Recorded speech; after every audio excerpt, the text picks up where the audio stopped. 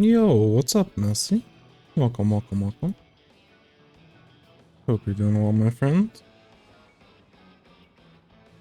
I apologize, I'm still setting up my stuff.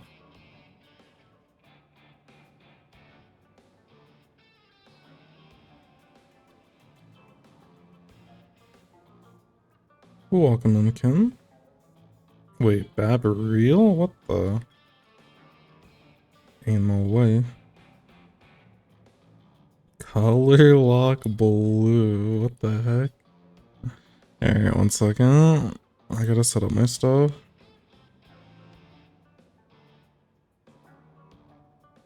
Alright.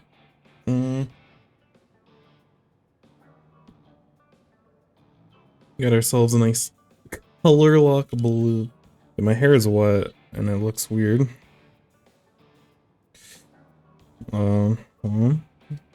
It just is what it is. I don't know. It's just gonna have to be for today. I need to get my hair cut again. Alright.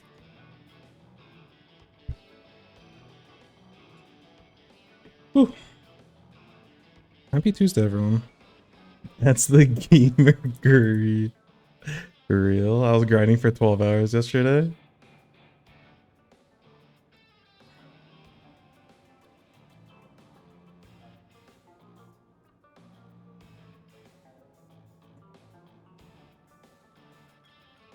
I was walking the dogs this morning and they had sprinklers out and I got absolutely soaked. Because one of them that we went past, it was like, the nozzle was like crooked. So I was like shooting into the sidewalk instead of hitting the grass.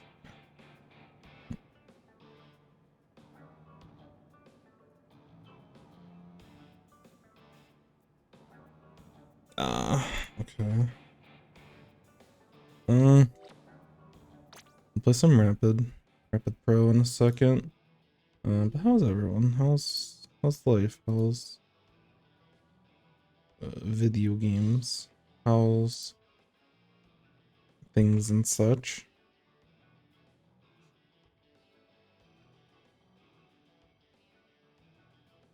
Yo, what's up, Jorge? And Devil? Yo, Devil. What's up, what's up, what's up? How you doing, friend? Did you have a nice weekend, Jorge? I know every weekend is an adventure.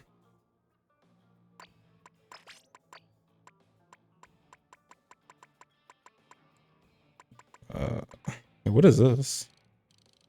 When did I unlock this? Maybe I just upgraded it? I feel like I've never seen that before.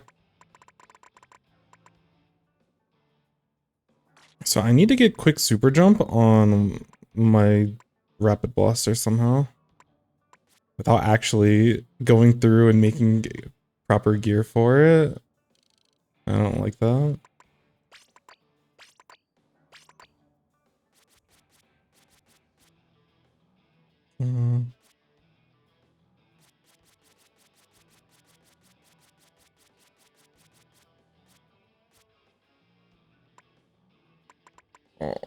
Let's upgrade the switcher.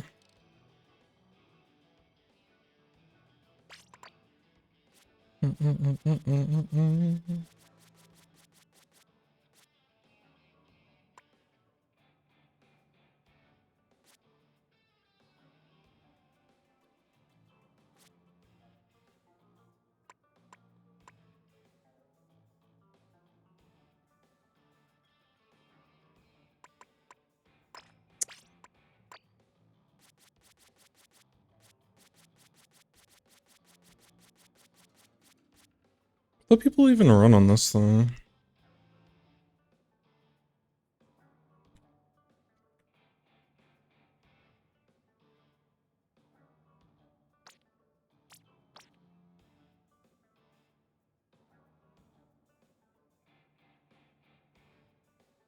Okay.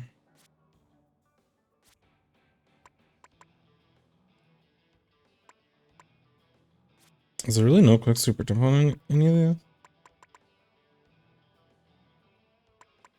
Or the lumberjack?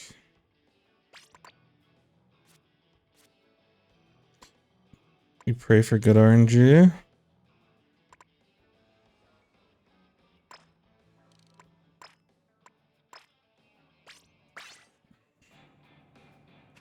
We love playing builds that don't make sense.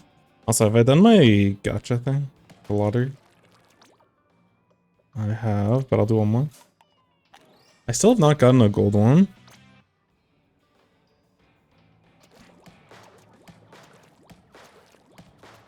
I'll tell you if I can remember. I don't know.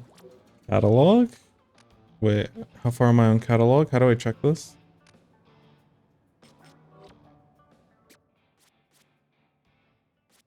Isn't catalog somewhere?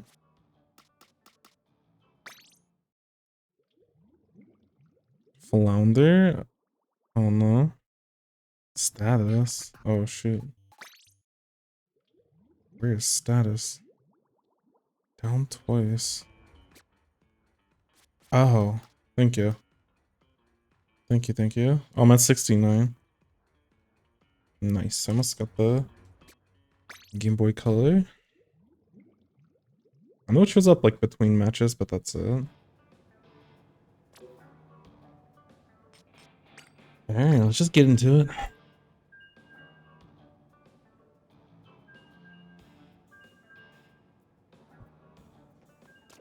So yeah, I need to play... Like, I know I need to play passive on this, and then I need to be more passive than that. I'm way too antsy with this weapon. I have to also work on line markers. The thing is, like, line markering in an incline is so weird. Like, you have to hit so high. Line marker would immediately be way stronger. Oh, whoops. I probably should switch the... Oh, never mind. It'd be so much better if there was... If it just lined up with the reticle. For real.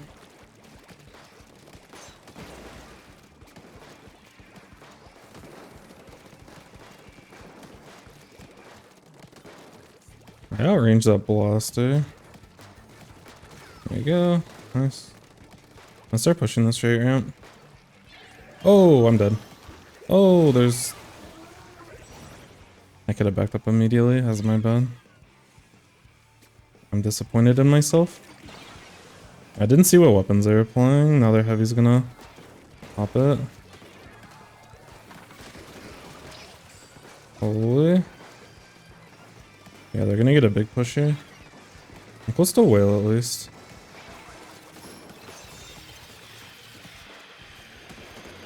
Yeah, it's not the start we wanted. There's someone on top of spinner.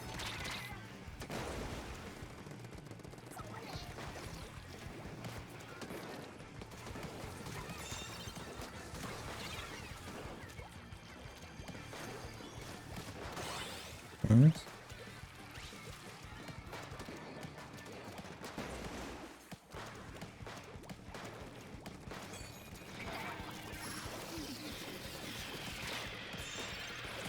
No, I missed. I'm trolling.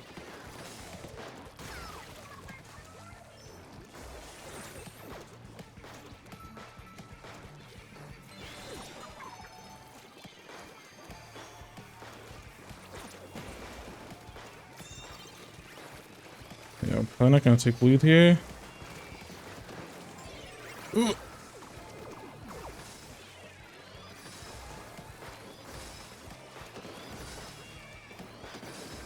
I'm scared of their backline.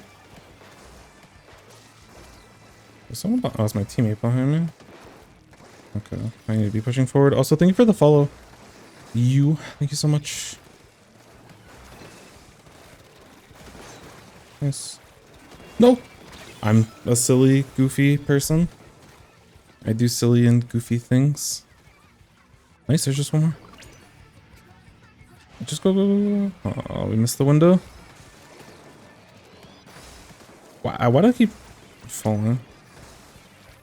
I'm gonna get sniped. I'm so sad.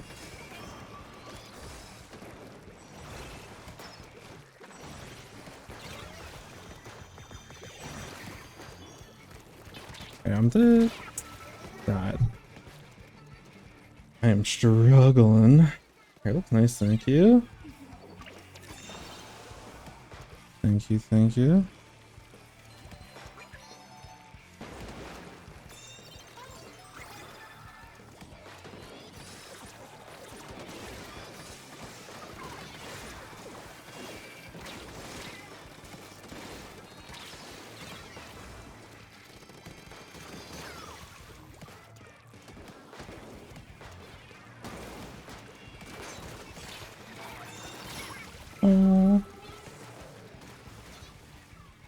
There's just one.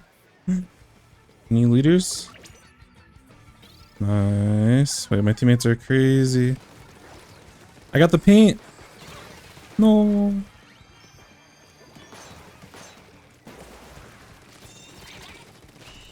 My teammates went hard that game. Can you? Okay, your game. Yes. So all replays, if you join the Discord, there is a link in there that you can use. And then there's a channel that we like, because I just need to organize them because there's a lot that goes on with them. And it helps me stay organized. But yeah, I don't know how much. I've been trying to go through a lot of, like this week I'm trying to clean up a lot of reviews because I have time for it. But we have a tiny bit of a backlog right now, but we've gone through a lot of it. Deleted Discord. Unlucky.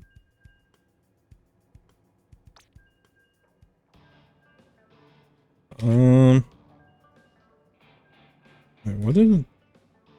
I'm trying to remember. I had a Google form at some point. Let me see. Let me see. I don't want to give you the edit. Send.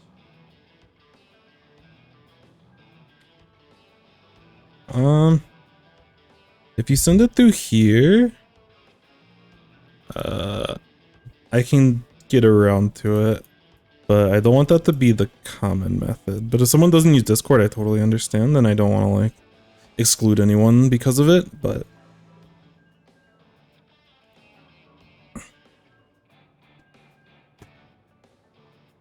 I'll probably get through all of the Discord ones, and then I can get to those.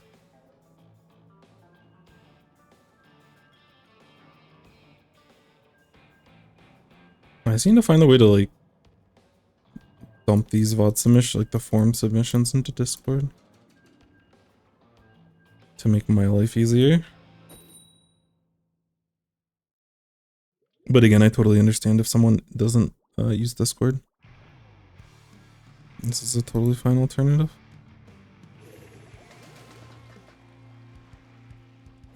Alright, I need to actually look at the weapons on both teams before I start playing the video game. They have missiles, Zuka, 2 Sharkies. We have double Slay and a single painter that basically is a Slayer.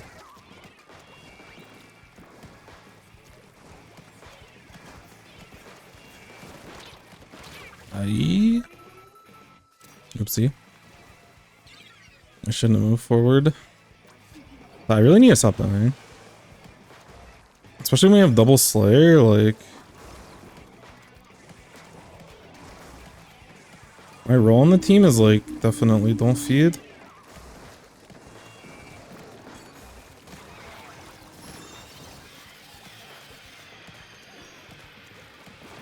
That was fortunate. Okay, last person's in mid, we can move forward.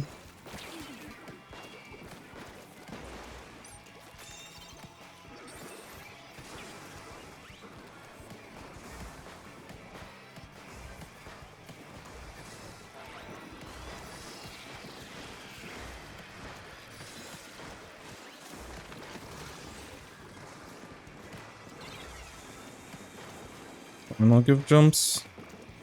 In the meantime, I can just kind of paint a little bit. 2 left, at least 1 right. 1's in mid.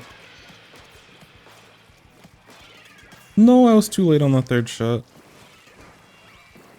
That happens so much where they regain just enough health not to get blasted. They're gonna get popped, probably. Yeah, it's probably gonna be check.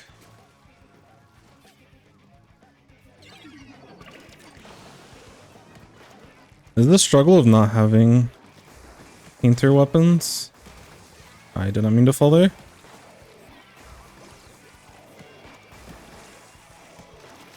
Okay.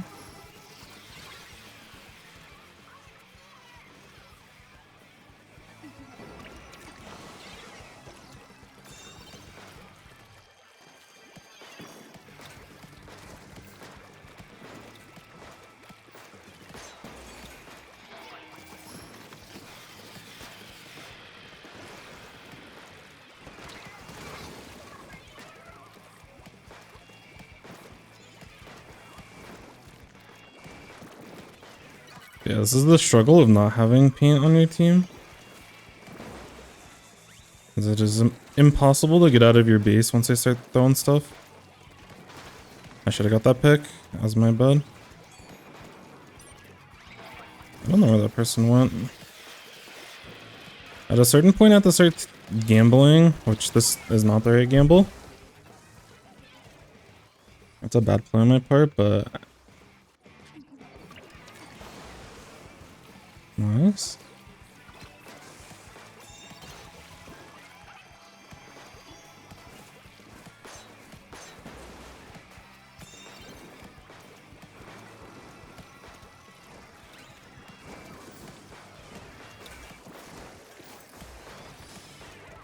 Or should we just take it left?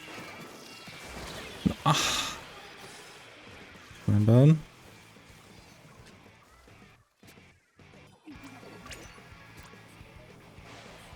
I should.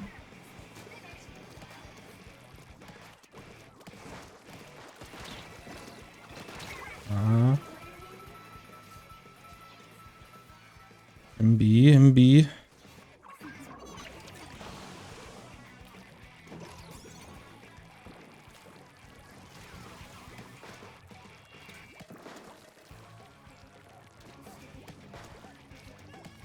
I'm gonna try to beat them to this.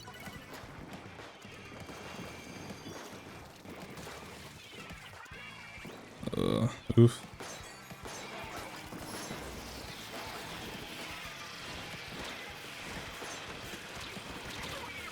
Wait, how did the... I thought I indirect and then direct on the frenzy. I have to like actually use math to calculate my damage.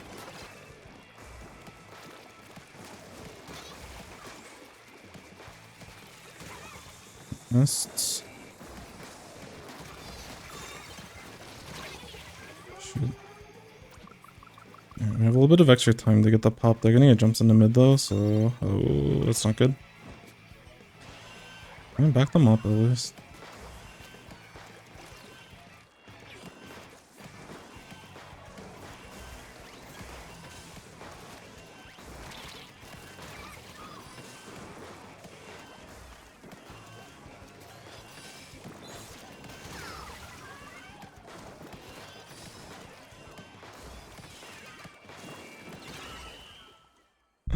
That's tough.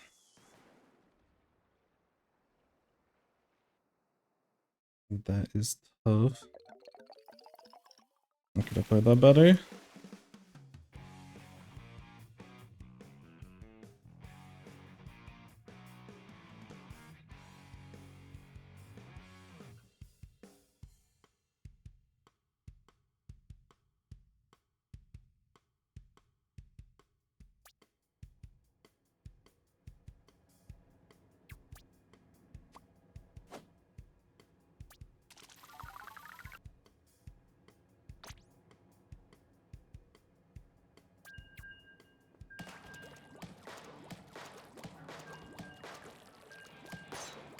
Okay, you need to work on my positioning.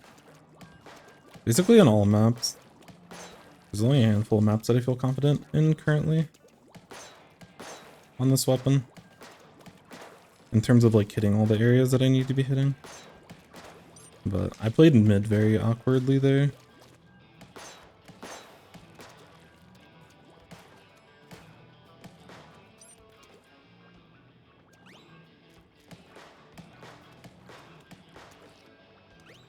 It's like random, but I feel like the amount of distance that you need to back up to hit over certain ledges, I need to get better at.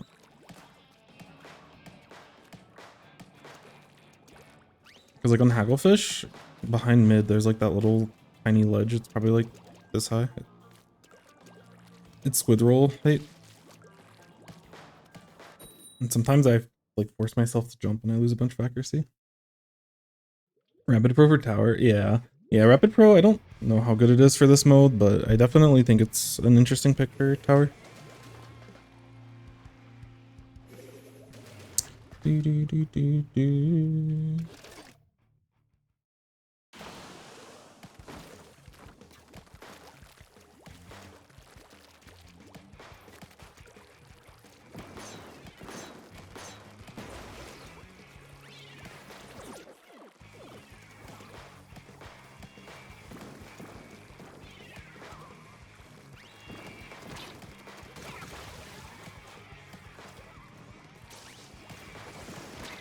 Oh, so good. I did not need to jump. I'm just in a whale spawn.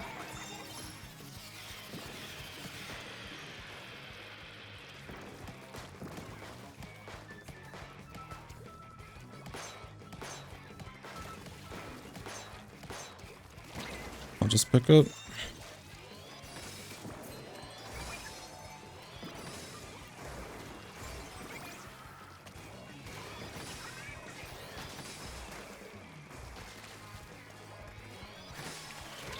Okay.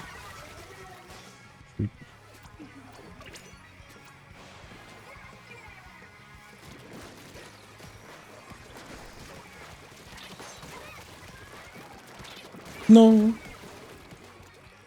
Oh wait, that was my own bomb? Oops. I thought that was an enemy bomb.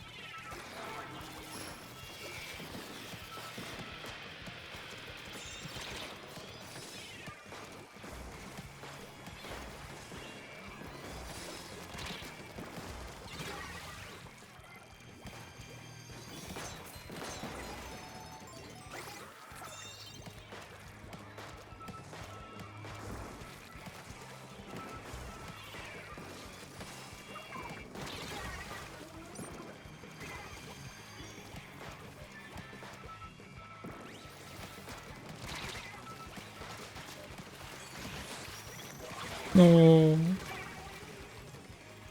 That's so sad.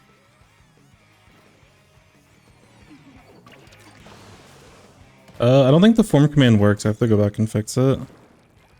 But there's a Google form in chat. I can send it again if you need me to. Shoot. Yo, what's up, Wolfna? Welcome in, welcome in.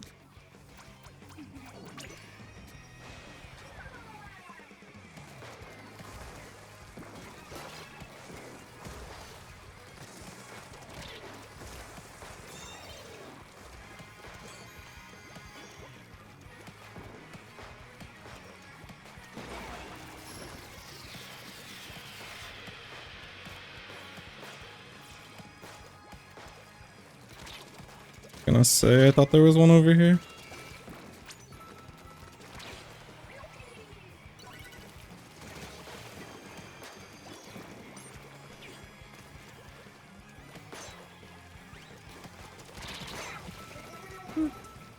I need to stop falling further. Tetra just rolling in.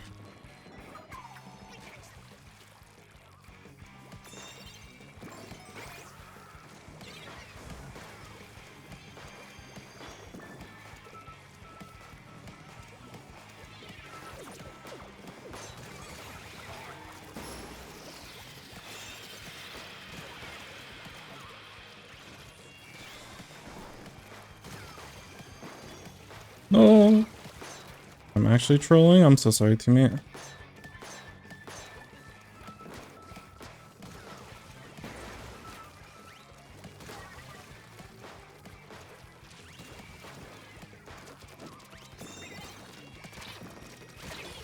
Thank you.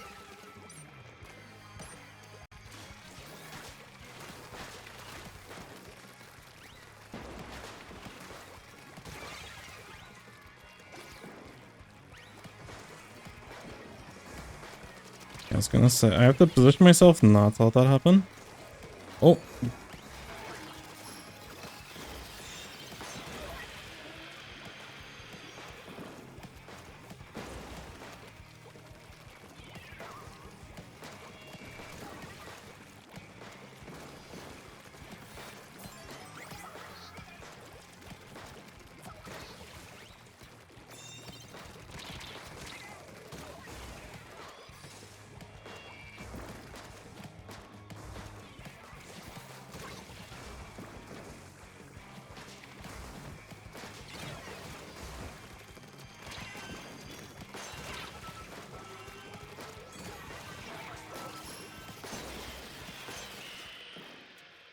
Whew.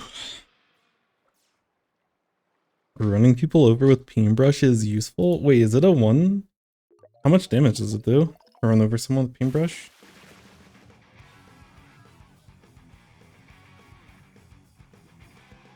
Does it like one shot or is there like some combo? Yo, what's up, Roomba? Welcome in. Hello, hello, hello. Oh, only just 30? So wait, why is it why is it oh, saving ink. Interesting.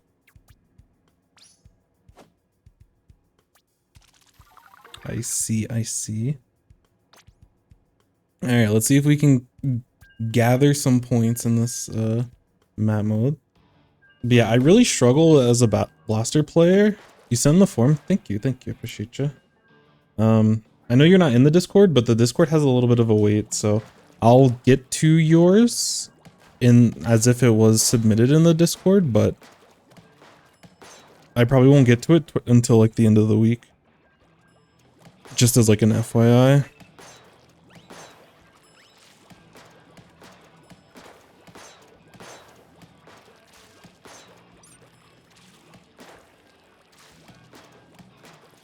But yeah, we'll finish the series. We're 2-1, so hopefully we can just win and then be done. And then we can get right into the reviews. Early stream? Yo, what's up, Slowly? Yeah, these next couple of weeks, basically for the rest of the month, I'm kind of chilling. I don't really have any responsibilities or obligations. Everything kind of picked back up in July. So I figured I have a little bit of time now. Let's somewhat work on our sleep schedule and be good to go. So I'm drinking decaf coffee. This thing tastes awful. Saved my life when I thought I was out of ink. Gotcha.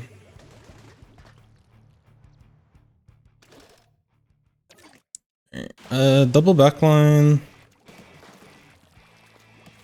Our team has an okay amount of paint.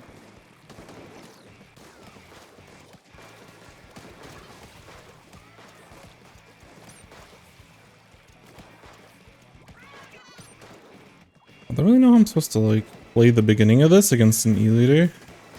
I don't really want to take space until I have special, but I probably should have been painting for special a lot faster.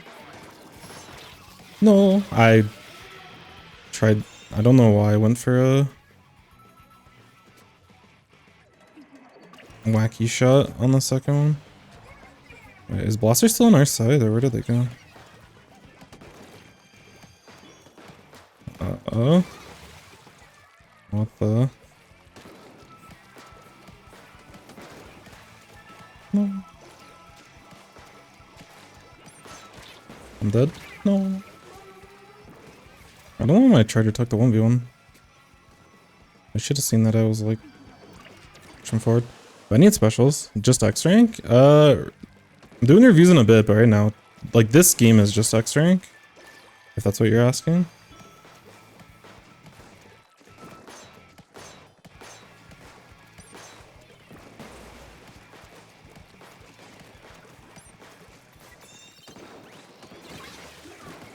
Holy Luna Blaster.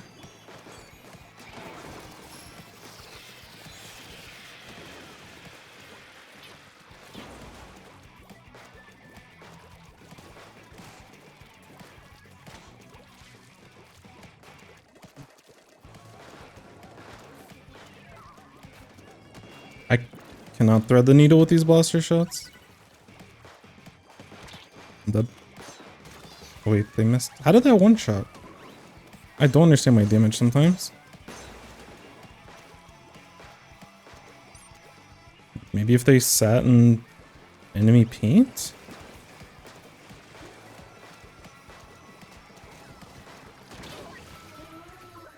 Oops. Hey, what's up, Jamie? Hello, hello.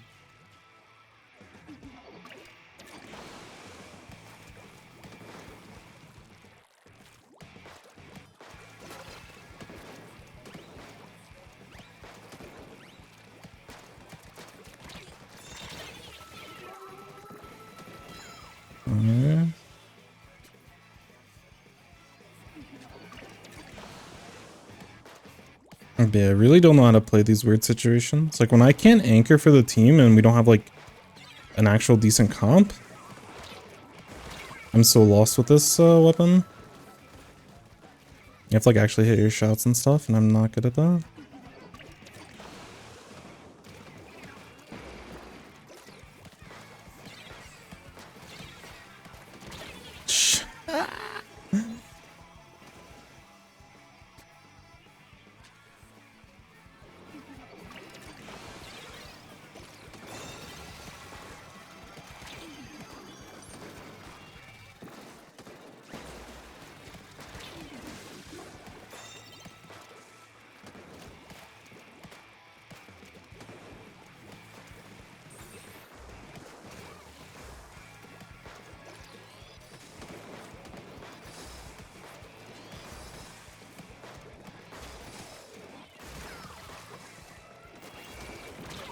I thought I was on the lower part of the ramp. That was my bad. I actually threw this push. This game is 100% my bad.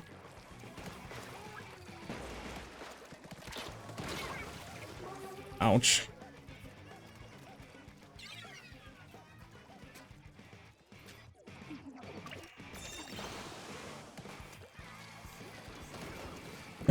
I still have an opportunity. Why am I going through these fights? I'm actually just feeding. Nice.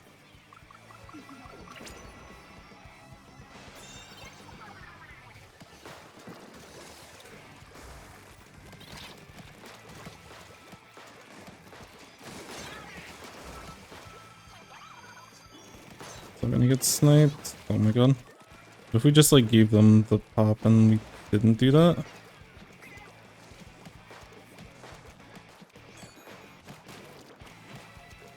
I'm dead.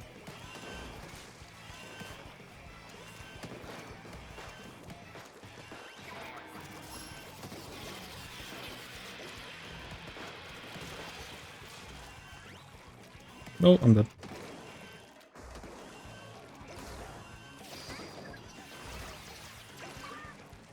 Okay, they're just trolling, I guess. This game, I was like a mega feed. Holy macaroons.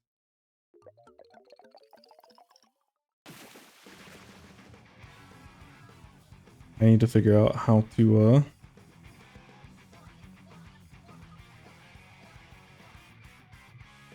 use this weapon a little bit more properly.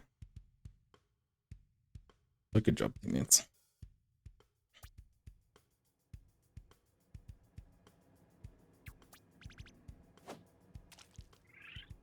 Very deserved.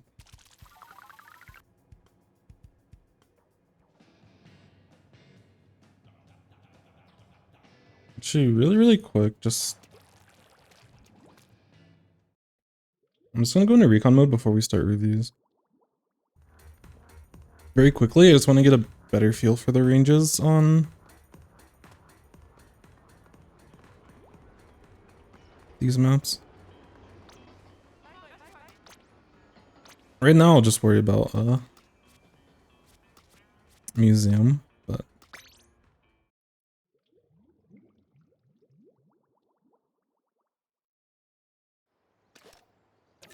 it feels so incredibly awkward.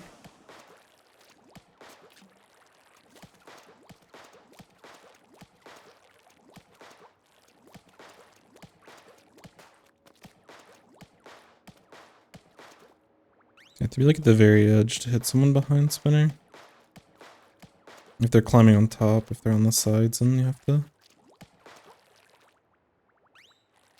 Oh yeah, the layout's way different on Rainmaker, I forgot.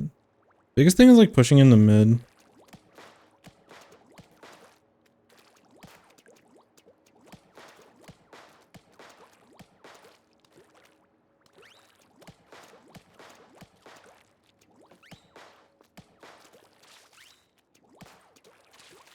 I completely forgot the Rainmaker layout. I don't remember if they have these little things there. Oops.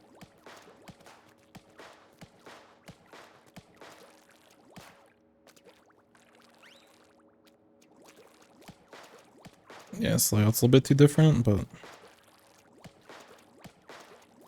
this isn't too bad. Yeah, I should have picked this in. Actually, let me go back in the remake real quick, I'm sorry.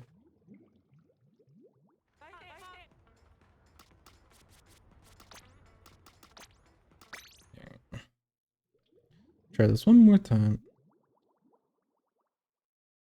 Oh, welcome in, Dynamaz. Dynamaz? Hopefully pronounced that correctly. Wish there was still music in here. I kind of like Recon without music, but I think an option either way would be nice. Ah, I see, I see. Thank you, silly.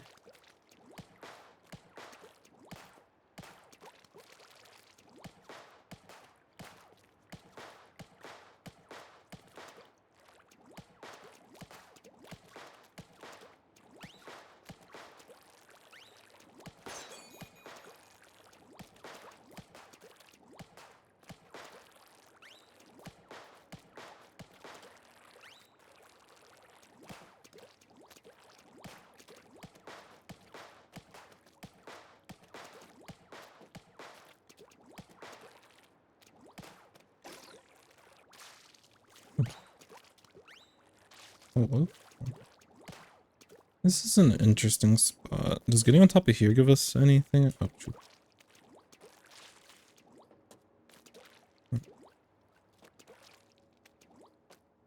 It just gives us a sign.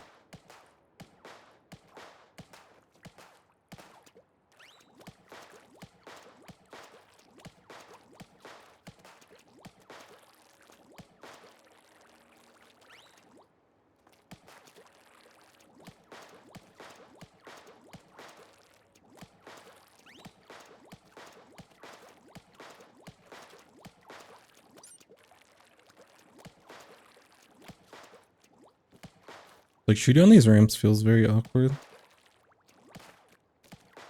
Do you either have to push up enough, or you have to like go for jump shots, which can, when you're trying to shoot and thread the needle, it can be kind of rough.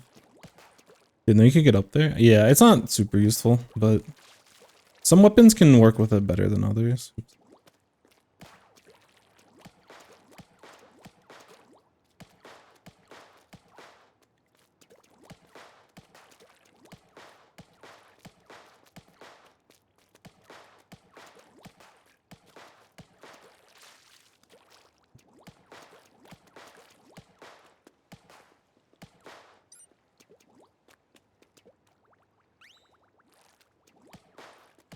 It's like one of the annoying things about blasters though.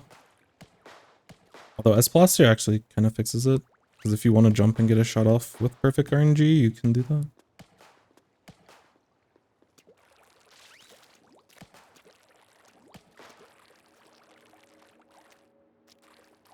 So I need to just practice general peening with this weapon. I don't know how much space to put between each shot in order to maximize paint.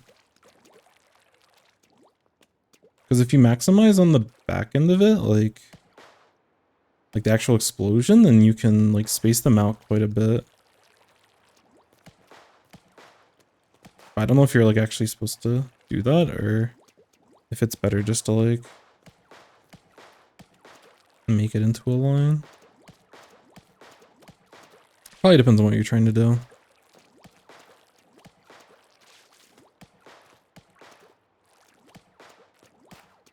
But yeah, it's mainly like defensive spots. Defensive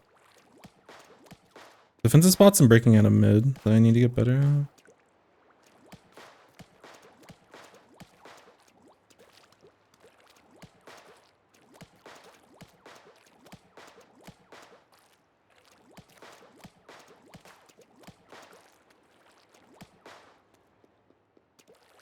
Because you can't really hit Rainmaker from back there.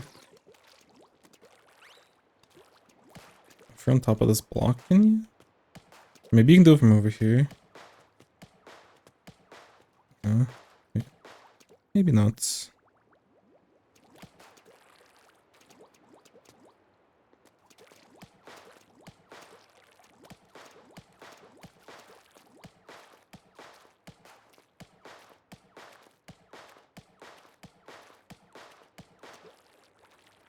Do jump shots affect like the up and down RNG, or is it just left and right? It looks like it's just left and right, but I feel like it would be up and down as well.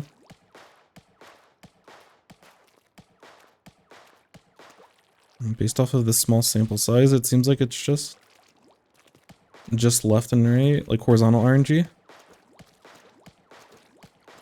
I could totally be wrong.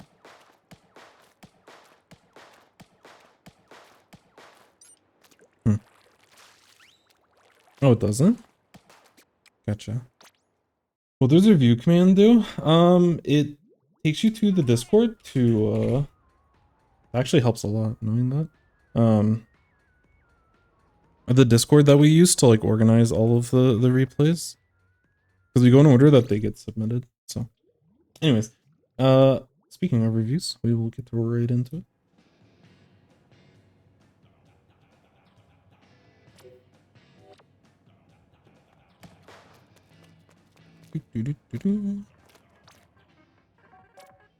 Oops. So our first review code is Luci on Painbrush. Let's go. Just licensing code in Twitch chat. I would lose track of that quite a bit. I need to stay organized because when I do these reviews, like I do them live on Twitch, and then like after the review, which I forgot to upload the last 2 days, so I'm getting those uploaded. But the way it should go is that after like the night, like that evening, I'll send the person, because if they can't be here live to see it, I'll send them a VOD, because I upload all my VODs to YouTube, or at least I've started doing it.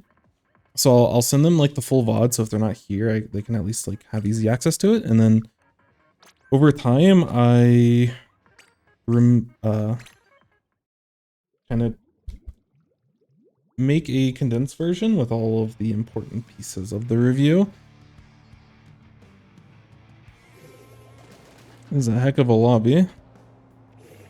I see a whole lot of competitive players. Open, I see. Open with friends. Let me get this updated real quick. Does that have to be X battle? No, not at all. I would prefer it not being turf war, because I can't really help that much with it, I'm gonna be honest. But open, scrims, PBs, if they're like competitive, you know, series, all that's totally fine. Tournament stuff, you know, if it's just by yourself, if it's team stuff, all that's totally all good.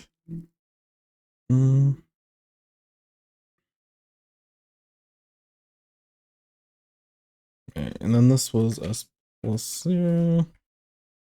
And I consider Luci probably like a mid-level comp player. I put a question mark so I don't offend anyone, but I would say they're about that level. They're very solid. All right. So I think some of my team stuff would be more helpful. I mean, either way is fine. I think the biggest thing that I would say is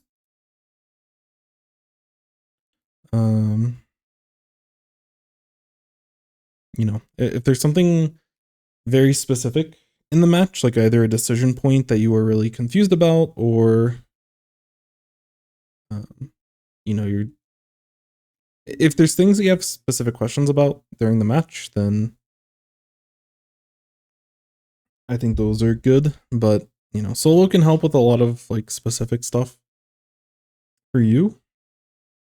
When I do team stuff, I usually focus on the individual, but I also look at stuff from a team aspect when it makes sense. So if you want to look at things in a more organized fashion, then that can definitely be helpful. But it's two different overlapping skill sets to be successful in solo queue and being successful in like a team environment. So, you know, both are valid, and whichever one you find would be better. So in matches that you did bad. I mean, it doesn't have to be like bad or a loss. Like you can learn from wins. I just don't want games that are like, this is like the best that I've ever played, or like the game just, if there aren't interesting decision points in the match, like if you go like 30-0 and you're just like smirking on the enemy team, it's like, I don't know how much I'm going to be able to help you or provide anything to, you know, have you consider and start thinking about. And same, like if you go like 0-20 and you're just constantly running in and feeding, it's like, there's general things that we can talk about, but you know, it can be a win or a loss, just somewhere in that middle ground where it's at least like competitive on both sides, which that's a very broad, you know, it's not a very clear answer, but yeah, either way is totally fine. I don't want something that wouldn't be considered interesting, you know? Like if you just wipe the enemy twice and then KO them, it's like, Are they really good in situations? I definitely should have died due to extremely bad positioning. Yeah, and you can definitely, like, we can definitely go through that. Losses are usually a little bit easier to choose from in a lot of spots, because usually when you lose, you start like, you're like, at least for me, like I get hyper analytical over a lot of spots in the match. And I'm like, oh, if I would have just done this, or I just would have done this, and then, you know, I go back to those like spots and see if there actually was something that I could have done differently, or just get a better feel. So like, when I think back on my games, usually I want to look back at losses for that reason, but there's definitely wins that you can definitely learn from. So I wouldn't worry about it too much. Yeah. KO loss again, it's totally fine as long as the match isn't like 30 seconds long, you know? Like as long as there's enough gameplay in order for us to discuss and talk through. Also, welcome in, TK. Hello, hello, hello. 3 minutes. Yeah, it's totally fine. That sounds good. Oh. Yeah. So I forgot, this is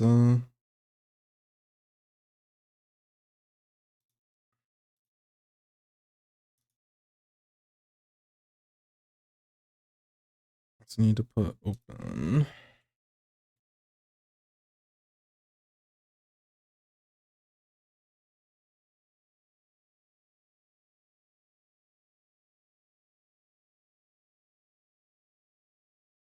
Play TCX rank at 2273. It's top. Almost top 500. I believe that's just one more series, I think. So I'm looking at this game at a very high level. This is also on the Painbrush. Our comp has quite a bit of paint, which is pretty good. Enemy team's comp also has like okay paint. I think we definitely outpaint them. And we outrange them in a lot of spots, but there's definitely some interesting weapon matchups kind of throughout all of this. So what mode is this? Rainmaker? Okay. So because we're looking at Rainmaker,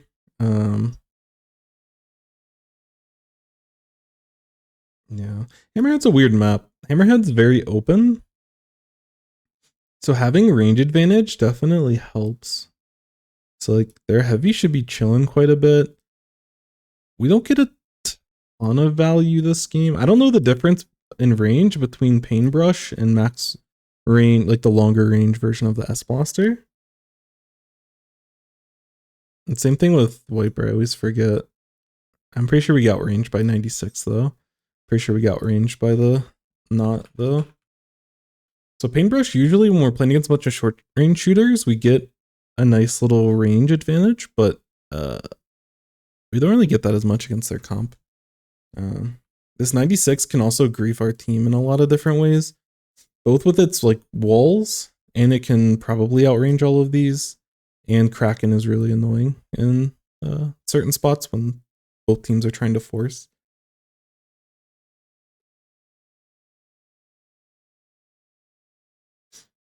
But we're definitely the more mobile comp,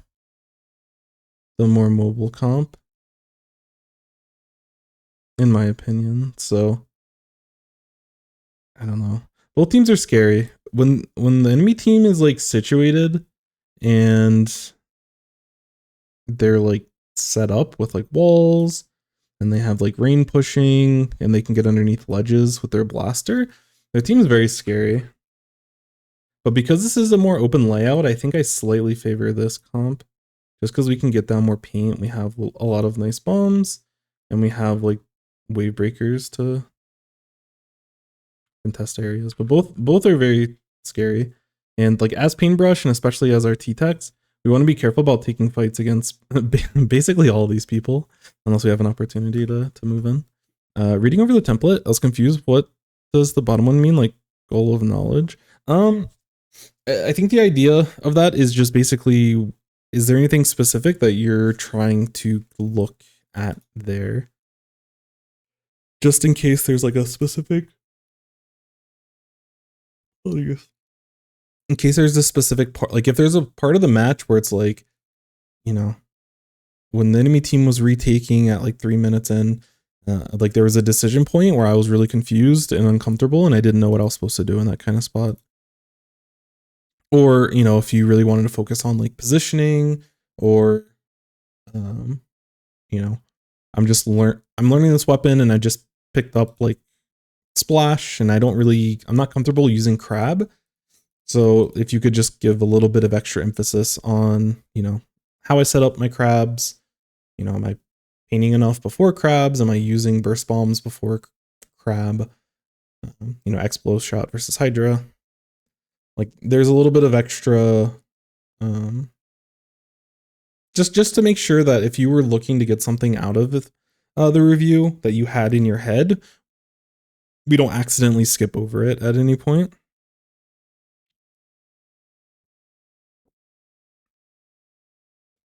Hope that makes sense.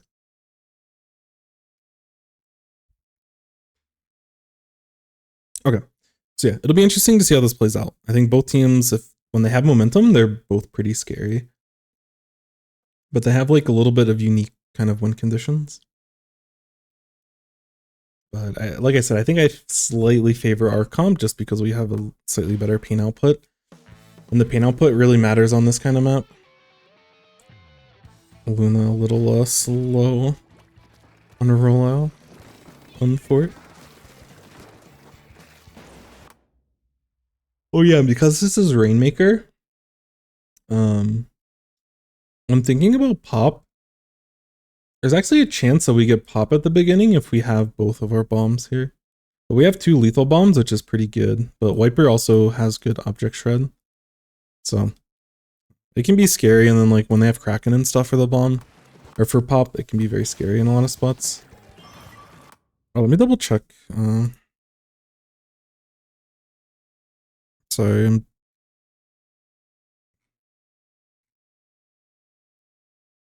slow to a lot of this. Oops. All right.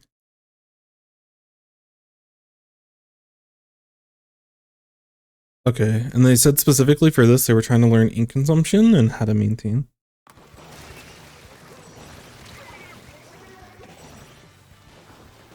Yeah, early Kraken stuff, especially when we're playing a 3v4. Looks like we're all back now, so we're chilling.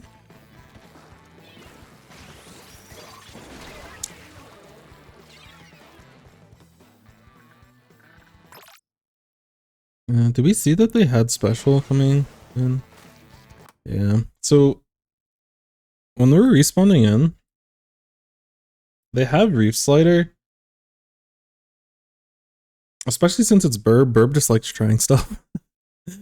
Burb just kind of goes for stuff effortlessly, and they're very skilled, so they can kind of just make it work. So playing against a player, I think they definitely do this, but regardless, the Reef Slider player, even if this was like a Tetra or something, they'd definitely like want to kind of roll in and then use Reef Slider up this main ramp. So when we see that coming out of spawn, I would probably play either like over here or potentially go up here. Probably play this middle lane, but be mindful that at any point this Reef Slider is coming through. But it was really good timing from Burb there.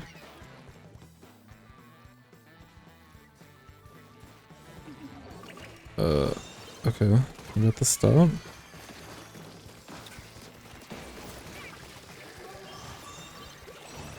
Okay. Or at least able to stall. That's unfortunate though, that didn't end up.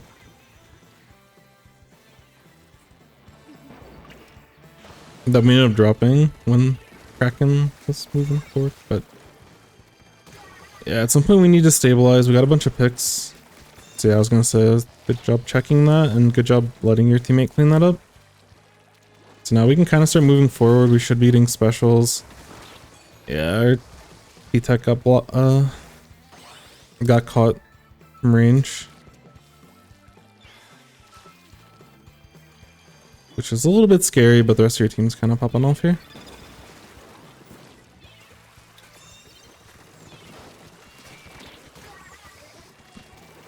I was looking at our build up, but yeah, I guess we're running Ninja Squid. I feel like most paintbrushes do end up running Ninja Squid. Ouch. My bad. So this play is definitely pretty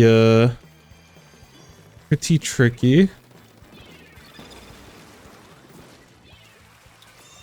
And like in this type of scenario, we need to basically KO here in order to take lead.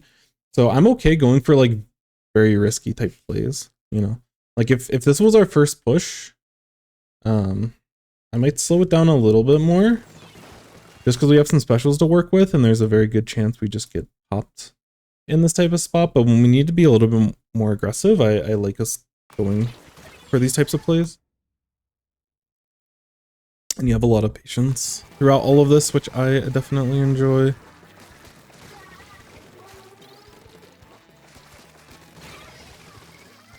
That's tough. I think your Rainmaker carrier probably could have like chilled for a second or two to let you get that pick, but because like in this spot, there's no one else to stop. So if you just take this fight initially, like the Rainmaker can make the decision. If Nautilus starts shooting at you, then they go. But otherwise, if they keep trying to go for fall off, then you just get the pick. So definitely probably should have KO'd in this spot. But unfortunate. Still really good you took the lead, because now the enemy team actually has to KO in order to get value.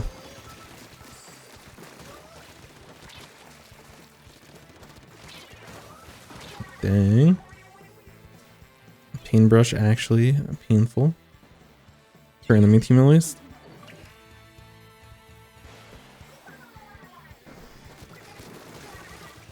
Okay.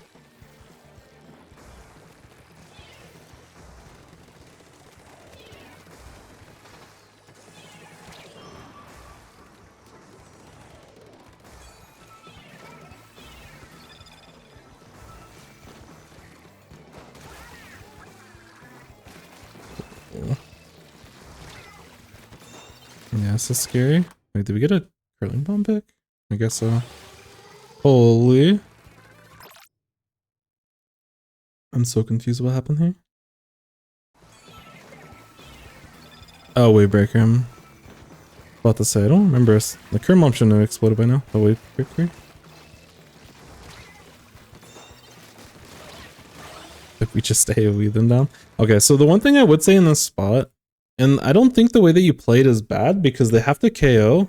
So I'm okay with us playing like... I'm okay with us playing a little bit more safe and comfortable. But as a team, I don't like that we're all kind of hovered on this one side.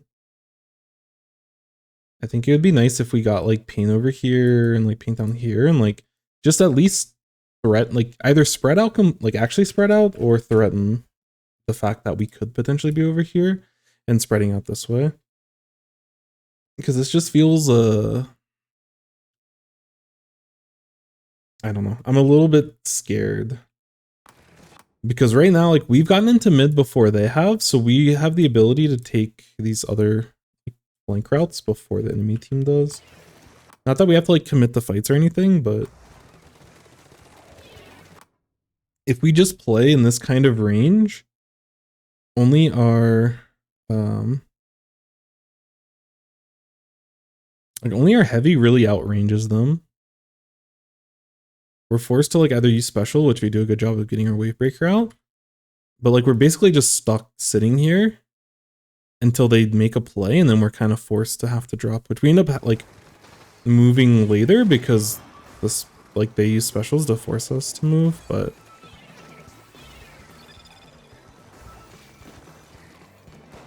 because like now we're getting to the spot we have like no paint, and there's a chance that this goes way worse for you all because they get 2 here and they know that you're here. Like it's fortunate that the AoE was doing AoE things, but yeah, this could have potentially been a 3v1 for the enemy team, and then you all are kind of stuck around the podium to prevent the KO. So I would have rather you took a little bit more space at the beginning and spread it out a little bit more just so you can get more paint in general. A lot of review submissions. Yeah, it's a little busy in here, but good busy. But we're getting through quite a few. Like I'm trying to get through like 4 or 5 at least a day. So again, by the end of the week, we should definitely be able to get through it. Yeah, and the Roomba, if possible, if you could submit that in the Discord, that would be very much ideal. But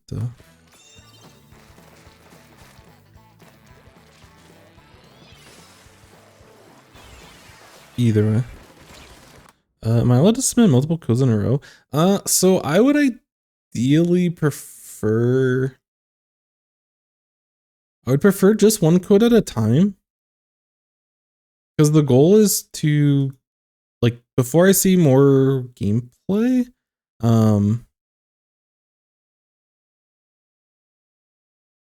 I'd probably like to, you know, have something, like, provide feedback for you to work on before seeing more gameplay. And just with timing and everything, I think reviewing one game at a time is probably ideal for me right now. But I'm open to feedback. There's definitely a world where we can kind of speedrun these reviews a little bit more and then watch like 2 or 3 at a time. And then, you know, have a more of a sample size to go through stuff. But yeah, I'm still trying to figure out the structure and everything. And at least for right now, I think one review kind of works. But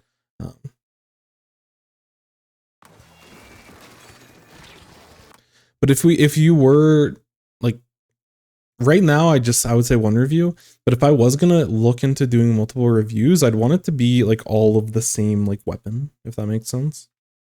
I wouldn't want someone to submit like a charger gameplay and splash gameplay and, you know, stringer gameplay.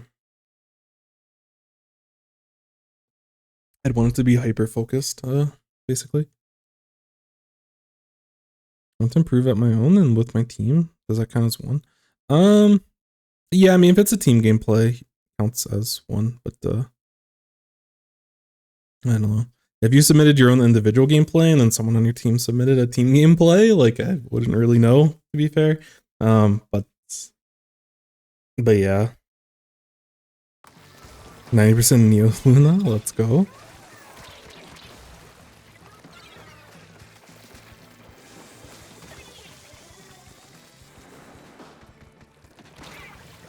Ouch. Sorry, I didn't really see what happened when we got into here.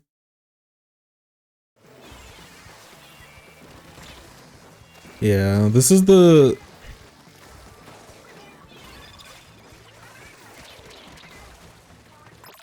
This is like the one scary part, like I was saying before, when you needed to get a big push. Like going for this type of play when you needed a big push, I like. I don't like this as much in this kind of scenario because they probably should have splatted you here. And like, I don't want us to get into a spot which ends up happening here where we're team wiping.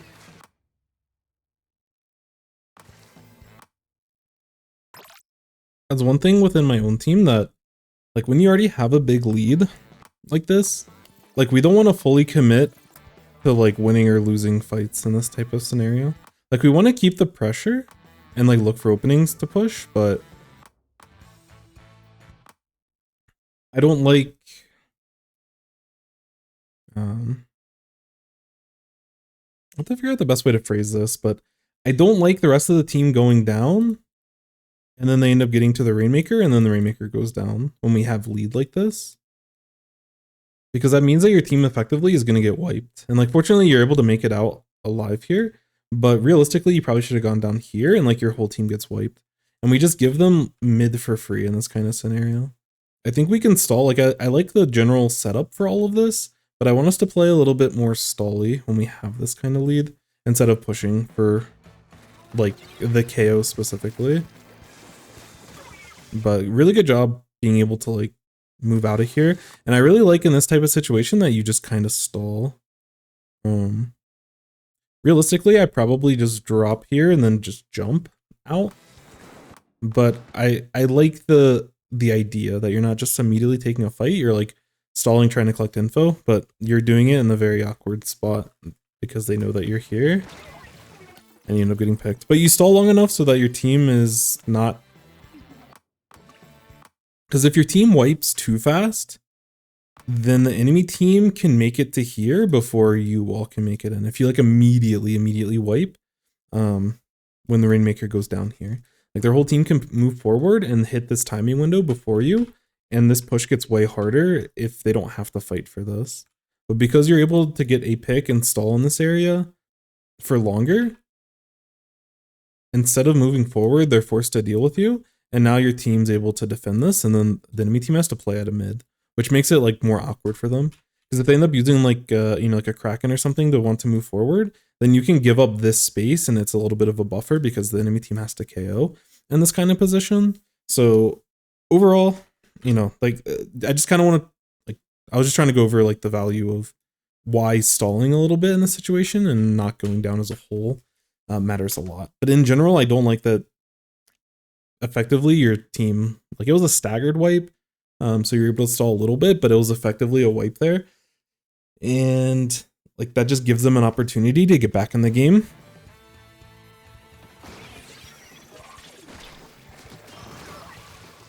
Nice. I like that you both committed after that so that you just get the 1-for-1 trade.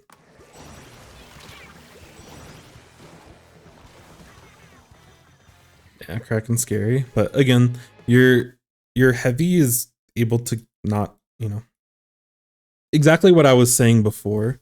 Like they, which again, ideally y'all don't go 3 down in this type of spot. So I don't love that. But they end up having to use their Kraken to fight for this space instead of using Kraken. Because if y'all wiped immediately and they took control of this, then they can Kraken from here and use Kraken in this area. And then they can like potentially threaten KO with Kraken. But you'll have more breathing room because you were able to stall them and then they had to fight out of mid initially. So again, this is just like some macro level things that I just kind of wanted to mention. Thank you for the hydrate, Nessie. Much appreciated. I used to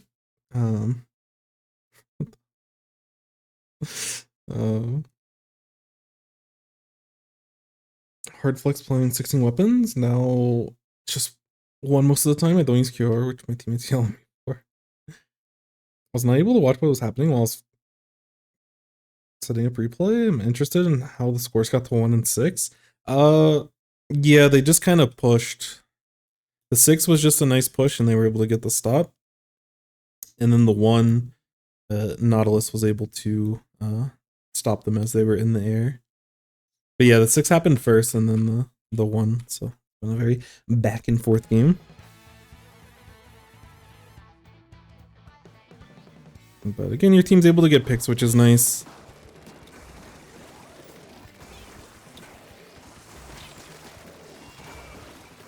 Nice.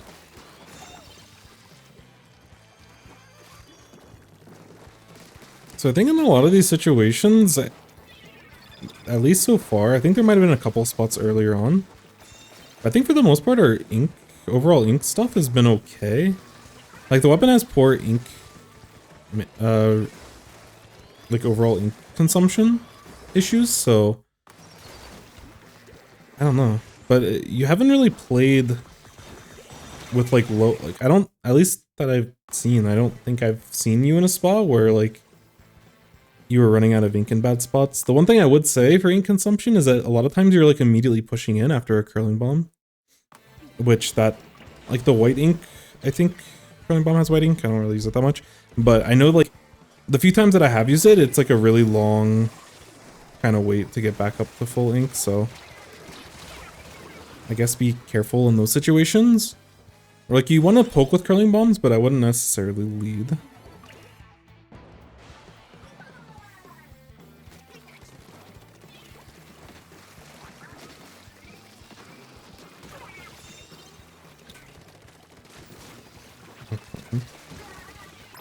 Because that was an example there. I'm actually interested to see what happened. Or you ran out of ink. I think most of these situations it didn't really happen.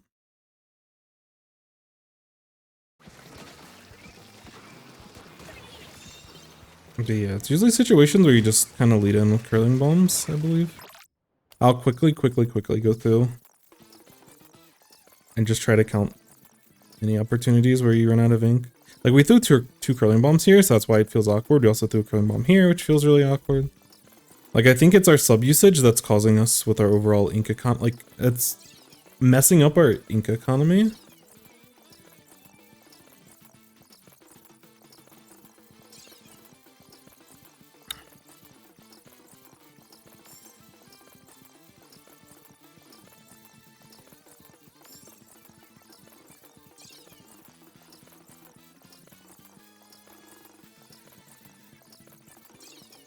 The sub, you only have like 3 swings left. Gotcha. Yeah, it gets a little bit. That's the other thing with this game is that you are running LDE. That's a good point. That they're running LDE and they basically had full LDE for most of this game, so they're not going to run into as many ink efficiency issues because of the build and the scenario for this specific game. But I definitely think in a lot of scenarios you like lead with curling bomb and immediately rush in. And we have to be careful about the fights we take in those types of scenarios. 5 swings, gotcha. Yeah, this is definitely a spot where your Rainmaker carrier could have slowed down a little bit. Because that should be a KO basically 100% of the time.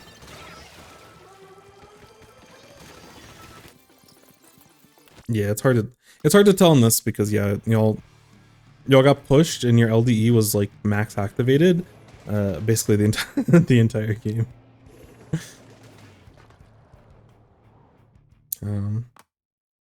So yeah, that's one thing I would say. Generally is like curling bombs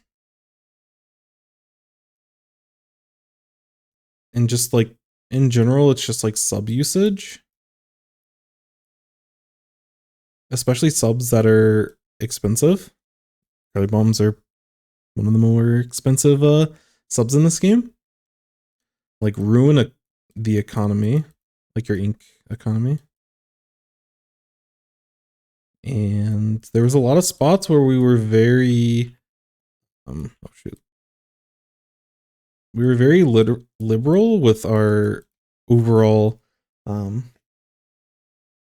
bomb usage, which again in this game when we have LDE activated, it's not going to be as much of an issue. But if we play the same playstyle consistently in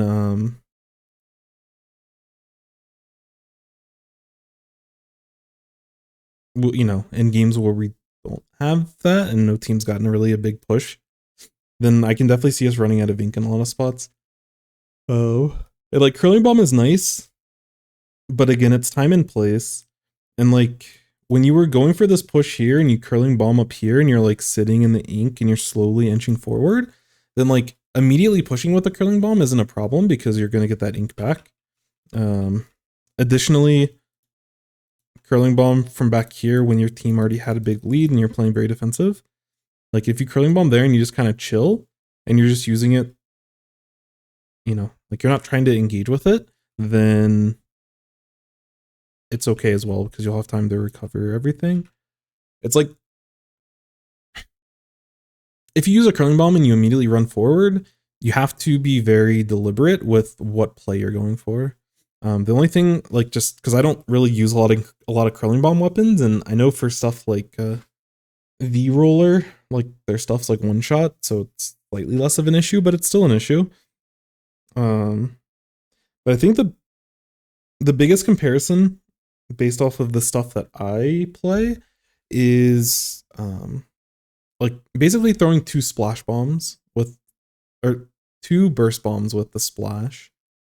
And before they nerfed the like burst bombs like a while ago, I could pretty confidently throw 2 burst bombs and like just kind of push with it. And like I was chilling and I could just like, without really thinking about it too much, I could usually throw 2 burst bombs and like immediately take fights. But if I'm not running like a main of Subsaver, which usually I don't, I know some builds do, but I don't really do that. So because they nerfed burst bomb in that respect, I basically can't ever go into a fight throwing 2 burst bombs. And it's just like understanding that limitation. It doesn't mean that, like, there's definitely really good spots where you can get a ton of value by throwing 2 burst bombs consecutively. But we don't want to like throw 2 burst bombs and then like push the enemy, or like throw 2 burst bombs and like drop. Unless those 2 burst bombs get someone one shot and we know that, you know, we can drop in, finish them off with the couple of shots that we have with our splash, and we can back out completely. But yeah, sub usage, and this is like just universal in this game, sub usage really ruins your ability. Like it very much limits your options on what you can do. So the better that you get at this game and the more you understand like how important like painting the map is, and especially if you're playing like Painbrush, it's got its own problems, but you know, even when you're playing like a painting weapon, sometimes like it's like, oh, I have a full tank, so I can just throw like a suction bomb, or I can just throw a splat bomb. Yo, what's up, Ivy? Welcome in, welcome in, welcome in. Hello, hello. And like if you just throw a splat bomb and suction bomb and then you just start painting, like you don't really think about it, but it's gonna limit the amount that you can actually like paint in spots. And it's a lesson that is hard to learn because it's not like a direct, it's hard to see the direct impact of it. Because it's a very muddy concept. Like I want to make a video on ink management because it's very, very important. And especially like when I play painting weapons on spot zones specifically, it's like one of the few, not few, but it's an often overlooked aspect when playing something specific like splat zones that people overlook and undervalue its importance. And then like because of that, some people lose value and don't think of splat zones as like a very interesting game mode, or they don't think of it as a you know, it's a very easy mode because all you have to do is just paint the zone. But when you start taking into consideration like your ink economy and how you manage your ink economy and the little micro decisions that you make in terms of like how long you sit in ink to refill ink, how much ink do you need, can you use a sub if you're trying to defend zone or retake zone?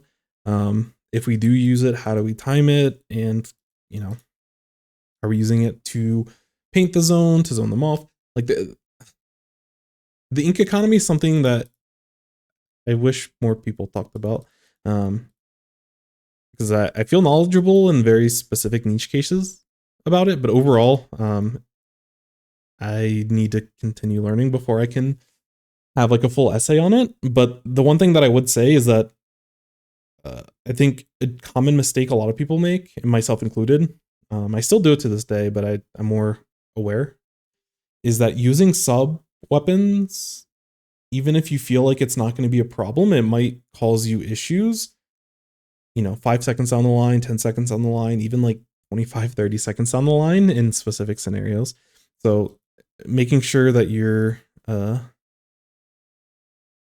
of figuring all of that out is definitely important. How many channel points to get some coaching from playing the game to S rank? I got you.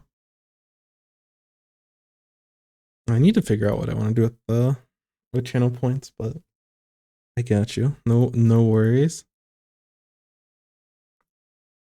Single replay code and we will get it started. Also, I hope you're doing well, Nessie. Oh, thank you for the follow, Ivy. Much appreciated. Thank you. No sound alerts. Real. Life is a struggle. Something else I wanted to say. I mean, from a team respect, we definitely need to, like, we should have gotten KO in this spot. Rainmaker should have chilled a little bit, and then, like, I like that we swung out, but our Rainmaker has to be a little bit more patient. Because it was just the knot left, so that play was very, there's only so many decisions. Like, it was a very solvable type scenario.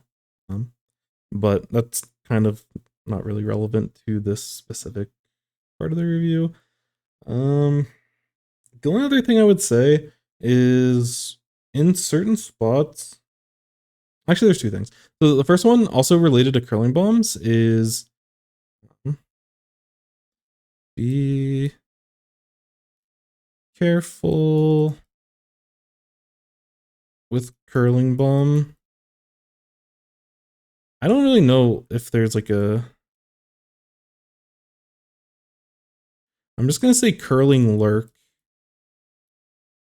But basically when you throw the curling bomb and then you're swimming in its ink and you're being very, very slow and you're just looking for an opportunity to pop up. Again, V-Roller does this quite a bit, but 5 to 10k points for your code to get instantly reviewed. Oh shoot.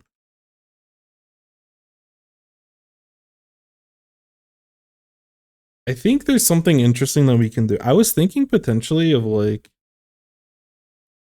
for people that are like here live, and I don't know what the ratio would be, but I would be potentially okay with 1 or 2 reviews a stream being like a raffle based off of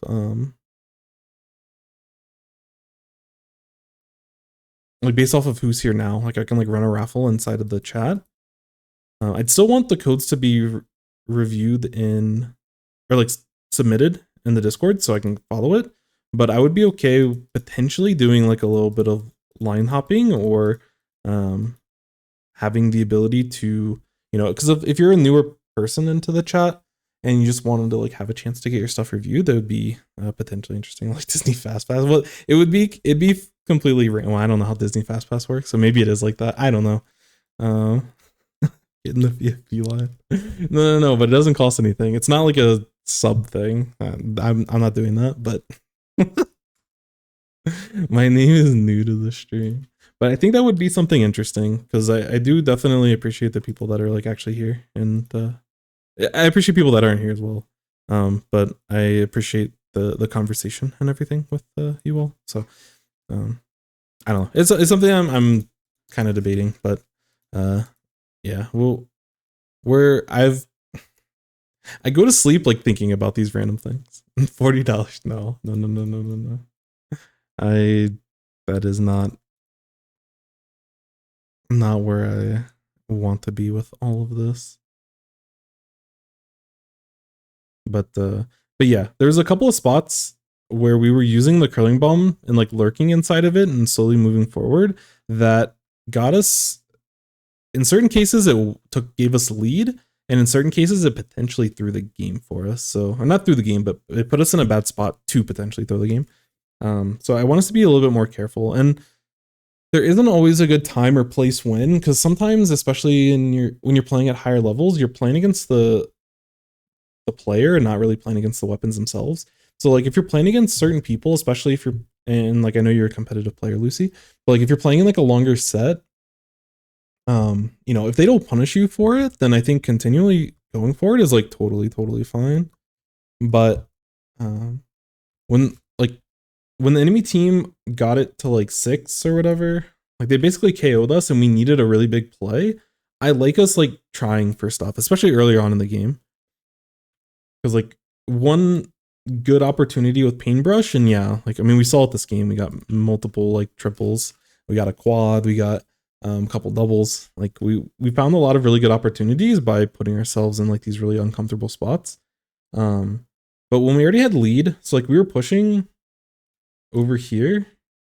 Actually, no, we were down here.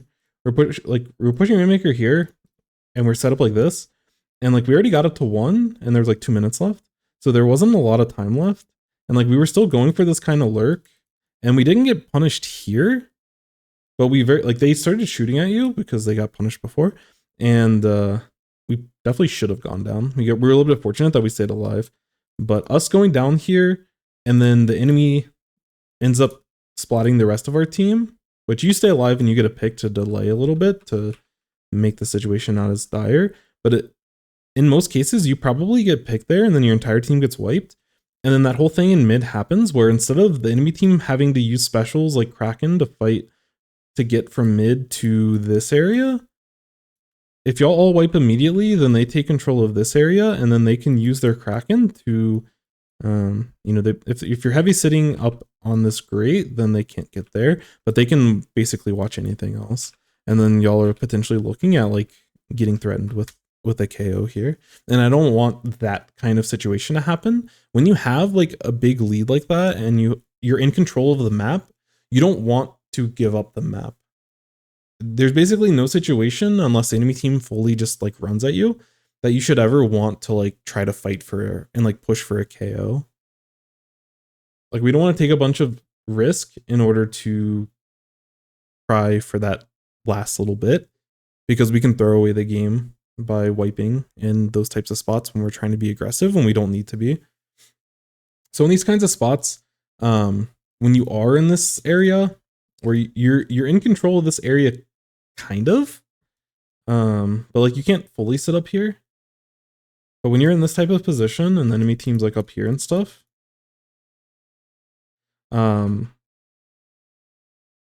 I'd rather you just stall and just have Rainmaker shoot shots and y'all, you know, give up space if they start throwing bombs, if they start pushing you, like feel free to give up space and then you can move back if they, you know, if they're just poking or whatever.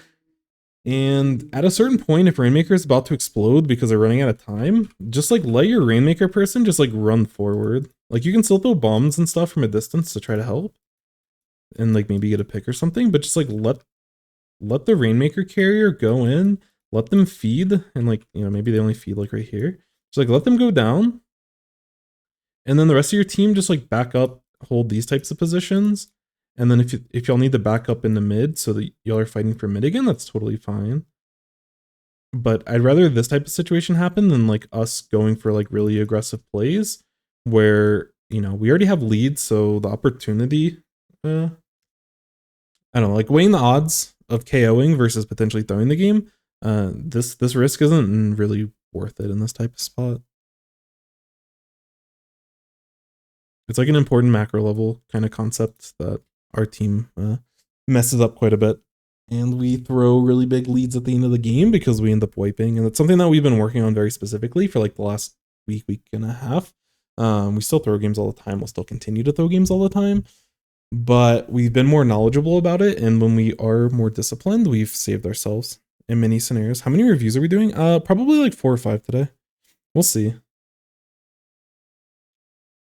The only problem is that I haven't gotten groceries, and I need to make dinner later. So I can't be too long. Once I get grocery shopping, like I'm gonna go grocery shopping today, so I might be able to do like a much longer stream. Because I do want to catch up with the reviews, so we can be like back in good pace, you know?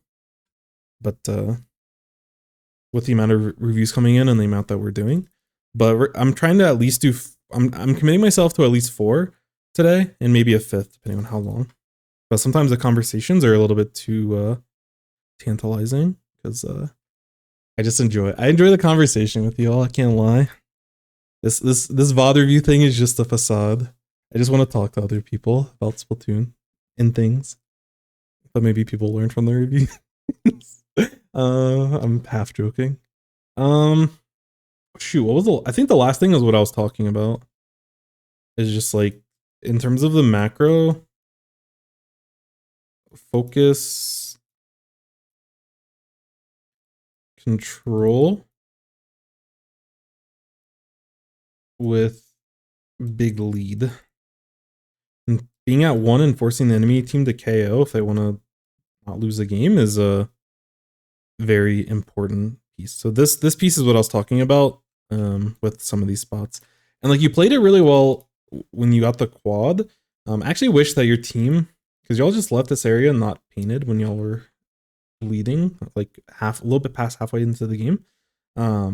But I like that you were playing a little bit more stally. You were throwing curling bombs into mid. You were making sure you got your wave breaker out before you started pushing, and that wave breaker stopped the rainmaker. You end up getting this this funny quad over here. But you know, there were spots you did it really well, but we have to be careful when we're being more aggressive that, like, you know, A, I don't think you need to be going for it, but B, if you are going to go for those curling bomb plays with the lead, no one else in your team can go down. You like it just has to be stated and has to be known. I'm going to go in and go for something quirky, but we can't collapse as a team for me going for this play. So I don't want people to overcommit to try to support what I'm doing. Because you don't need to. You're already in the lead. You're already chilling. Yeah, I think that's basically it. Painbrush gameplay was really good. Your ink management, it's hard to determine in this game because you had LDE the entire time. But I think in other games, I would suspect that it is you going in and immediately taking fights after using curling bomb, and you haven't given yourself time to actually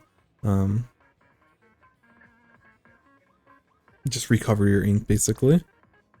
Yeah, I was gonna say you had a really nice game, and your push, that initial curling bomb lurk that you had, got you all the lead, and you made a play to take the KO that we should have had.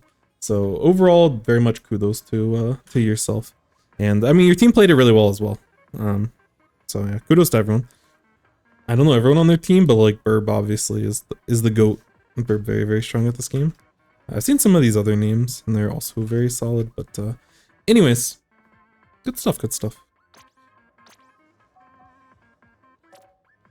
How long have you been doing them? Like, when did you start? Oh, I mean, I've been doing like every game that I've ever played competitively, I've had little bits of time where I've done like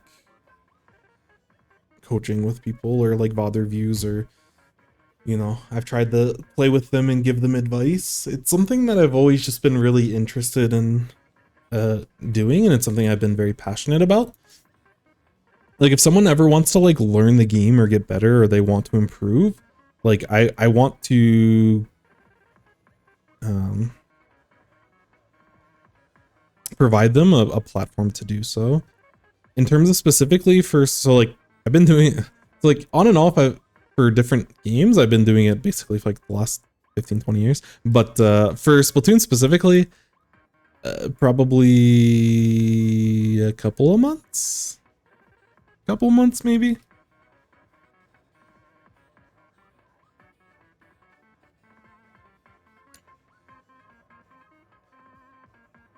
I mean, it's only been about a month in terms of like actually being organized with it, having people submit replays, and, you know, uploading everything and having all this stuff kind of documented. creating content, as some people call it. So this is like a newer thing, but the idea behind it and the motivation behind it is something that I've been very passionate about, basically always. Just because I don't know, and it's always funny because it's kind of ironic whenever I like vent about this stuff. Like I'm kind of being the complainer that I'm gonna complain about here in a second. So like there is a little bit of irony to it. Oh, I don't know if irony is the right word, but there is like maybe I'm like a little bit hypocritical when talking about it. But like when I'm in like when I find myself really invested in a game or in a community, I like to sorry, I'm gonna update this stuff now. This is the other thing when I'm uploading videos. Like I'm I try to slightly change some of the formula and the way that I like set some of the stuff up to make my life easier when I'm actually editing and timestamping this stuff. It's very fascinating when you're trying to stay organized, what kind of stuff you come across when you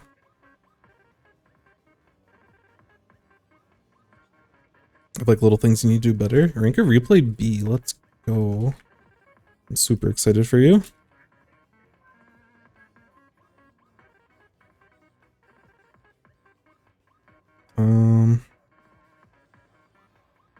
This is open. Friends.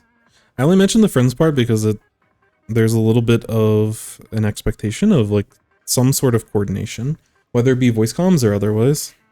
There's like that little bit of an X factor to that. So they're trying to get to A rank, they're currently B rank. Let's go, let's go. And they said that they were trying to get good with longer range weapons. I see, I see.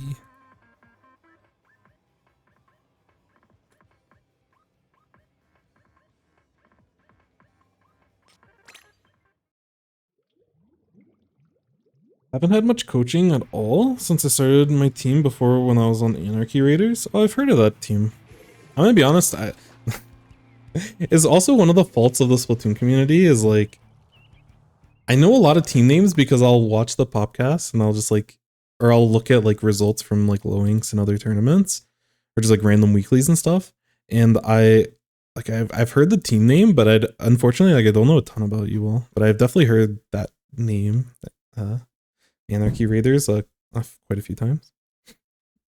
We don't even have a coach on our team. Yeah, it's tough. It's tough. I mean, so yeah, if your team is looking for like coaching and stuff, I don't think I'm in a position where I want to dedicate myself as like I'm the dedicated coach to this specific team. It's something I'm definitely interested in, but I'm also trying to be a little bit more holistic in having, like, I want to be a resource for like the community as a whole. And like this type of like review here for like a B rank is like super exciting for me.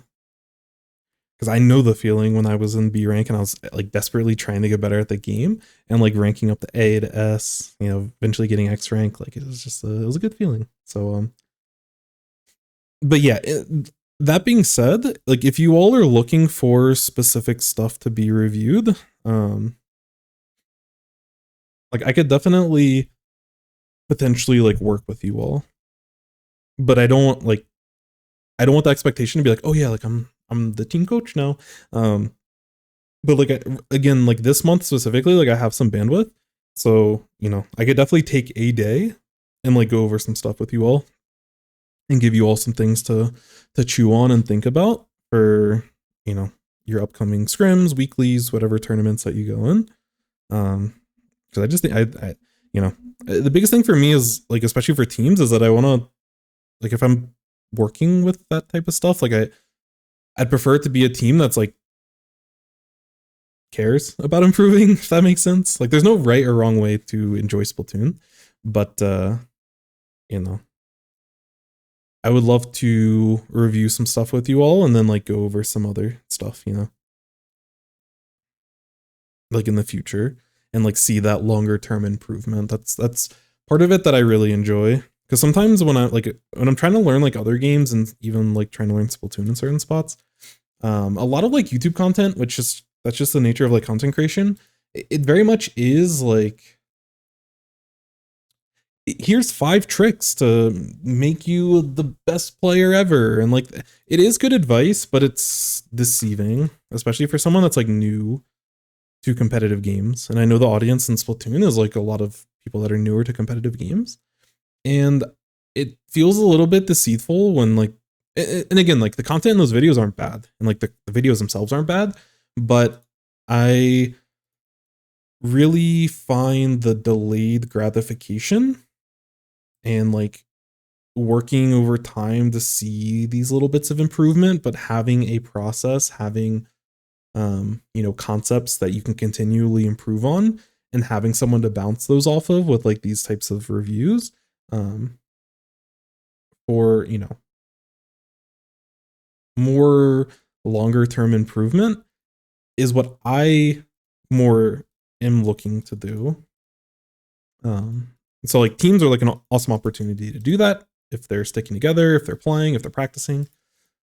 But yeah, like I'm totally invested in giving like initially, you know, like just getting into like a call with you all, kind of talking through stuff. You know, I'm happy to give that kind of advice. Other people have done it for us, you know, my team or other teams in the past, and I've been very appreciative. So I would love to kind of pass that type of gratitude, or not gratitude, that kindness forward, basically. You know, and if it's something where like you all are, you know, if it's helping you all and it's something y'all are interested in, then it's definitely something I could look to do more frequently. But again, I don't want to put myself in a spot where I'm like, oh, I'm the dedicated coach, because part of my structure and everything is I just like having the freedom to do things that I'm interested in. And I don't want to put myself in a scenario if, you know, like part of the reason why I like doing free coaching is because I don't want people to be, like, I don't want there to be that pressure from the person receiving the review or from me doing the review. I don't know. I don't like the monetary like in between that kind of muddies stuff up. And I think in the way that content creation is nowadays, like you can have other people pay for this stuff, you know? Like if I wanted to get some sort of commission for this, like there's large companies that'll pay for some screen time. So I always want to make myself a free resource for the community as a whole. Foam stars, if you're out here, I'll be a dedicated coach to your game. I'm not dedicated, but I'll do VOD reviews for your game. #1 foam stars coach. But yeah. Anyways, played Hydra at one point, ran 0 run speed. Team yelled at you for it. Yeah, run speed's pretty good on Splotlings as a whole. Can't find any coaches. Tried posting on Splatoon recruiting agency. Yeah, I don't really know where you even look for a coach, unless you have like everything in the community is always based on clout. So like if people know you, people will be willing to help you, or if you have connections and people trust them, then that'll happen. But yeah, it's tough. And again, that's why I want to be a more general resource, because I could just do like coaching and stuff with friends, but I find this as a more interesting opportunity for the community as a whole. And to me, that's a more interesting endeavor. But I want to help. Whoever wants help, I want to make sure I help them. Team suffering a lot. It's been 2 months now, and we haven't done 0 tournaments and 1 scrim. Hopefully summertime will allow you to play a little bit more.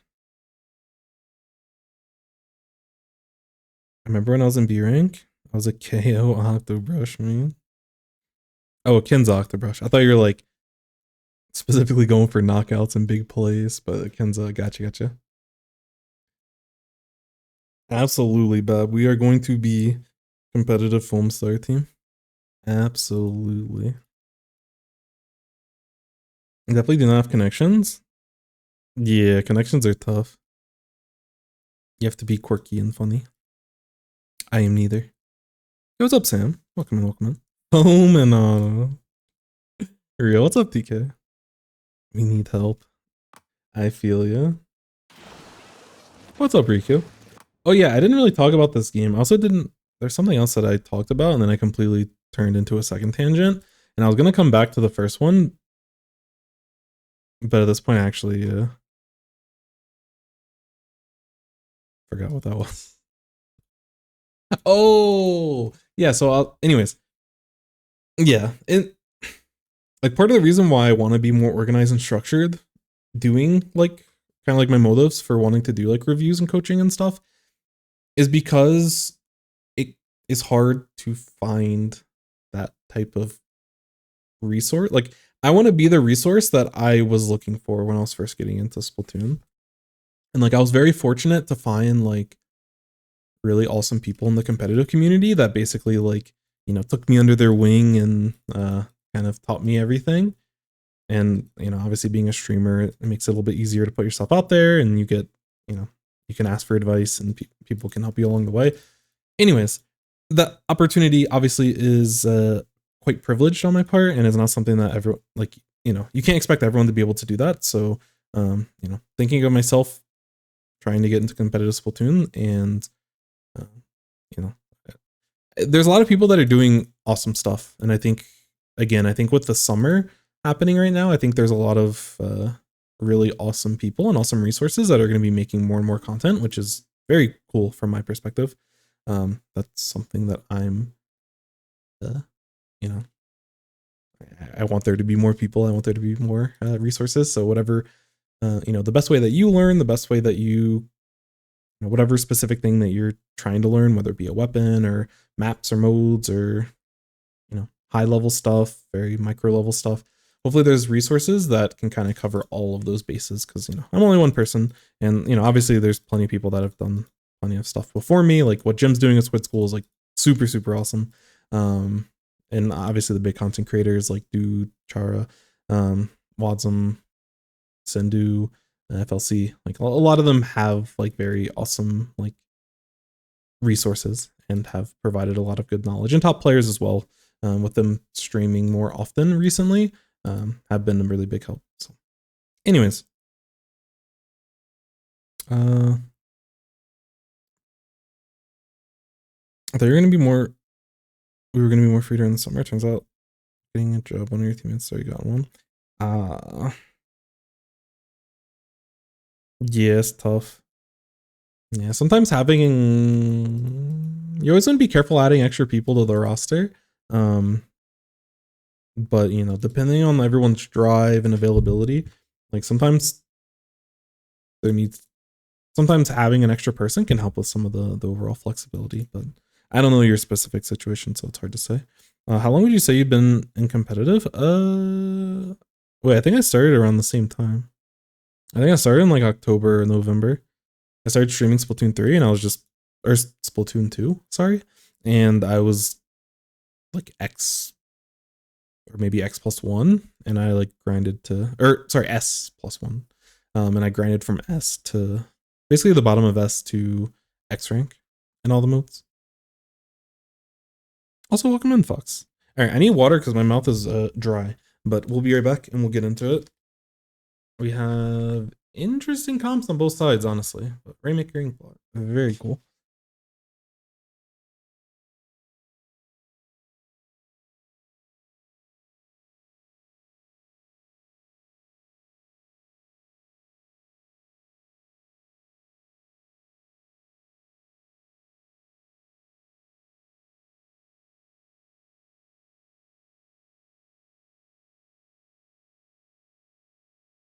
Alrighty.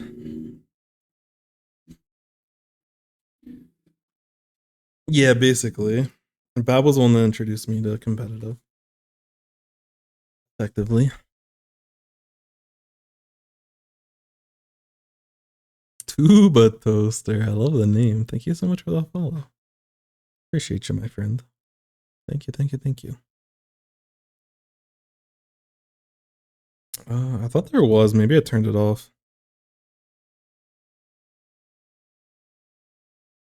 It says you've been following since December 31st, 2021. I can see it.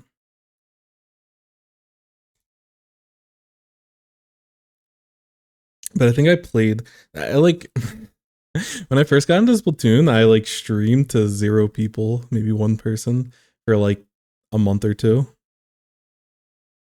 And that was because I think I started in about October, like toward the middle or end of October, and then Beb came. I remember getting X rank initially. I was sitting, I was at my parents' house, and yeah, I like remember the whole setup. I was like visiting for a few days, and I was playing on a scuffed setup. And I was trying to. I didn't have my stream set up, but I like tried to position my. I don't remember fully. I want to say we were in a Discord call or something, and I like tried to prop up my phone so you could see. Because I was getting really close to the X-ray. I don't remember fully. It was a scuff time. Fun competitive to your uncle. Mom gave you your Discord account. Definitely under the age of TOS. Dang. Also, welcome in, Peter. Welcome in, welcome in, welcome in. Anyways, yeah, video games. We play those, we talk about those. So we are Hydra here. And we're playing Rainmaker. We have Blaster, CDS, and Falingza. So we have quite a good amount of range. A good amount of poke, but we lack speed. We do have good specials though. Or VDS, sorry. Wait, Saf for real? What the? Almost 2600 in a Rainmaker? Oh no. About to say that's hype, but then I read the rest of the sentence. Unfortunate. Unfortunate. So yeah, we definitely win the range fight, and we have really good specials. Yeah, Wavebreaker is also another good special. Reef Slider is actually situationally on this mode is actually pretty solid. We're playing against double. These also have Wavebreaker, I'm pretty sure. We're playing against double or Reef Slider, sorry. Double Reef Slider, Hammer. I can't believe that kid exists, and the Chump. So they're a lot faster. They have a lot more paint, I think. But we definitely outrange them on average. So I would want us to play a little bit slower. Push with our specials, push with missiles. You know, have blasters poke ledges when we take control. I always mention like the open lanes. And VDS is a weapon that deals with open lanes super, super well. And on a map like this, like the open lanes are like this area, like fighting for stack, and while the other team's fighting over here. Taking fights in bats, there's a lot of open lanes here where if you outrange the enemy team, which they effectively outrange everyone on the enemy team, we're like super chilling. You know, if you have to take fights over here, you're chilling. Mid as a whole is pretty open. There's a lot of other open lanes. So like there's a lot of areas throughout this map, even plat, around the goal, kind of. You can even do quirky things like run up their ramp, and then you have this kind of open lane here. So that's one thing that mid-range weapons can do a really good job of, is holding those open lanes throughout the map and like identifying where they're at and making sure that you're, you know, setting yourself up for success. Yeah, and then when it comes to Rainmaker pop, yeah, definitely Dapples are pretty good at that. And yeah, we're gonna probably concede pop always, both because they're gonna get there faster and they're gonna pop more. And I think we have to also be potentially a little bit scared in certain spots of like one of them running it in, feeding, and then they have 2 people that are like ready to pop it immediately. So the continuation, that is a potential threat that we have to deal with in this game. But yeah, anyways, I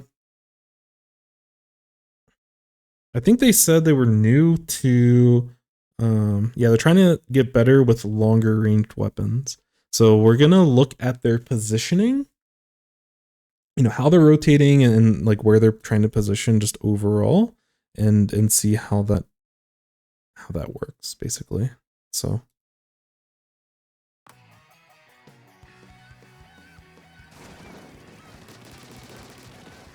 do you take early pop? There's a lot of stuff happening. Holy. Real quick before this starts.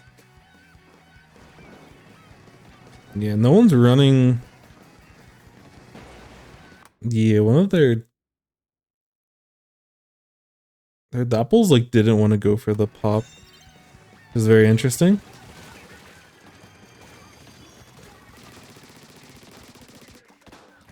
We know this last person should be on the left, so yeah, I would be a little bit careful.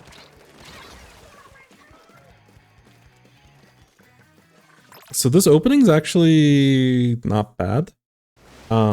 We probably shouldn't get pop on in theory, but yeah, depending on the game, like, you know, theory doesn't always work out. So it's good that we got pop.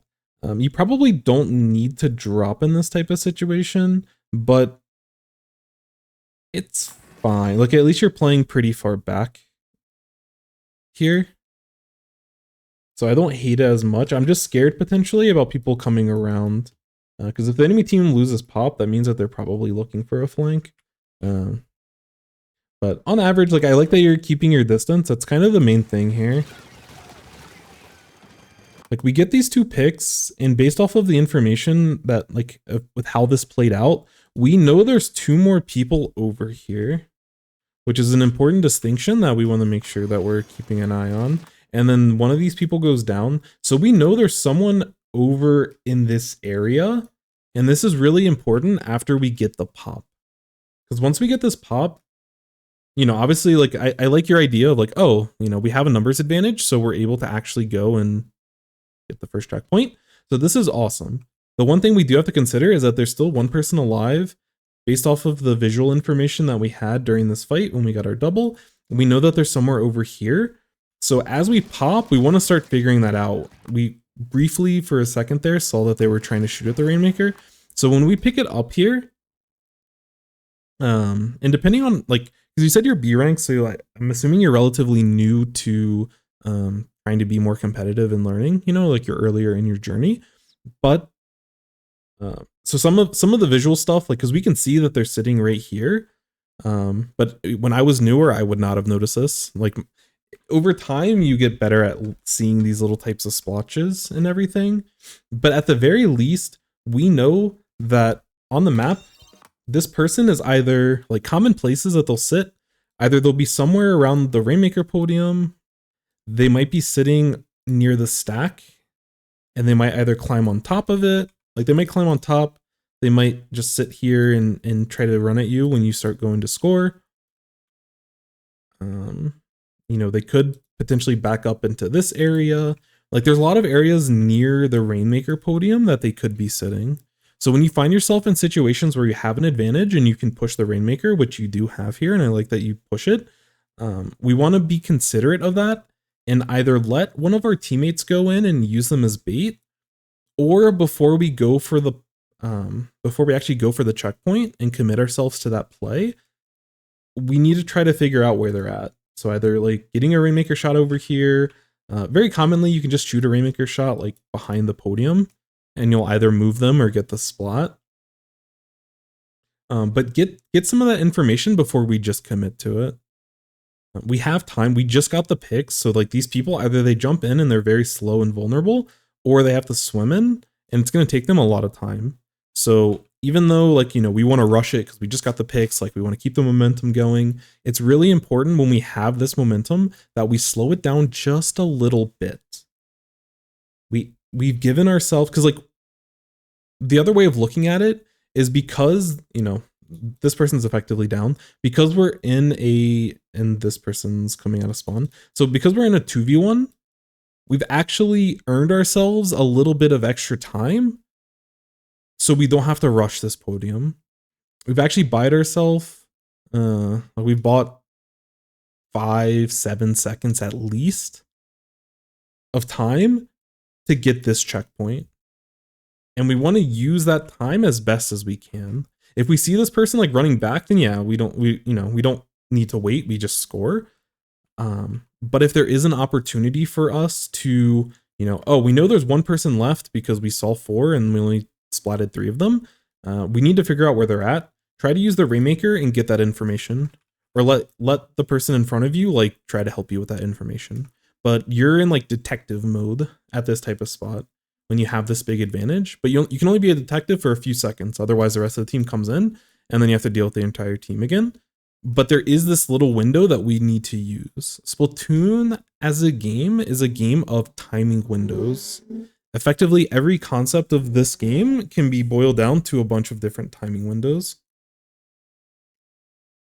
And it's really important to think about it like that, because in certain cases we have small windows of time and we have to just force, because we don't have a lot of time to do this, so we just have to take gambles, we have to take risk, we have to guess and like hope for the best in certain spots. But when we have these types of advantages, these are spots where we can actually slow it down. We can actually work to figure out where they're at, and potentially even getting the splat on them before we actually get the checkpoint itself. But we rushed it a little bit and we were unfortunately unable to get the splat.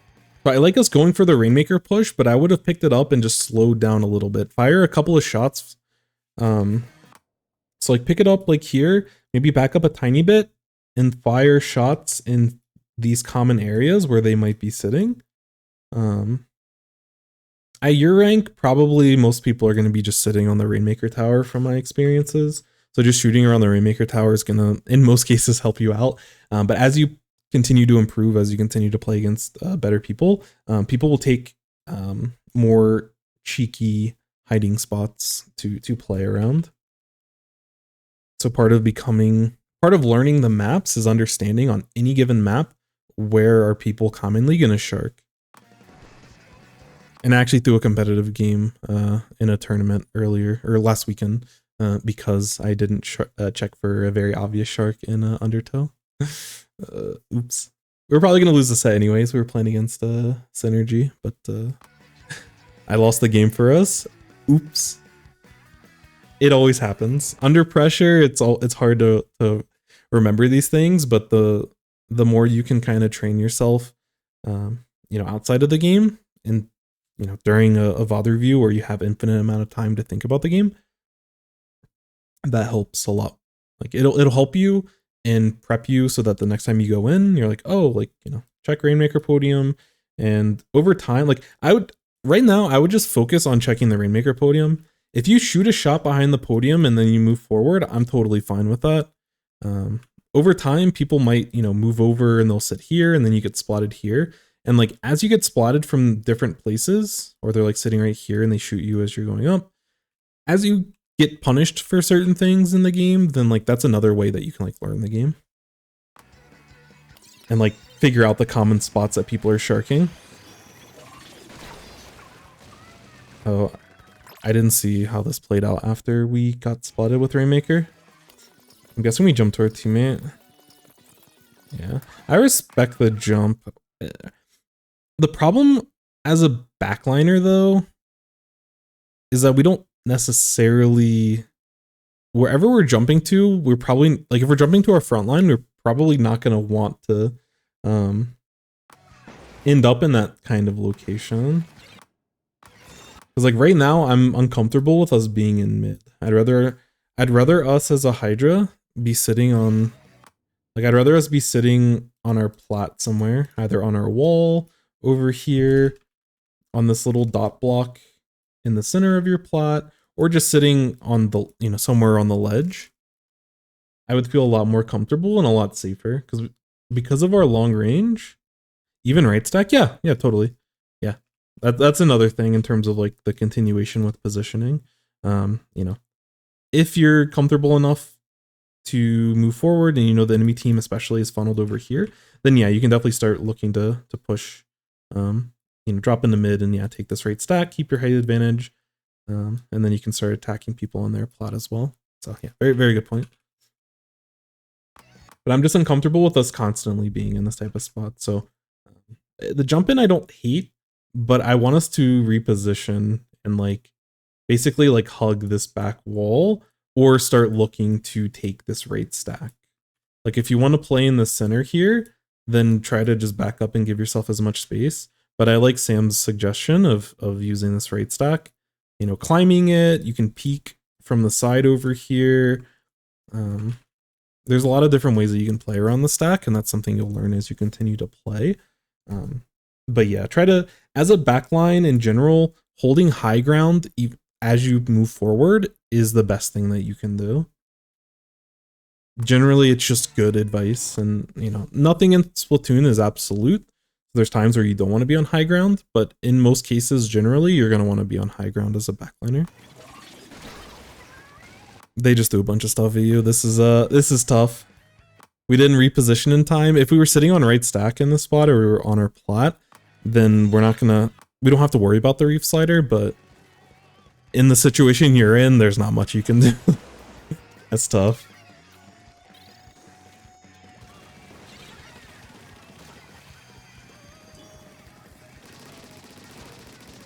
Yeah, they're gonna get this pop, so I would take this time now to reposition, which it looks like you're doing. But yeah, I wouldn't focus too hard on this pop. Just get your rev up going so that if they try to take points afterwards, we're ready for it.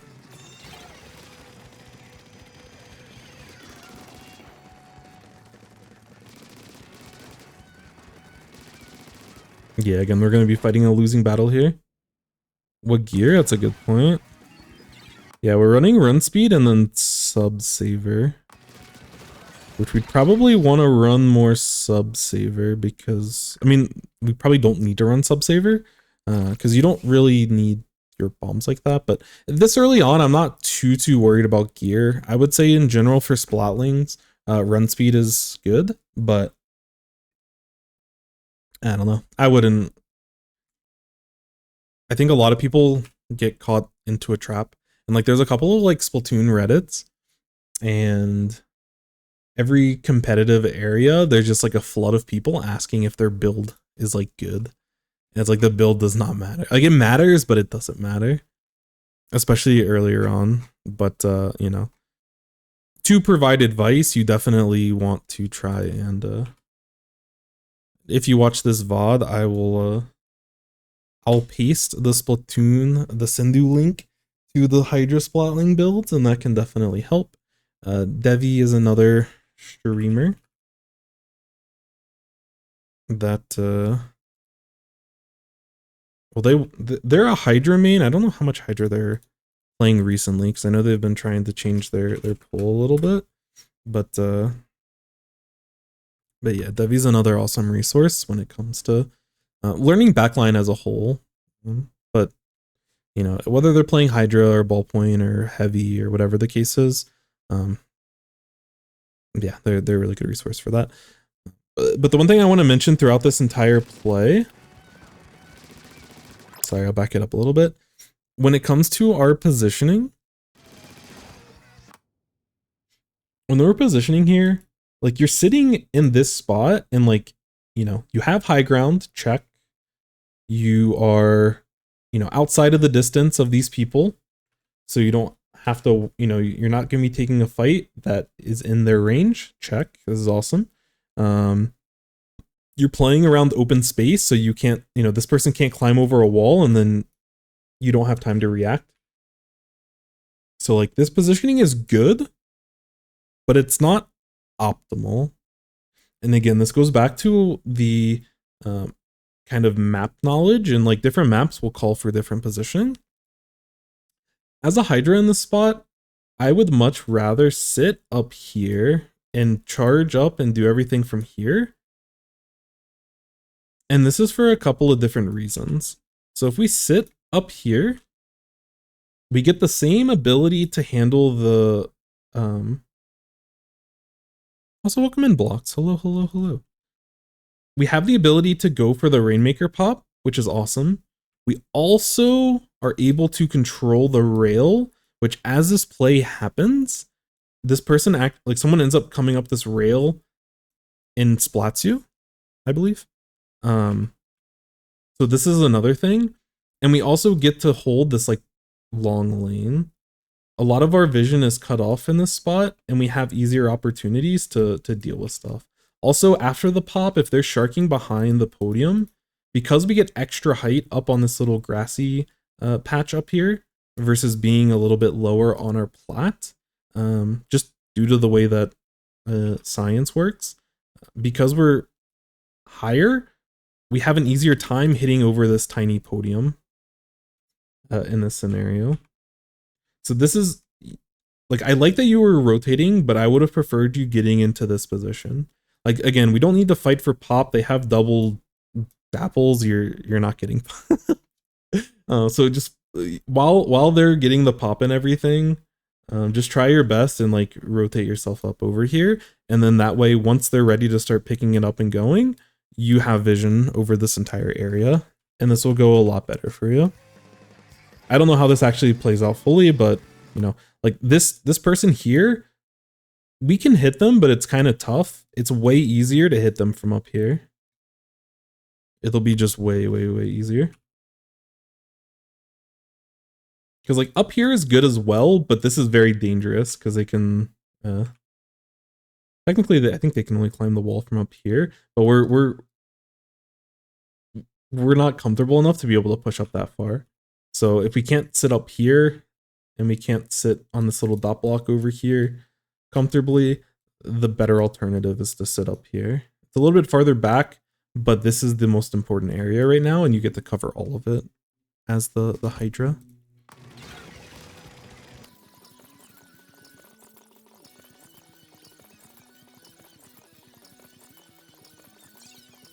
Yeah, and this is where that person uses the rail and ends up getting you. But if they like, if you saw them go for the, like, A, you can paint the rail preemptively if you're sitting up here, but B, if you see them climbing up the rail before they get in range, you can just rain on them and they'll get splatted immediately. But nice double.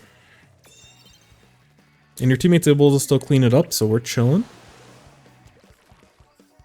Again, in this type of spot, we want to position ourselves in like higher ground.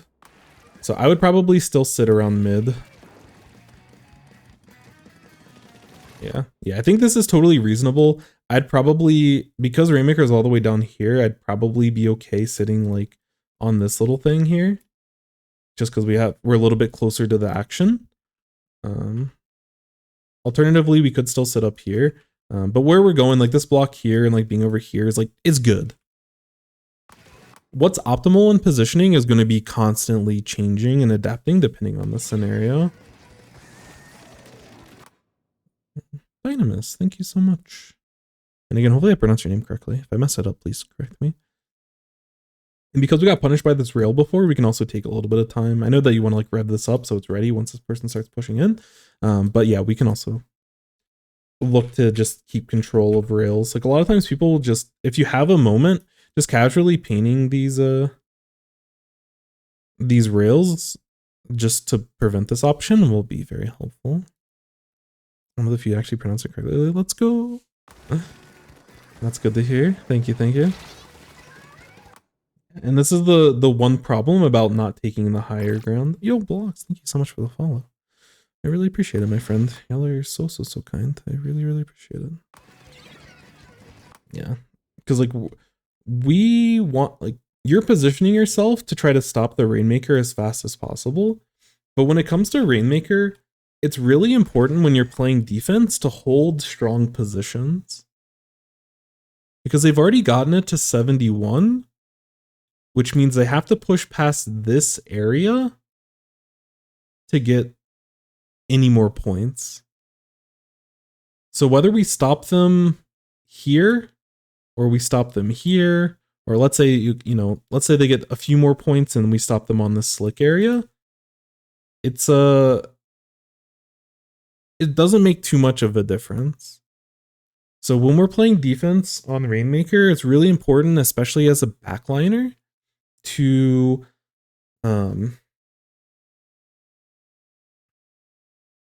actually be able to hold strong positions. And we're kind of in this weird transitional area where we're trying to move to better coverage. Like all of this plot basically is like us trying to move the better coverage and like being over here. But we just need to know that we want to get to the better coverage. And like generally on this map, and all of it is contextual, like depending on the scenario, but this little mushroom or clam or whatever people call it, the statue that's on the plot, that's good. This area on bats is good. This area over here is good. This wall is good. The block that you painted before, oh, whoops. So yeah, this wall is good. This little dot block you painted is good. Stacks are always good. And then again, as you start moving forward, real ones call it foot. Thank you for the hydrate. Also, welcome in, Rhys. At a Pokemon Go. I watched the video, so I like understand generally the win conditions, but I did not download the game yet because I haven't had a time to play it. But hopefully, I need to figure out a time to go to the gym today. I was trying to go this morning, but I wanted to get some stuff updated on some of the videos because I fell behind over the weekend.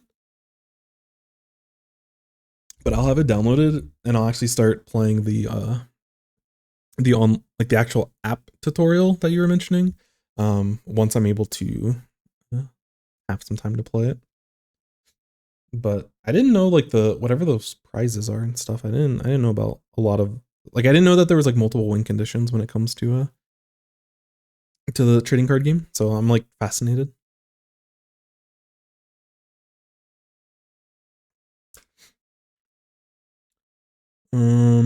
Where else? And then yeah, like all these spots on offense are also good. It's like when you're pushing on offense, like being up here is good. This dot block is kind of awkward, but you can potentially get to it. Holding this area when your team's pushing this way is good. Yeah, it depends on the circumstance, but in general, you know, what do these things have in common? They're all like higher elevated than the rest of the map. So if this is an exercise that you're trying to do on every single map, that's usually the best way to at least start. Is that you're trying to just take the higher ground. But like knowing where to be in certain scenarios is like kind of what's most important. So when we sit in this type of spot, we open ourselves up to more vulnerable, like we're more vulnerable to people pushing us. And there's a lot of like visual clutter with the Rainmaker shot, so it's easy to miss this person. But if you were sitting up here, for example, then you would have an easier time getting an angle, an vantage point on them. So it was really good of this sap to push with the Rainmaker shot, but we could have been a little bit more preemptive with some higher elevation positioning.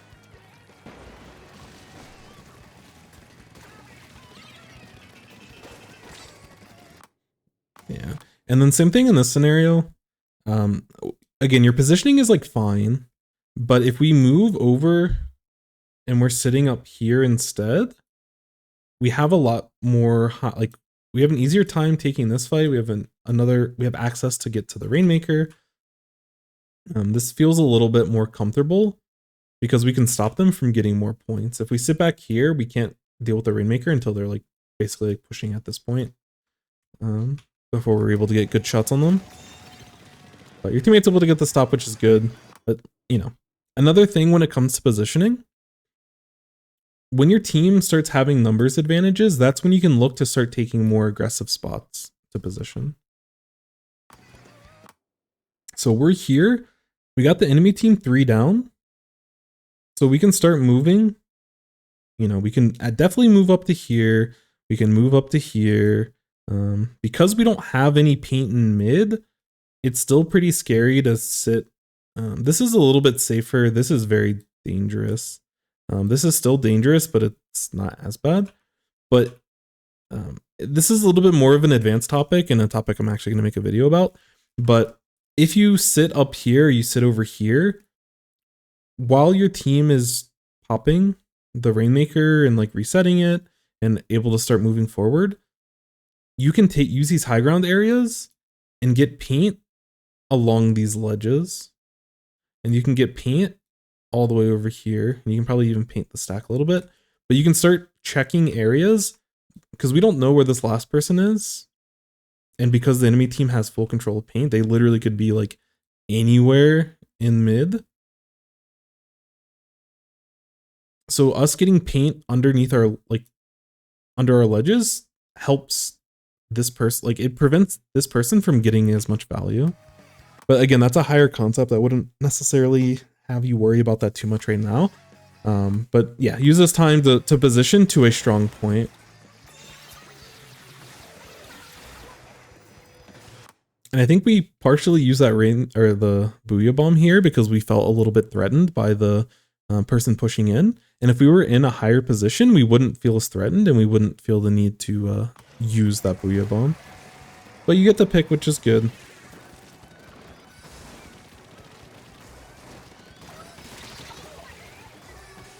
Yeah, and again in the spa, we're playing a little bit too aggressive. A little bit too low to the ground. Another role that you have as a backliner is like blasters, shooters, which aren't on your team this game. But your more aggressive weapons, even the flings it to a certain point. Also, what is your fourth weapon? Oh yeah, CDS. Like these weapons are all going to be moving in. Like the play that you just made, trying to be more aggressive, they don't have as much range as you, so they're going to be like if they want to be valuable in the game, they need to put themselves into more danger. Because you have more range as a Hydra, you don't need to put yourself into danger as much. So one of the values of being a backliner in one of your roles is to try not to get splatted as much as possible. And if you're able to stay, like you're going to get splatted, it's natural. But if you can stay alive for longer, you want to be like part of your role as an anchor is to give your teammates safe jumps. So, you know, instead of you getting splatted in this spot, if this was your CDS or your blaster or something that trades and gets splatted here instead, then, you know, you can sit here or, you know, you can take right stack and potentially move the left stack at some point.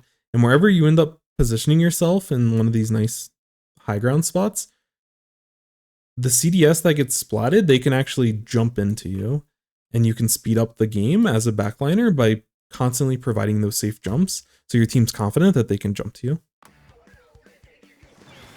Again, a little bit of a higher level concept and your teammates aren't going to do it as much often, but the general point is try to, like, part of positioning in higher ground is so that you don't get splatted as much, which will help your team a lot more. It's not important that you are in the action and getting picks. It's more important for you to chill a little bit and be able to stay alive in a lot of these circumstances. There was a deck a few years ago, only win condition could win on his decking out its opponent. That's kind of sick. Love me some mill decks.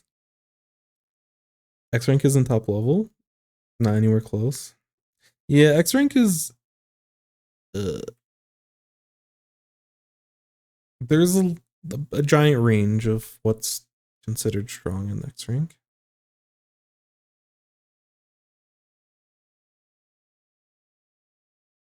But you know, there's definitely strong competition that plays in X rank because a lot of top players to a certain degree play it. But you know, if you're learning the game, like X rank is a great tool and resource to get there.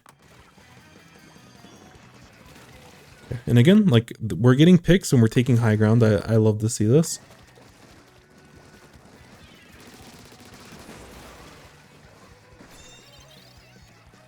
And see, now we have an advantage. Now our goal is to reposition into, you know, high ground. The pesky torpedo. I'm a little bit scared of us taking this fight, or not taking the fight, but taking the, going for the pop. Yeah, and again, we find ourselves in the middle of the map. So just very quickly, I'm not trying to be super nitpicky, but I'm trying to give you some ideas of, you know, as these plays develop, like, what are you thinking about and where should you position? So, like, I love you getting to the left stack here. This is great. One decision you could potentially make, which you're in a 4v2, so I think going for the pop is fine. But sometimes when teams are fighting for pop, with your range, you can actually get shots on both of these people. And there's an ability to, like, just get these picks, which also helps your team. Like, you indirectly get the pop if you can get a pick on either of these people. But again, I wouldn't worry about that too much. Your team gets picked, and then you're looking to reposition. So in this type of spot, I would probably climb this wall up here, and I know that the torpedo is really annoying. But if you just sit back here and just hold this plat, that'll help your team. When your team starts moving forward with Rainmaker, there's a good chance, with your Rainmaker being the farthest one forward, there's a good chance they're going to go down. And this is where you being in a safe position for them to get jumps is important. So you can either sit up here, or you can potentially look to get into like this type of position, because you can threaten this area over here. You're far away enough to where if someone's trying to push you, you have time to fight them in the open. And you give really safe jumps up here for the rest of your team, because you can defend anyone that tries to push them. But yeah, torpedo's annoying, so we weren't able to get there in time. At this point, with 2 of your teammates down, there's a couple of different ways you can play it, but I would be a little bit concerned going for this fight here. I would probably, while this pop is going, I'd probably either sit back here and either like maybe take the rail up here. But just sit back here and give jumps, or you can move back to this this left stack over here and potentially give jumps over there, and you can still like influence this this area. It just depends on the scenario. But again, part of your role here, like you're trying to get pop, which is fine, and you're trying to find picks, which is fine. But the ultimate goal of you as a backliner and as an anchor in the spot is to give your 2 teammates that are down, give them an easy jump so that they can get back into the action even faster. Yeah, we don't need to move forward against this person. The more we move forward, the more likely it is that we get splatted. And we're able to out-mechanic this person, which is nice. But because we move forward so much, we're caught in the middle, like out in the open, on low ground, and the enemy team is pushing us. But all in all, not a bad play. I think your ideas so far have been really good. It's just optimizing the positioning specifically. Yo, Twilski. Hopefully I pronounced that correctly. But thank you so much for the follow. Appreciate you. Thank you, my friend.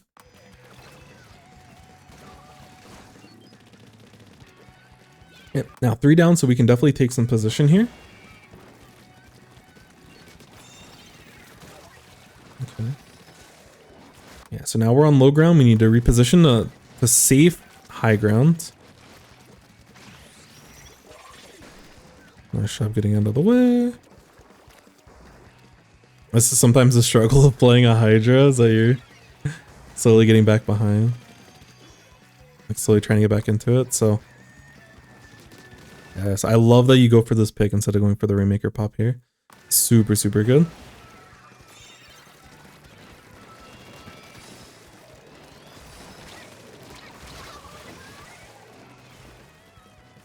Seems like through sheer brute force, y'all are pushing through. That was a good push overall. The pick that you got on the mini was really, really good.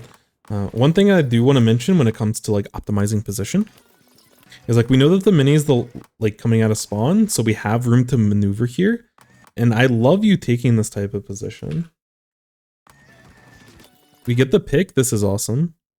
After we get the pick, we're like, in this case, you are like you try to move with the Rainmaker, which puts you very vulnerable. In this type of spot, you can move up to this little high ground here and just sit right here. You can get shots on these people. You can get shots and paint all the way over here. I don't think you can hit these people, but you just splatted their backline. So all these people up here have to drop anyways. They have to drop into your range. So I don't think you need to like move forward here. You just want to establish yourself on high ground and play like in control, basically. The other part of it in terms of the overall macro of the game, your team has a lead. There's a minute left, which means we don't have to like force a push. You know, we don't have to get to like right here specifically with the Rainmaker or anything. We can totally chill. If you do a good job of staying alive and you can hold this high ground and give your teammates jumps, or, you know, if you need to back up over here and give teammates jumps, or, you know, if your team keeps getting pushed back, if you have to sit back here and give jumps, you know, all this is fine, but we just need to stall the game for another minute and we win. Obviously, we're in a good spot to get points, but let the rest of our team, let our front line do their job of moving the Rainmaker forward and getting splatted, you know, because they have to take a bunch of risks to keep advancing it forward. Let them do that, and then have your role be to be sitting on high ground, either here, this is kind of quirky, here is always a safe choice, you could potentially sit up here, you know, even back here, over here is not bad. Sit in any of these spots and just give your teammates jumps. And just make sure that you're keeping yourself safe and you're not vulnerable to getting attacked by anyone. Because it doesn't matter exactly where your team pushes the Rainmaker here, just that they get some points. And once the Rainmaker goes down, we're able to provide them a nice jump to get back into the action quickly.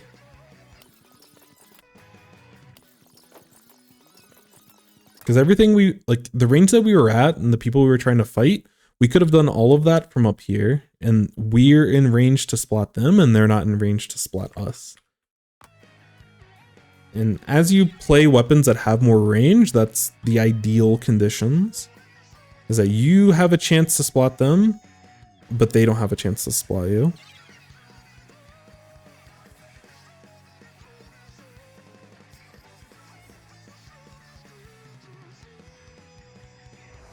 So how do we position ourselves here?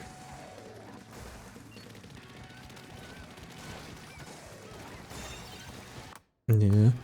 I don't love us dropping and helping in this type of spot. Like, us just sitting here, this was perfect. If we wanted to help with this specifically, we can get some fall-off shots with our weapon. Or this is where we can actually throw a chicken or an auto bomb. And like throw auto bombs around this area to assist, but we don't actually want to drop our position if we don't have to.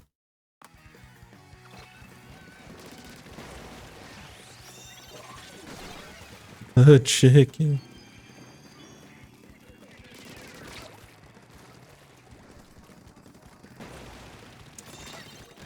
Yeah, and we move forward to try to take this fight instead of keeping your space.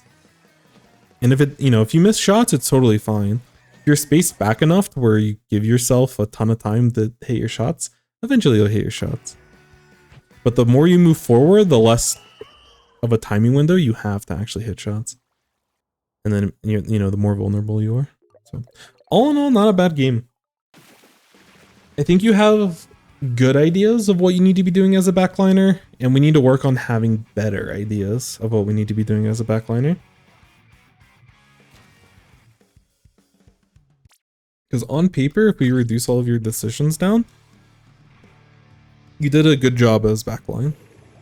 But we're just trying to continue maximizing it, reduce the amount of deaths that we have, increase the amount of jump-ins that we're able to provide to our teammates, which they don't really keep good track of that. They give you a medal for it, but they don't actually give you numbers. But those are the things that we can keep track of. Also our paint numbers and the amount of times that we booyah bomb. I think we only booyah bombed once this game, unless I missed one. And that was a panic booyah bomb when we were already in control. So we didn't get any high value booyah bombs. But there were definitely spots when our team was pushing the Rainmaker in, where if we're able to stay alive and paint for our special, we can have a super high impact booyah bomb, either on the Rainmaker pop or while both teams are fighting for the Rainmaker pop. And you're able to, potentially close out the game with a good booyah bomb there. But we were unable to build it because we were putting ourselves in vulnerable spots and continually getting splatted. So anyways. Yeah, so the most important thing, and you mentioned it, so, you're definitely aware of it, which is awesome, is your overall positioning. I always want to see you I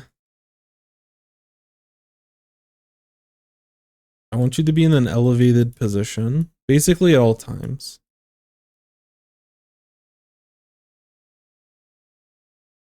Just gonna say elevated spot. And if you're not in an elevated spot, you're doing that to move. So use low ground to reposition.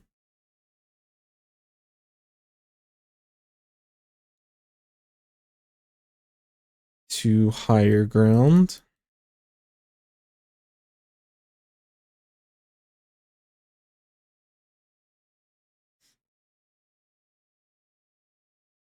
Not to fights. Because we kept dropping from our position to try to take fights with people. And we're moving into their range instead of playing at our range and playing comfortably. Our goal isn't to get splats unless people are like pushing into our zone. Our goal is to have zone control.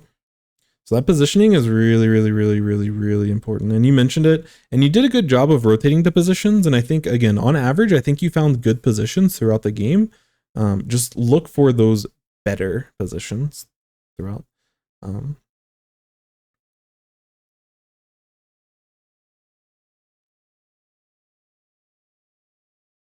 Another common thing that I saw in a couple spots is that I want you to focus on map control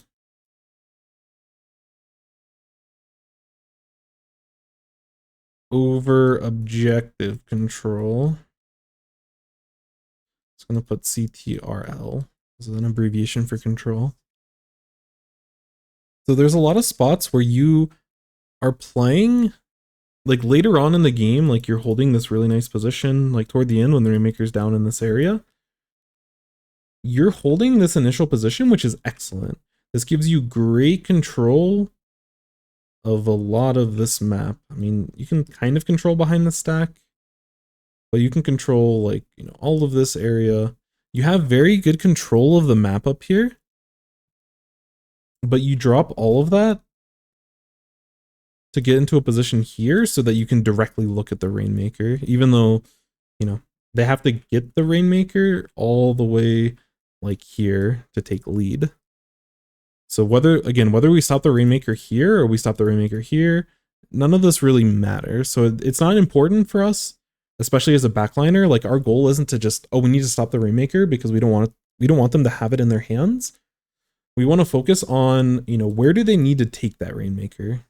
And on this map specifically, they're forced to either go up this ramp or like they can climb up this wall or they can take this rail. This is the only 3 ways for them to be able to do anything. And like us sitting in this type of position gives us good map control to hold this entire area so that they're unable to push into those areas because they have to push into us and they can't score points and take lead without getting into our zone. So we don't want to think about the game as like, oh, we need to focus on stopping the Rainmaker and splatting the Rainmaker. It's more important for us to be focusing on, you know, what areas of the map are important to hold at this time. And when you figure out what areas of the map are important to hold, then you can start thinking about what positions would make sense in this type of scenario. So like at the end of the game, what area of the map is good to hold? It's basically like this area. This is like what's important because they have to push through this way. So how do we control this area? You know, we can sit here. We can sit here. You know, we can even sit here and control most of this area. But, you know, over time you'll figure out, and I think you just generally understand that, you know, you don't need to sit this far back if the rest of the fight is happening over here, you know. Like we can move into this spot and be a little bit closer and not give up as much space. Like all these spots are totally fine. This foot area, this clam statue thing, this is a totally fine area to sit.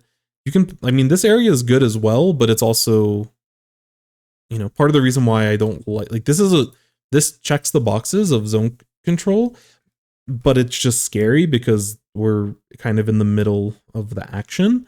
And, you know, they can push us from every which way.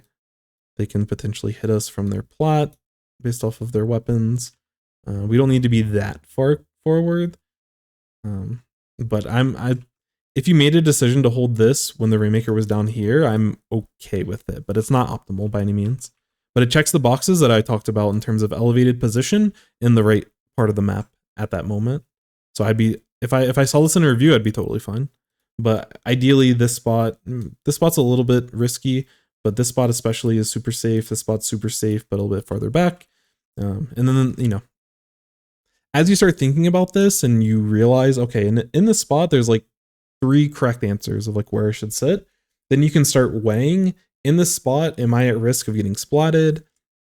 You know, do they have like a charger? And if they have a charger that's sitting here, then, you know, maybe we don't want to sit here and don't want to sit here because we're in range of them splatting us. And so sitting in one of these types of positions and a little bit farther back is a little bit safer. You know, as you play against different weapons and you are able to analyze different circumstances, you'll be able to make more educated decisions in the given moments that you're playing in. But that's kind of the main thing here. Is just, you know, hold your range. As Hydra, unless you're playing against a leader, you basically have like the most range every time that you step into the game. And basically all of our deaths were like around mid, taking like short range fights, and then like, you know, having a shooter weapon like push at us and splatting us. And for a lot of reasons, this is bad. We can't, you know, it's slow for us to get back into the fight because we're playing a heavy weapon. We can't provide jumps to our teammates. So if the rest of our teammates wipe, then we have to start from scratch and we have to be playing out of our base instead of still holding mid. And there's a lot of things that you don't really need to think about too much now, but just in general, try to hold your range in play so that you're taking fights toward your max range, and you don't need to move forward to take fights. It's not important because I know that you're moving forward because you want to get the splat easier. The closer you are, the easier it is to hit your shots. But it's not important in those situations to get splats as fast as possible. You want to focus on the map control, and you can control a lot of the map as a backliner. But overall, very, very good stuff. Again, I think you have a lot of you have a lot of the right ideas. We just have to work on being a little bit more optimal and min-maxing our positioning, min-maxing our decision-making. And in certain spots, you did that excellently. Like when there was a Rainmaker pop in front of you and you went for the pick on someone that was within your range instead of helping with the pop, there's a lot more value in getting that pick in that circumstance. So I love that you went for that. So you're already doing little bits of min-maxing, but we want to be doing it more often. In every scenario is an ability to min-max. Yeah, this is where we only had like the one Booyah Bomb that we didn't get a ton of value. And then yeah, this 9 deaths definitely could be a lot lower, but yeah, overall, very, very solid stuff. Yo, welcome in, Bethane. Today's your birthday. Yo, happy birthday. Hopefully you have something nice planned. Whether it be you doing something, whether getting some good food or a nice dessert or your favorite drink. But yeah, hopefully you have a nice time.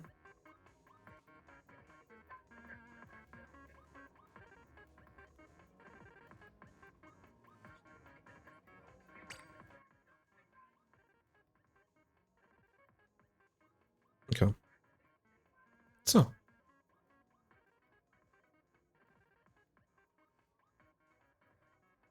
Well, let's get right into it. Next, we will do Rhys as a review. Let's go, Rhys. All right. Let me get this plugged in. I need to get more water. My mouth gets so dry when I talk. So I'll get some more water. I'll probably actually get myself a little bit of a snack as well. I have not had breakfast. Let's hope that this works. It might be an L and not a 1. Hold on. think this was a lowercase L in here. Uh-oh, did I make a mistake? R21S FK2K 738E2W, and I don't know if that's an I or an L, but neither of those worked. Rhys, if you're here, could you double check the code? Potentially? Also, welcome in, Sons. Hello, hello. This looks like an I in the review, but I mean in the thing, but I don't see an I. I tried the 1 and the L.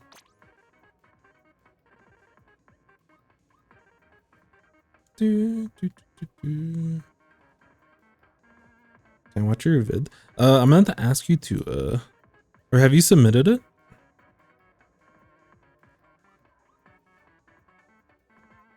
If not, I might have to have you, get that in. Because I need to stay organized, otherwise I cry. How am I doing? I'm doing pretty well. I started a little bit late today, but we were able to get sleep, and I still have to figure out dinner, so I'm not sure what I'm doing there. Otherwise, yeah, everything's been pretty good. You have Discord? Shoot. Let's for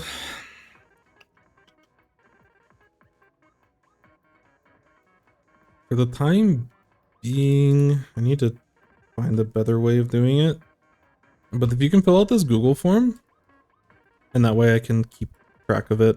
Because when people post it in Twitch chat, I can't. I don't trust myself. And I don't want to give you all a false sense of, oh yeah, no, he'll definitely go over it if he does it. So what's been taking a long time? No worries. I'm gonna take a second and I'm gonna actually go get my water and a quick snack. And hopefully we have an answer on what is wrong with this code. When I get back.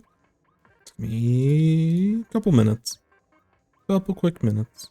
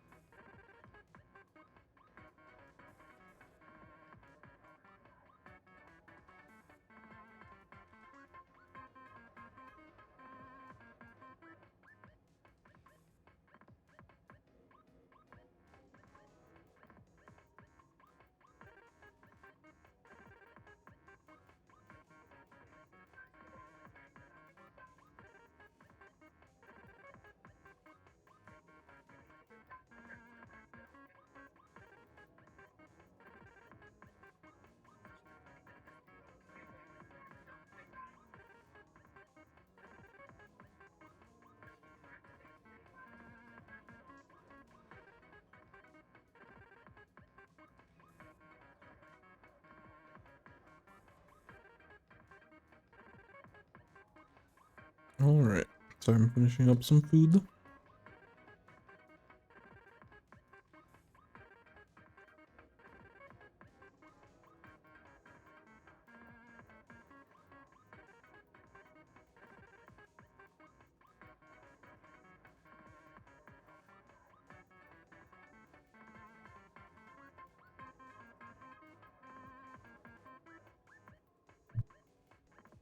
Alrighty.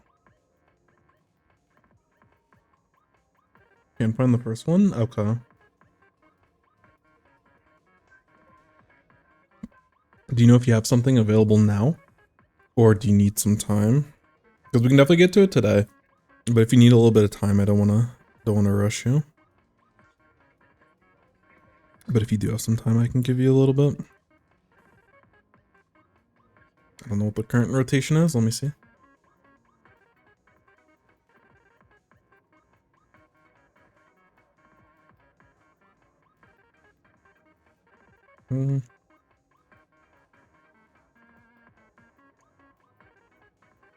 Lain blitz.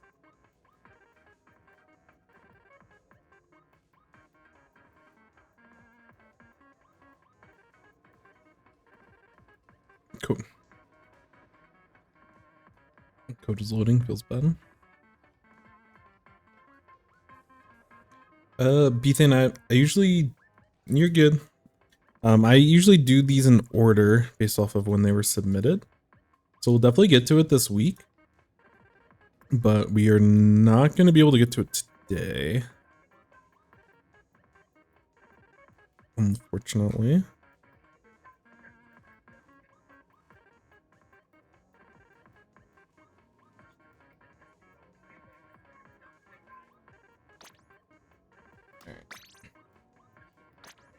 I can play a quick game. I can buy time.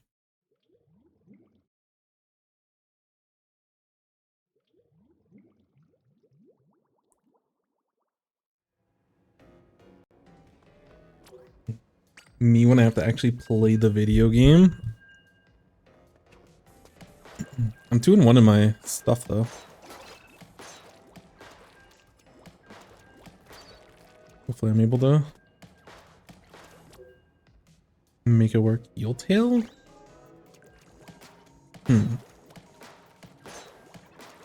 Both these maps on paper should be fine, but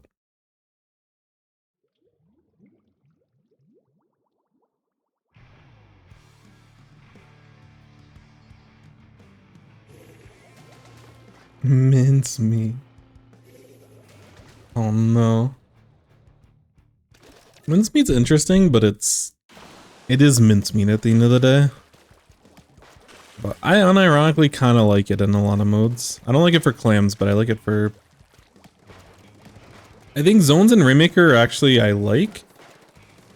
TC is playable, I don't like clam blitz. I'm gonna help up top because I think there's someone that's trying to push. Huh. I don't know where my team's trying to reposition. Ouch.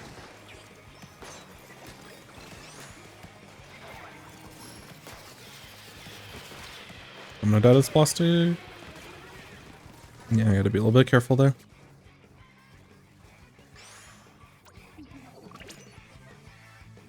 Hopefully I can get out of the way before Kraken lands. That is not happening.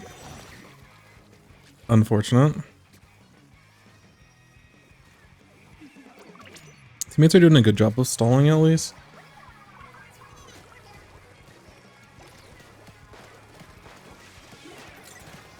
I was gonna say, oh shoot. Good trade for my teammate.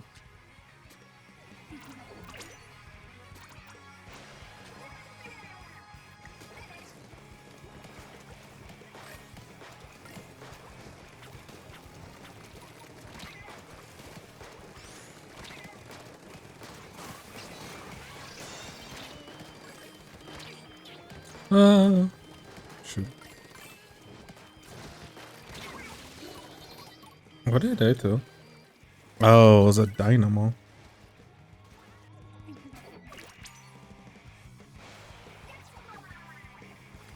I'm about to say, I don't think most rollers can hit me from that range, but dynamos certainly can.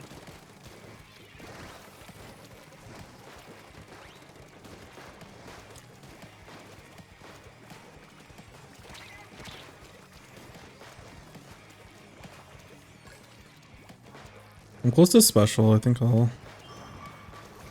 Uh-oh.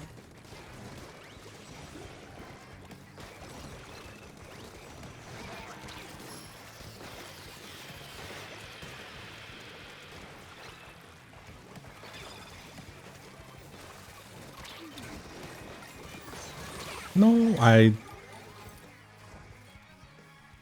Oops. I forgot the jump timing.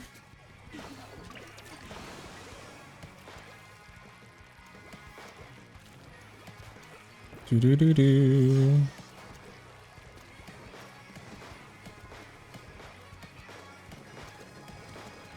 Both teams are pretty stally, so I'm just gonna use this opportunity to paint when I can. Enemy team's gonna start getting more and more desperate. And when they do, we can punish them.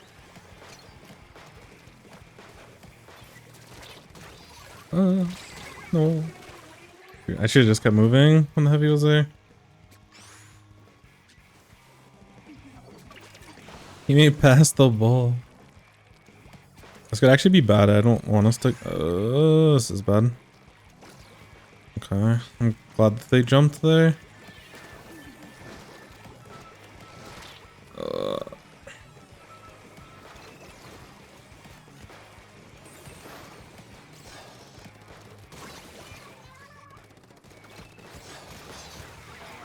My bad.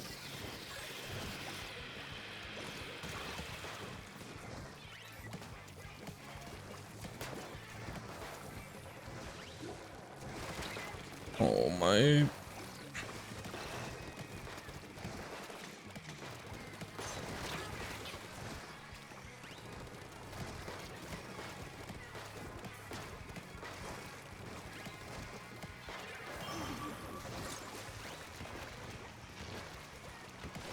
I might be able to protect the ball. Oh. I'm gonna be honest, I thought that they were crackening to score. But they didn't go to score. I didn't really pay attention to where they were at. How did they not... Did I spark?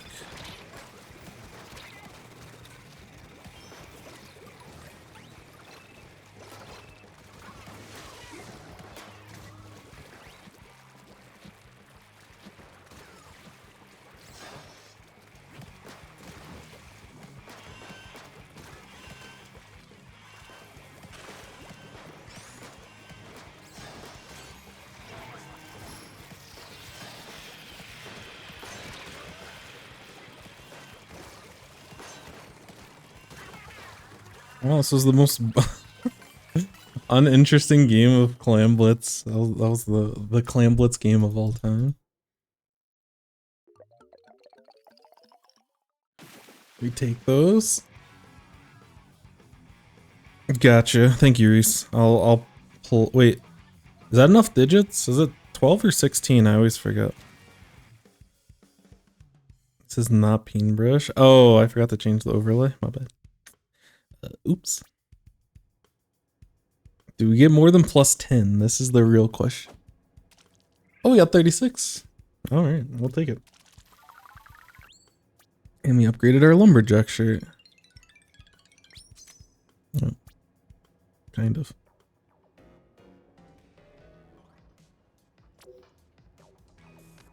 It's fun repositioning with this weapon in this kind of game, but like no team pushed that entire game.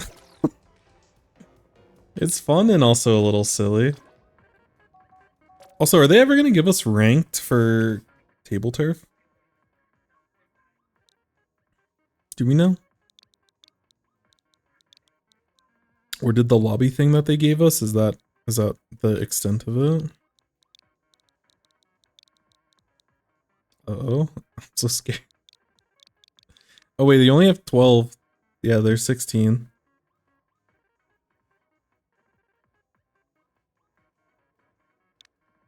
Rhys, I need some assistance. I need help. I'm scared.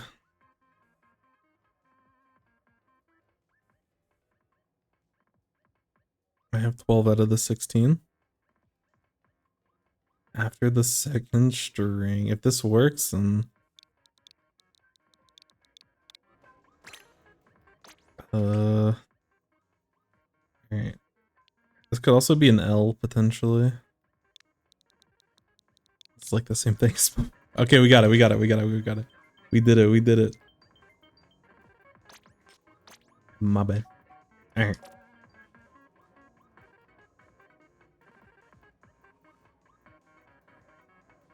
Before we start, let me get this updated. Suck at this, no, you're fine.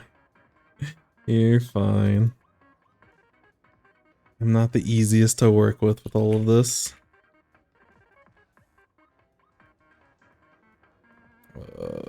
I'm guessing this is light. Is that dark Tetra? Maybe it's dark Tetra. And then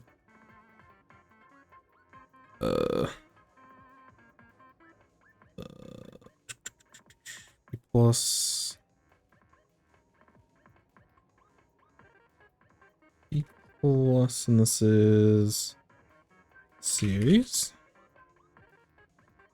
I'm terrible at clams.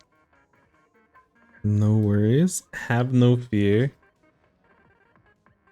We got this.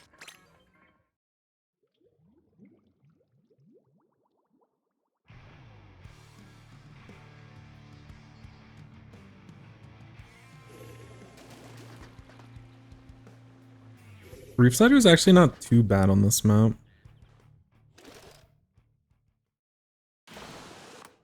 Mainly because it's a lot of narrow hallways. Like the same reason why like Tent wouldn't be that bad on this map. It's because there's a lot of these narrow hallways that we can get value from with Reef Slider. Can drop on people potentially in certain spots. But yeah.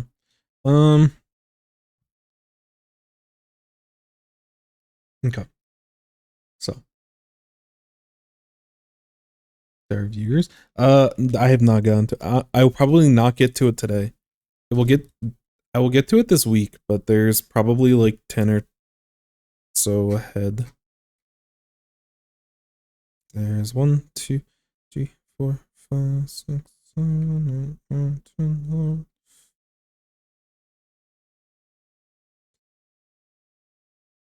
Yeah, it's about 20 in front. So definitely by the end of the week, but not right at the second. All right, so we are Tetra main. We have triple dualies on our team, and we have a blob. Blob is actually kind of interesting on this map. Just because Rain, I think, is really good, and just throwing stuff at certain areas is kind of interesting.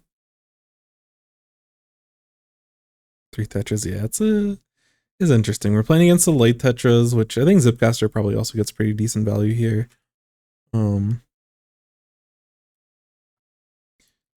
Missiles are always a pain. Whales specifically for a Tetra is really annoying. Because if we run out of rolls and we're getting whaled, we just kind of die. It's like a weird counter. How many do you do per stream? It just depends on how fast I am. I try not to rush myself, but I'm looking to do at least 4 or 5 a day. At least 4 or 5. I don't remember how many we've done today so far. I think we've done we've only done 2. 1, 2. Yeah, we've done 2 today. This is the 3rd one. So we're moving it along. 3rd, thank you. So yeah, there's definitely opportunities for us. Like the Tetra v Tetra is definitely going to be a skill matchup. I think we can push the bow quite a bit, the reflux, if we're able to get into position to punish them. Brush, we can zone out in a lot of cases, and this stamper is going to be a bit of a pain. Stamper can very comfortably zone out and like space out what you're trying to do as a Tetra if you don't catch them in a weird spot. So we have to be very careful about how we approach them. But everything else is either equal or probably in favor of us. I think ideally, and like for clams on this map, we like if we're pushing this way, holding the enemy stage is really good. And on this mode specifically, there might be another mode with it, but at least for Clam Blitz, they have this rail that allows us to get onto the stage, which is an interesting option. They also have this really large grate, and sometimes you can catch people off guard when you're like playing in this little pit area. So this pit area actually has more value than it does in other modes, which is kind of interesting. But as a Tetra, you know, definitely, I'm guessing you're running, yeah, some QR. I'm interested in the run speed main, because I'd probably just double down on more QR, but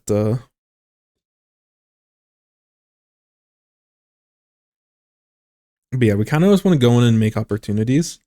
And like we can push the team in from mid towards stage, like with a reef slider in certain spots.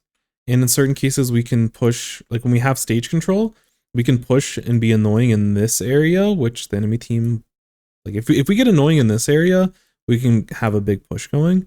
And we can do that with reef slider. But we obviously need the clams to be able to approach that. On opening, I know sometimes Tetras really like to drop in here, and they like to loop around and play in this area, because they can get the jump on someone over here. Or they're just playing over here, and they can watch this area. So that's an option, but we'll kind of see how this plays out. Overall,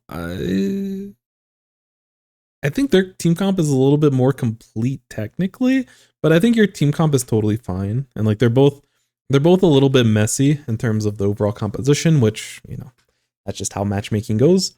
So there's good opportunities for both, but I definitely want to see us to try and find opportunities to jump the reflux specifically.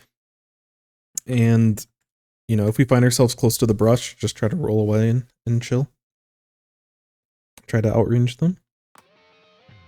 I thought of none of that.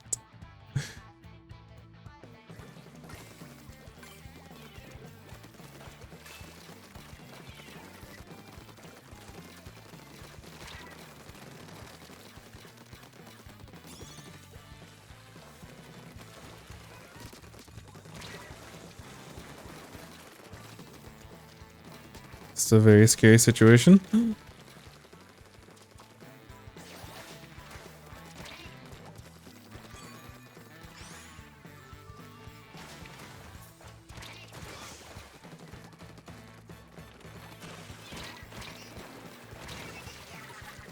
So yeah, this whole opening, there's a couple of things I would say.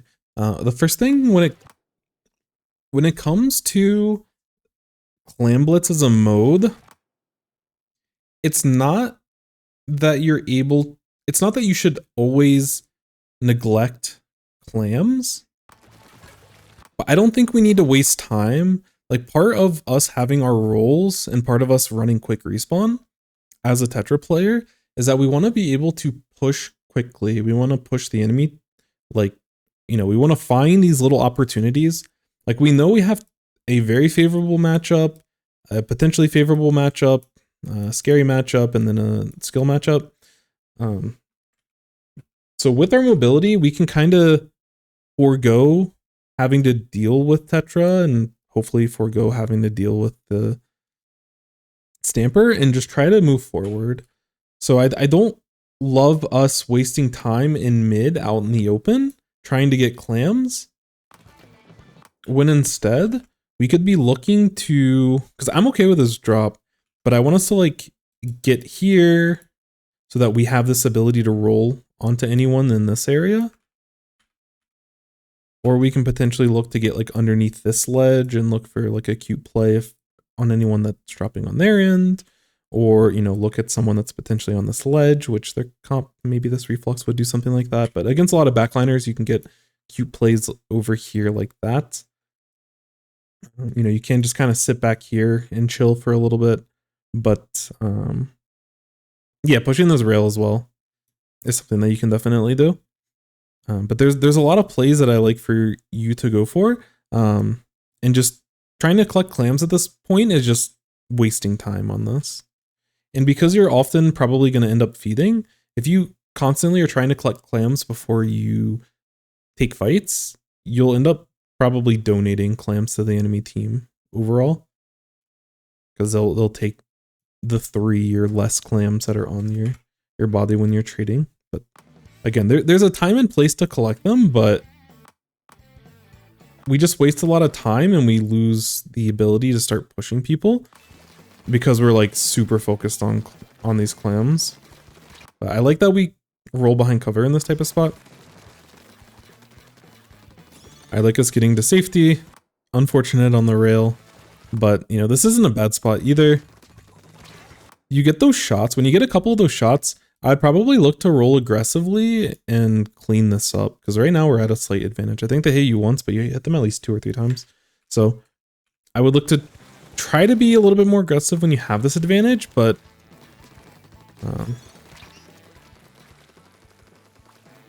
yeah, this is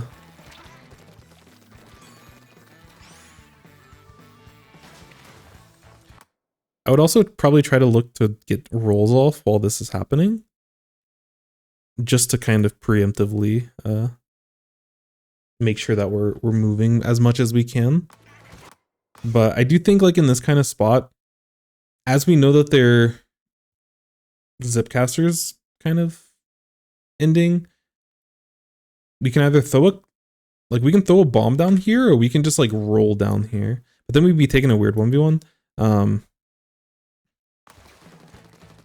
Yeah, I think there's a lot happening in this type of situation, and it's very uncomfortable in general. There are some opportunities to push the fight on the Tetra because we got early damage on them and we had a health advantage. But again, with that opening, I'd rather us play a lot, just a lot more aggressive generally.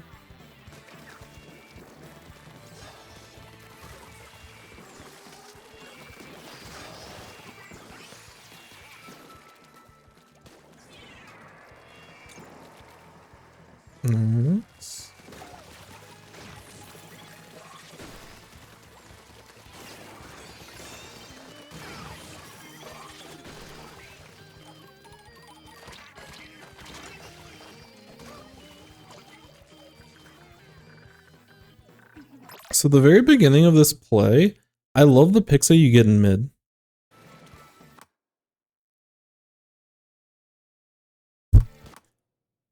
Or sorry, I gotta go back a little bit more.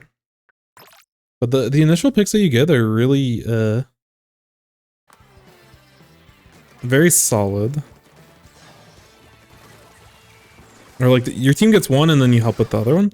So after your team gets these two, I just want us to start moving forward and just start trying to press the enemy team back. Because when it comes to this play, either we can maybe potentially rush the basket and look for an opportunity to reef slider like we ended up doing back here, and we can potentially catch them off guard. Or we can play a little bit wider over here and fight for this stage.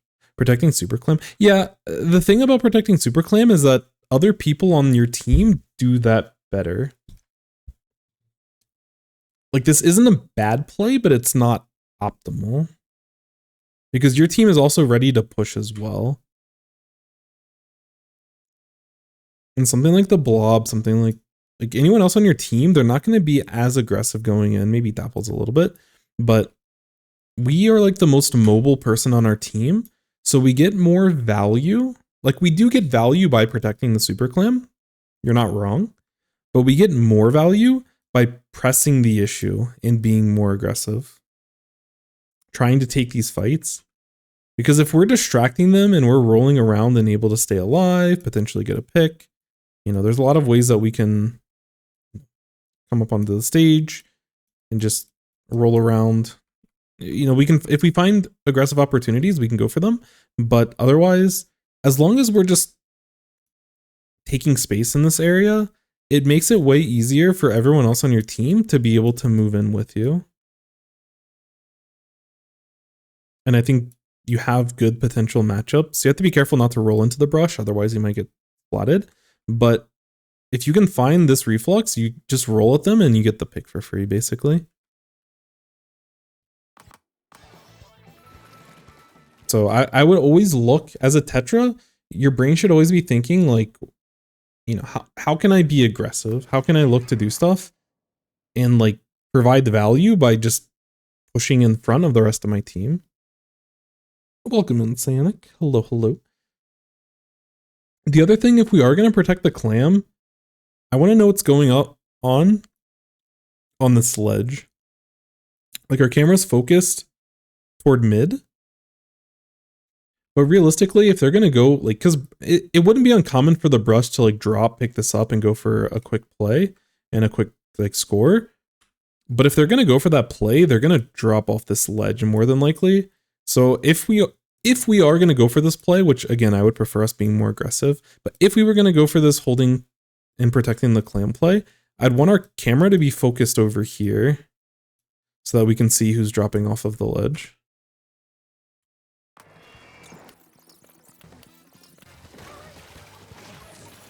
But your team's able to push, and this is good. If I'm you in this spot, I'm probably just moving forward with this. You know, we have Reef Slider available to us, and we can use it, but we end up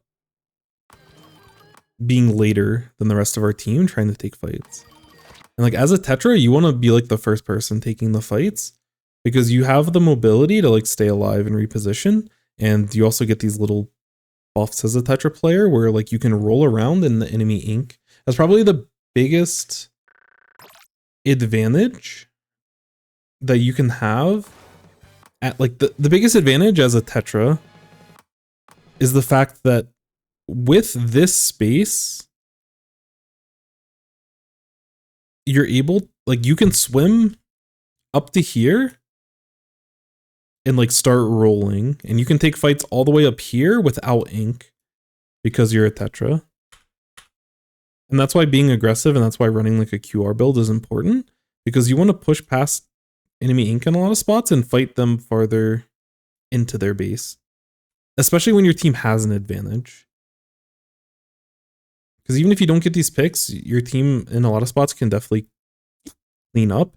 And for this objective, if you go over here and you get 4 rolls off and you just waste their time, it also allows your team long enough to score and score a couple of claims with it. Thank you. Because we play it slow, the Stamper is able to get into a range where we lose the matchup.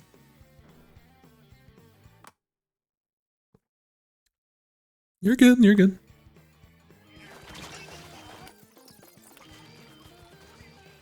Like, this overall push starts because of what you all are able to, like the picks you're able to get at the beginning. So definitely kudos for helping with those initial picks at the beginning. Otherwise, we're not in the lead right now.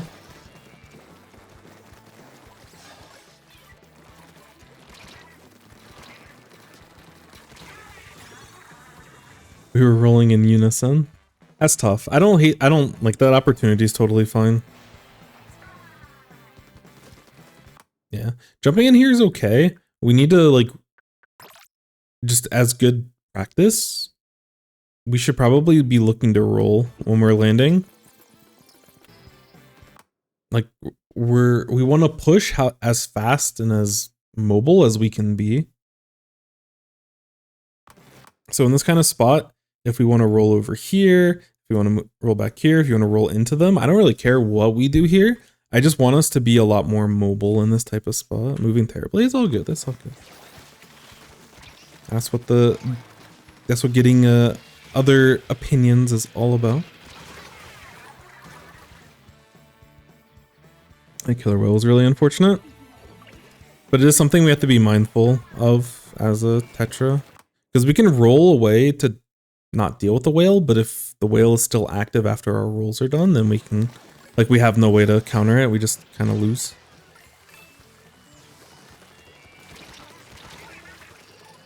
And I can definitely tell from the way that you're playing this that you're more focused on clams than focusing on like playing or like trying to get picks and trying to look for fights to take. And we don't want to do that. Like I was saying before in the Rainmaker review, I was telling the Hydra that they need to be mindful of map control and don't focus on objective and like getting picks on the objective all that much. And they're on like the other side of the spectrum, but you know, they can like hold space from a more defensive area. As a Tetra and as a frontliner, you want to, especially as Dark Tetra, you want to constantly be like looking for fights and positioning yourself in a way to have an advantage. And the more that you're wasting time by collecting clams, and you're also moving in a very predictable fashion by going for clams. Because like you painting this and like trying to move forward is like going to telegraph that that is what your intention is. And it also like wastes a bunch of yo Celeste, hello. Welcome in.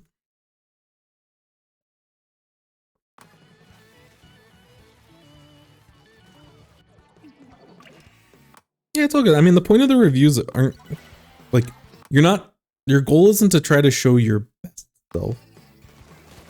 Your goal is to be able to watch games, review the games, and find things for you when you play next time to focus on and to measure and to be able to look back on and say, oh, I'm definitely, you know, I did this better. I approached things better. It doesn't matter where we're at now. It's more about, you know, where we're trying to go and making sure that we have things that we can work on and improve on so that we can continue to get better. Tears of the Kingdom still holding me hostage. Let's go. Reviews have been going well. Stream has been going well. Thank you so much.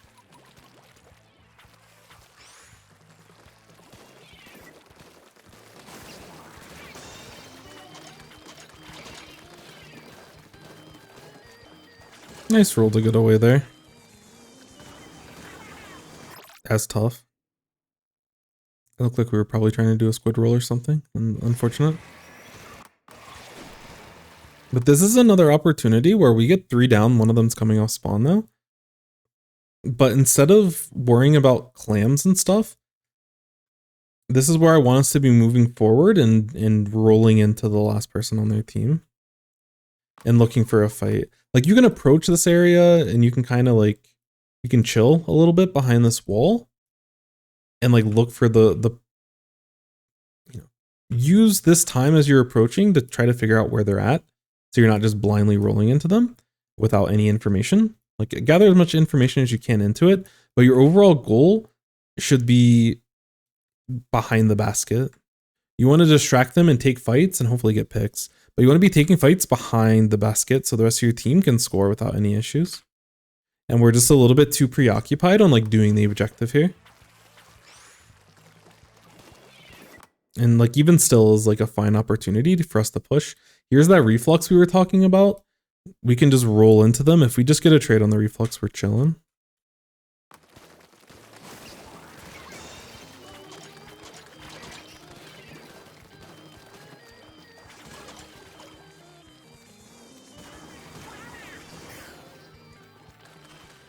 Before I wouldn't even play clams, now I do and lose every game. Yeah, it's important to know, like, again, there is a time and place. I don't want to say, hey, never do objective, because there's definitely times where it's important. But when there's an opportunity for you to take space forward, that almost always is going to take precedence and priority over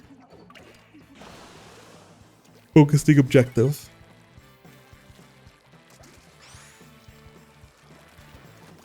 Because yeah, the time that you waste trying to collect clams and stuff is definitely gonna probably hinder your overall performance of what you're able to do and what role you need to accomplish as the Tetra.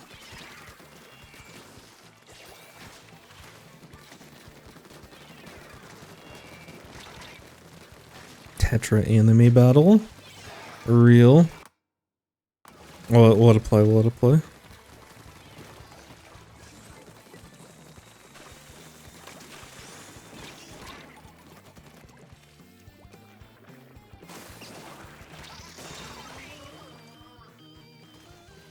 technically get the score, but this is probably doing more harm than good, but I do like us jumping in. It's okay for us not rolling there because there isn't any threats nearby. But yeah, in this kind of scenario where we want to be rolling into that brush. But before we get too far forward, I quickly want to go back to before we get that score in.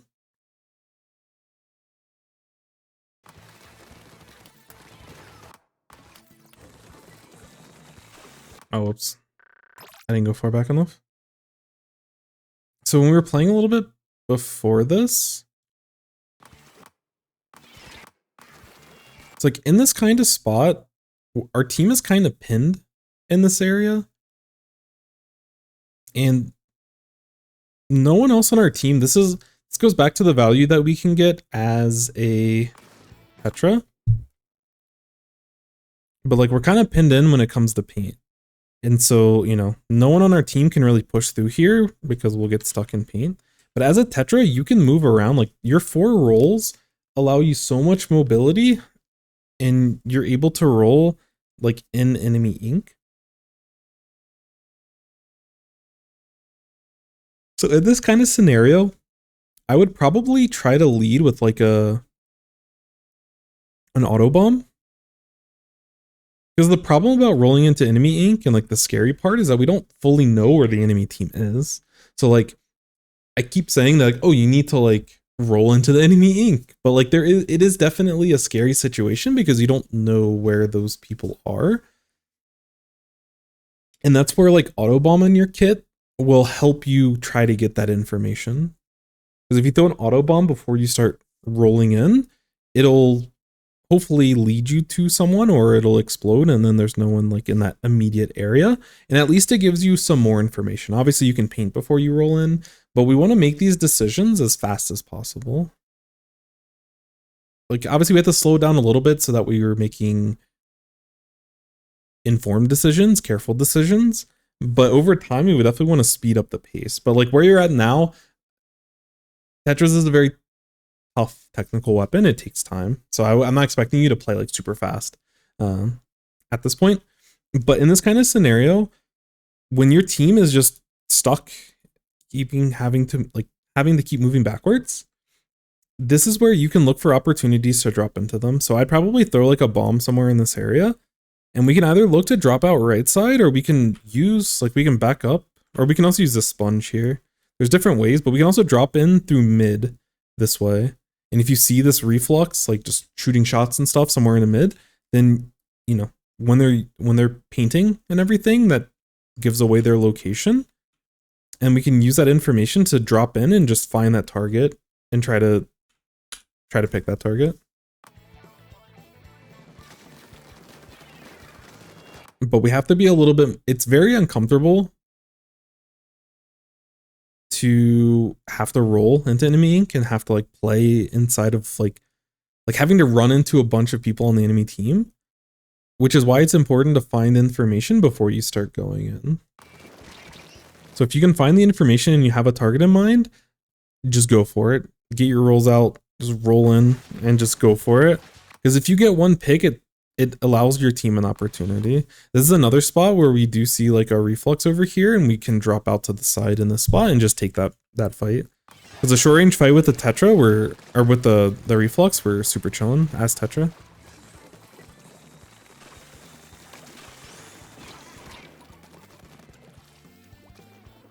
Because it feels like we're trying to take fights with our team, where as a Tetra, you kind of have to like you do want to take fights with your team because Tetra does have a relatively slow splatter time. Like its kill time is very low, or it takes a long time. It doesn't have a great kill time. It's higher than most, but you have a lot of mobility. So you don't want to fight with your teammates. Hold on, someone's okay.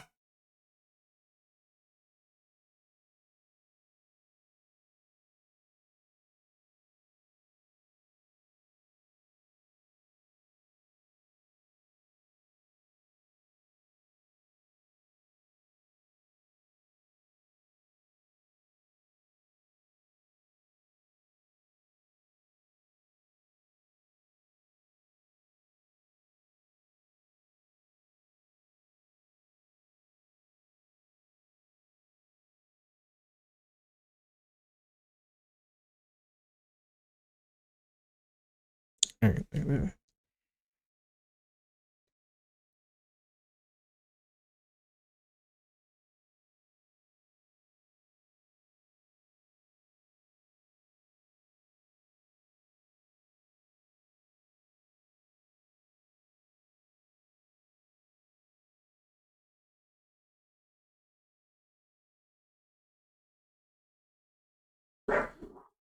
They're still gonna be a little excited. But yeah, as a Tetra in a lot of these spots, it's really important for us to create the opportunities. We don't want to play so far forward that our teammates can't help us because their chip damage and their ability to clean up our fights is very important to get value out of the Tetras. But we have to be confident to move forward when we can. Yeah, dogs are very excited. Very, very excited. I don't know if this is good advice or not. If you're playing against a missile weapon, if you track where when they're about to have missiles, you can shark in the way because most people back up to fire missiles. You can cancel missiles for big value. Yeah, that's as a Tetra, that's definitely a super opportunistic play.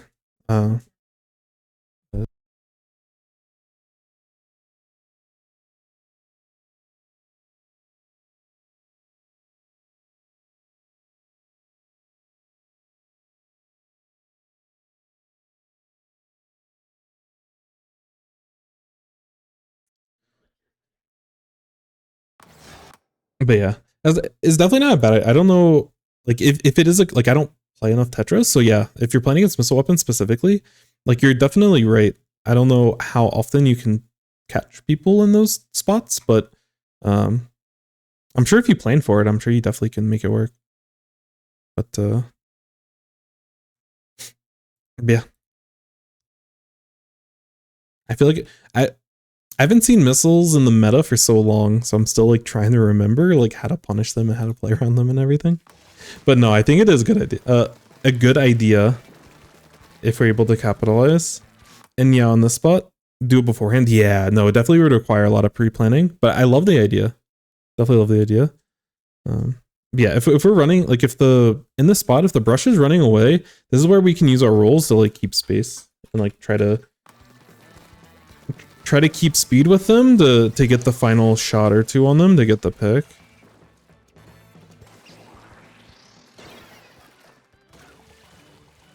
Alright, last person's on our side, so we probably need to go and help with that.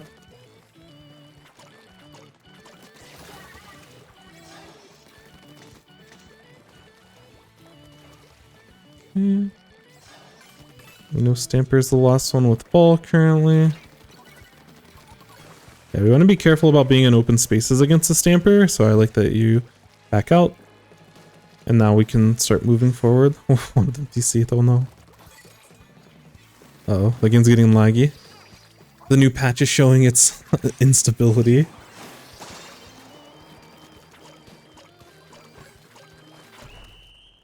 Nice. So yeah, a couple things with all of this. I would say the first thing as a Tetra player is that we really, really, really want to focus on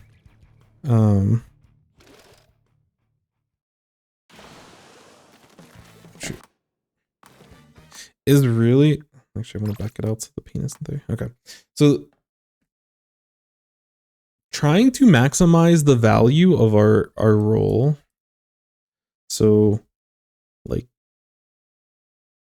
understanding what the role of a Tetra is and trying to get value. And so like as a Tetra, you are like hypermobile in the fact that you have 4 rolls and you're able to move around in a way that literally no other weapon is capable of doing. That is something that is like, it's unique to the dually class, but having 4 rolls and being able to play this kind of playstyle is something that's very unique to Tetras as a whole. So we want to make value out of that. And, you know, in that spot where you were protecting the clam while the rest of your team was able to push, this is valuable.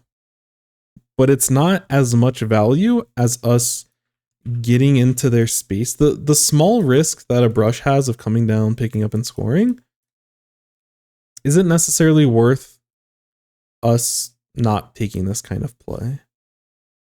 And if this happens, A, it's not that big of a deal. But B, someone else on your team should be the one that's keeping track of that. That isn't your role, because your team is expecting you to be doing more aggressive things in these kinds of scenarios instead of protecting the clam. If it's like overtime, for example, and you have a lead and you're just protecting the clam to end the game, then you can play that totally. Like, this type of play makes more sense because we don't need the push. But if we have the opportunity to push and like take a lead and get a lot of points, then we definitely want to be in the front lines to be able to do that. We can roll in enemy ink. So we're super mobile while we're rolling. Like, there's a window of time during our 4 rolls where like we don't care that we're in the enemy side of the base, and we don't care that our team hasn't painted in this area. We can take fights and still be very immobile, even while in the enemy ink, which again is something that is very unique to dualies, but is extra unique for Tetras because that timing window is a lot larger because you have the 4 rolls. So we really want to take advantage of that as much as possible. The other thing, again, I don't go with build, like I don't focus on builds too much, but using quick respawn is really good for dark Tetras at least. And the importance of running a ton of quick respawn is that it allows you to take risk more confidently. And your team is relying on you. Thank you for the Hydra. Your team is relying on you to take those risks. So it's really important, especially when you play like this very hyper specific role. I always talk about Tetras as a very one-dimensional weapon. Not to be like antagonizing or not to say, oh, it's an easy weapon. It is not an easy weapon. It's a very difficult weapon to play. Very, very difficult. Both mechanically, decision making. It's a hard weapon to play, but you do one thing very, very well. And that's fighting toward the enemy side of the base or in the enemy's control. And you have to balance that so that you're still in a spot where, if you're fighting away from your team, you either need to make sure you can stay alive, or you have to be very confident you're winning the fight based off of like matchups and stuff. The other thing is, having to take fights when the enemy team is like all in their ink in this area, and our team is stuck over here with no paint, and we have to start backing up. It's hard to find like the perfect opportunity to drop in on them, but we have to at least look for it. We have to at least go for it. If we feed and it doesn't work,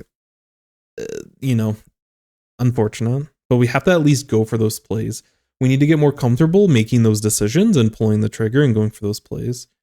If we were a little bit passive in this game, and if we consistently play too passive with Tetras, we lose a lot of the value of playing Tetras, basically. Another thing with the Dark Tetras, having considered all of the talking about fighting in the enemy side of the base, is auto bombs.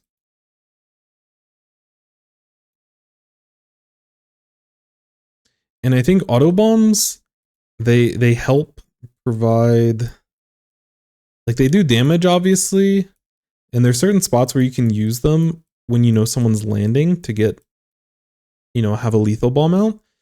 But the biggest thing, and the reason why I actually think like they're really, really nice on this kit, is that they provide you information.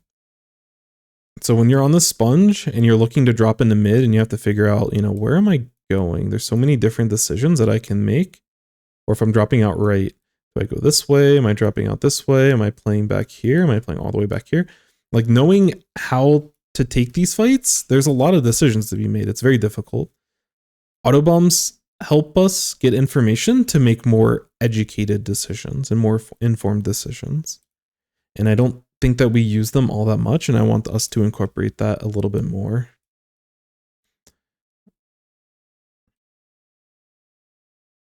And then the last thing I'll say for Clan Blitz, and honestly for most modes, is that we want to commit ourselves to be more aggro, more fighting, more kind of leading the charge for our team than having to worry about objective. There's certain spots where your team's in a very nice spot, or like, you know, if you're there's definitely opportunities in every mode where like you can get a ton of value being on the objective or playing the objective, but this is definitely, you know, especially in Clan Blitz, in spots where we have some clams to score after our teammate scores this initial clam, instead of us, like as a Tetra player, I don't want us hovering around this area ready to score. I want us to be moving forward, taking fights, looking for picks, so that everyone else on our team who doesn't have the same unique role that we have as a Tetra player, they can sit over here, they can get their scores, they can paint, they can throw bombs. So that's kind of the big thing. When you went more aggressive, I think you had some nice opportunities. And there was a couple of spots, you know, like you understand the objective, and like keeping the objective in mind while you're doing your job is definitely super important, but you just don't want it to consume you. And you don't want that to be the sole focus that you're focusing on. Because I know that when I have started learning Rapid Blaster, I've fallen into that trap a ton. Where like I'm very good at objective, but if I overly focus on it, I get myself into very dangerous situations. Don't play at 12 a.m. Sleep like a normal human being. Sleep is definitely important. But, you know, stats totally make sense. I'd probably like to see more deaths from you and being able to play more aggressive. And like the more deaths and the more opportunities and the more risk you take, naturally you'll get more splats with it. But yeah. Good stuff.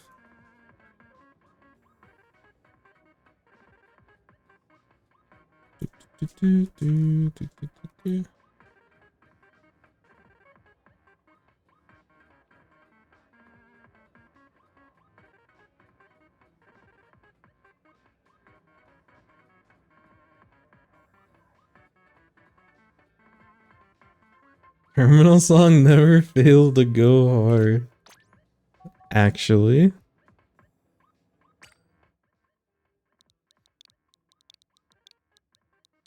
Also, I didn't really think about it, but they said that they're gonna have a patch to update for like latency and stuff, because like the game's been really laggy. Is that gonna mess up the replays? Like when they make those minor patches, does it actually mess up replays?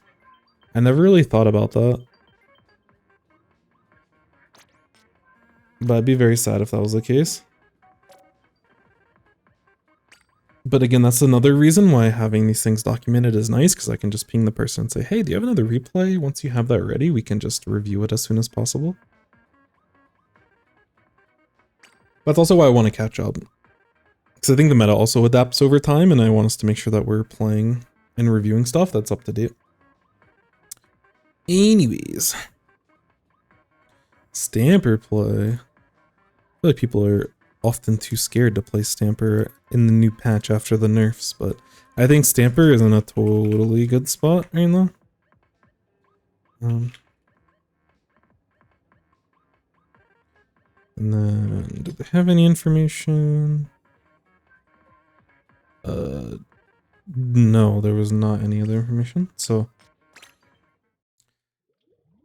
we can play a fun game where we get to guess the rank, because we don't have any other additional information.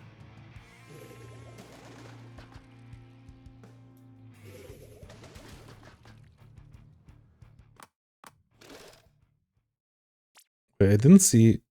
Shoot. I didn't see if it was open or not. I think it's open. I don't know why. Gotta check the replay, but it will. Is this, oh, no, it's series. I lied. It was series. Okay. We're just gonna say series. And we have to guess. We have to guess.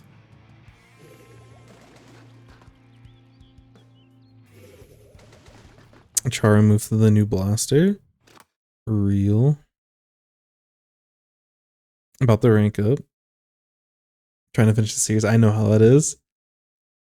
Getting in those extra games before time to sleep. The mentality is the biggest thing that holds you back as a player. I getcha. It's tough. I definitely notice when I'm playing Splash, like sometimes I get very risk adverse and sometimes I'm just very like motivated. But yeah, that mentality drastically changes what's the type of player that you get out of yourself.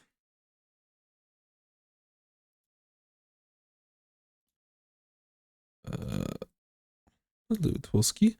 I think they will from the way it reads. It looks like it's fixing an overall game pacing issue, not just lag. Gotcha. Okay. Well, we'll see how it goes, but hopefully not. I don't know when that stuff comes out either, so hopefully we can keep pushing through these. We might have a second stream a little bit later tonight. We'll see. I have to do some team stuff and I have to make dinner, so we might have to take a little bit of a break, but we might get more reviews done. We shall see. Anyways, so yeah, we're looking at tower control on this. Stamper is a little bit weird in tower control. It's not bad. I think it's totally fine, but sometimes there can be some awkward spots in it. The rest of our team's pretty solid though. We have a blaster to deal with the tower directly. We have nice specials to clear them off tower and just get general map control. We have a relatively low range comp, but Stamper is really nice to fill that more mid-rangey role. So I think we have a pretty well-rounded comp. Honestly, we have paint, we have different varying ranges. We're kind of chilling. Enemy team has Zinc, has VDS, Blaster Blob. So I'm not sure how good VDS is on a map like this. I feel like I wouldn't love it, but there are some open lanes for us to potentially get value. Like there are spots where we can do stuff, but I don't know how great it is overall. Blaster seems like it'd be very solid here. Blob is annoying in a lot of spots because it just holds areas. Like if it can get high ground, then just kind of blob areas and control like ramp and control different areas that the enemy team has to push through, then it can get some pretty effortless picks. Bubble's pretty good on tower. I think Mini has decent range. But I think as Stamper, we effectively outrange everything, which is really important to know when we go into this game. So we'll see how we play this, but I definitely think that we can play the longer range battle quite often.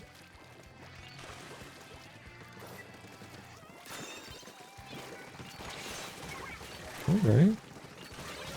I respect that confidence. Holy.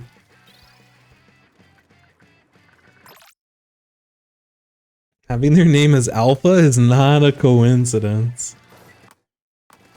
I'd be a little bit careful about getting on objective at the beginning, but I like that we get Alpha immediately. This is a little bit of a laggy, but I'm guessing we just dropped off here and then we bomb and roll. But I love the confidence here and like potentially catching the enemy off guard. It's unfortunate they kind of dropped behind us at this point. There wasn't a ton that we could do, but I love I will always say, you know, anyone that always like shows themselves as being overly aggressive, I'm always a big fan of. We can work on reducing it, but building the confidence to make those kinds of plays is not easy. Oh no, there's another Alpha. The Alpha Pingu. Stamper has a little bit more range than Jet. Wait, really? I would not have expected that, but it doesn't surprise me.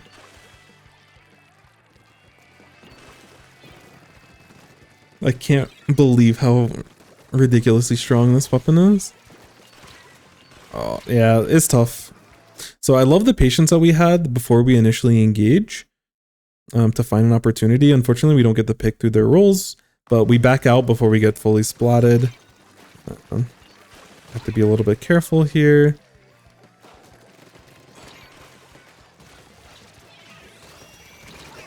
Yeah. So in this type of scenario, hello, Sage. Oh, welcome in. Glad to see you back. It's like this pick is good. Right now it's a 4v2. We know one of them is down here, and we don't really know where the blaster is. But based off of the paint that we have on their ramp, and we know that they're not on their stage behind us, there's a good chance they're either somewhere in here, maybe they got behind us, or like maybe they're fighting in left potentially and we just like missed them or something. But there's a good chance that they're somewhere behind us. In this kind of spot, this is where, you know, we have an advantage. This is where we want to look to have high ground and play at our ranges. So we definitely don't need to be on tower when our teammates are already on tower. If we're going to play on this little area that we were at before, I want to be in this spot to like check cameras over here, check camera under here, and just make sure that we have vision on where people are at.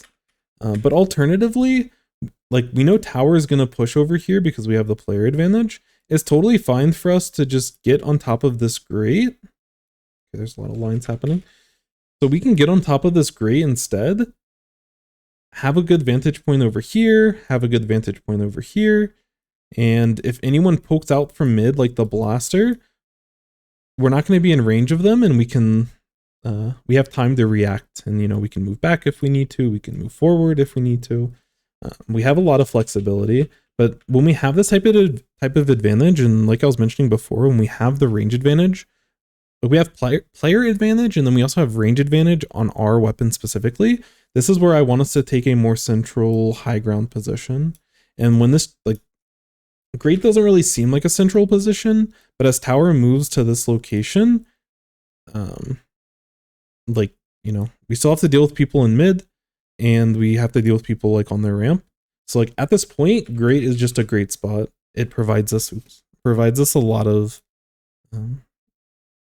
flexibility and just keeps us safe in a lot of these spots.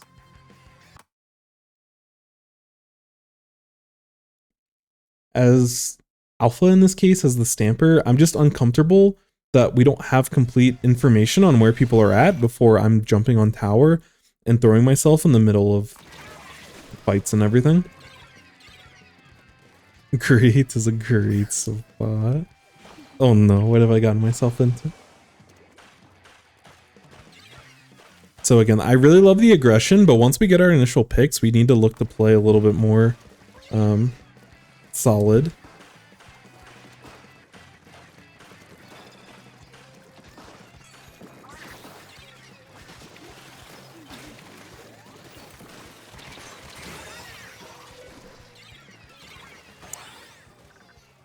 Nice sweep. Again, I love the aggression. Couple things. Yeah, one, in this spot, I like that we keep backing up. We can't really fully swing and commit onto this blaster over here as much as we'd like to, because we have to deal with this many potentially hitting us and like the other people on their team dropping on us. So I like the discipline in this area to chill on this first, like not to take that fight. One thing I will say though is I don't love us. Excuse me. I don't love us taking Zipcaster onto this wall and then jumping up. Because when we Zipcaster right in front of them, this person, if they have like a charge ready, we're very vulnerable in this spot. Blaster potentially can move forward and hit us. Blob is just naturally going to be throwing stuff in different places, so I would much rather us be a lot more... I'd rather us come in from more of a side angle. And I don't know the exact range in this spot as a Zipcaster, so I don't know. But, you know, even if we had to Zipcaster like to here maybe, and then we Zipcaster you know, over here on this like back wall. And then we go in, you know, we could potentially zipcaster up to here, and at least we're out of their vantage point. And then we can, you know, I want us to take a slightly less direct approach when we're using zipcaster in this spot than what we end up doing here. Like we do get the pick, which is nice, and like we're able to like we're very fast and smooth with our moves, whether we get the picks or not. And I think that's really important. But I think we can take a little bit less of a direct approach just because they have a lot of weapons that can potentially deal with you if we take the fight too close. But overall, nice idea, solid execution. We got a pick, we're chilling.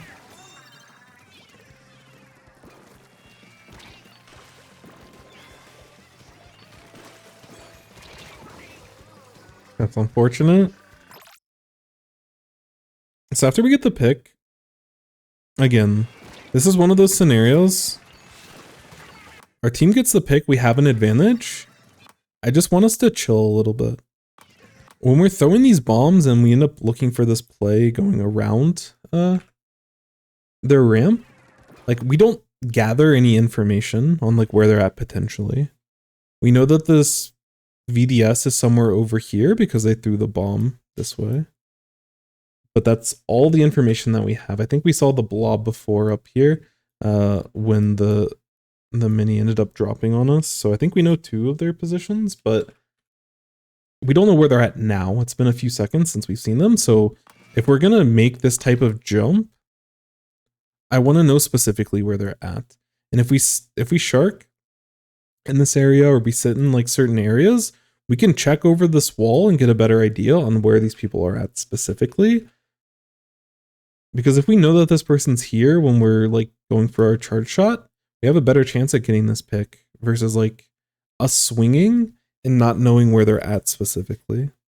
The one thing I will mention, because this is a replay and there's camera smoothing and stuff, you may have potentially looked for some vision in the spot, but based off of your positioning, I don't think that there's a great way of you getting it. And I think you got caught off guard by this person, so.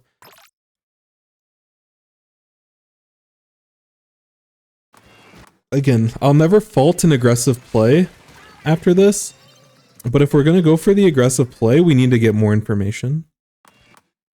And we just do not have enough information to leave our feet and fully commit to this jump in this spot. The other thing I will mention in terms of like positioning that I was saying before, where we have an advantage, and once we have an advantage, we're kind of chilling. We still need to get this checkpoint. So after we get the first pick, we can position ourselves like up here potentially and get like, you can just paint this ramp and prevent anyone from pushing forward. Or you can get like paint over here or paint over here. There's a lot of spots in mid that you can sit, you know, this area, potentially this area. As we move forward, we can sit at the very edge at the top of this ramp and look this way or look this way. But we can also, like, we can go for the aggressive play and look for like the close range one shot, or as the stamper, we can play a little bit farther back and take it a little bit slower because we have to wait for this first checkpoint anyways. If there was a good opportunity, I'm okay with the close range fight, but because we didn't get any information, we don't know that there's an opportunity on the other side.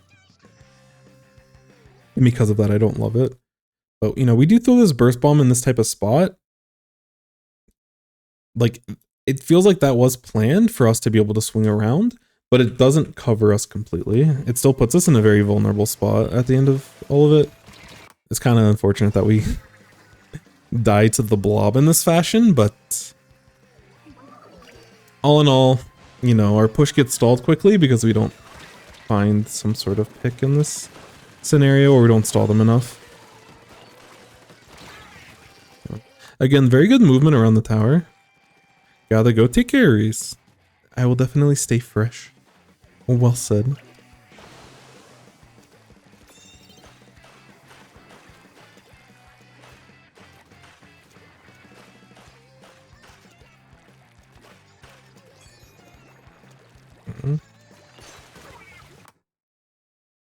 This is very fortunate. I don't know if we wanted to waste as much time painting the ramp as we did, but yeah,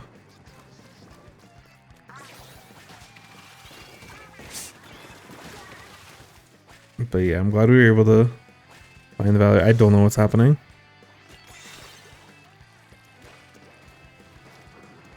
We turned into troll gameplay. Okay.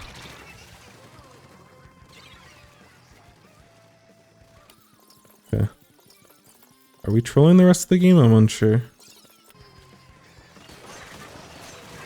Nice. Oof. Unfortunate. Almost the pop-off play. I mean, the triple's definitely a pop-off, but almost the full Twitter.com clip.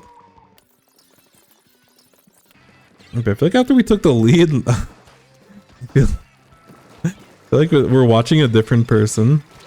That's significantly more trolly.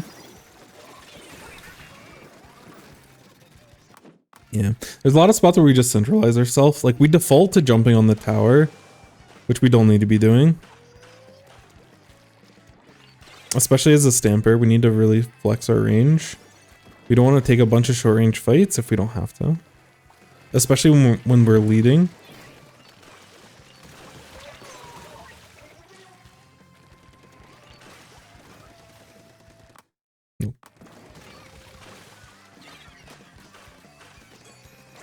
Like, I like us playing our range here.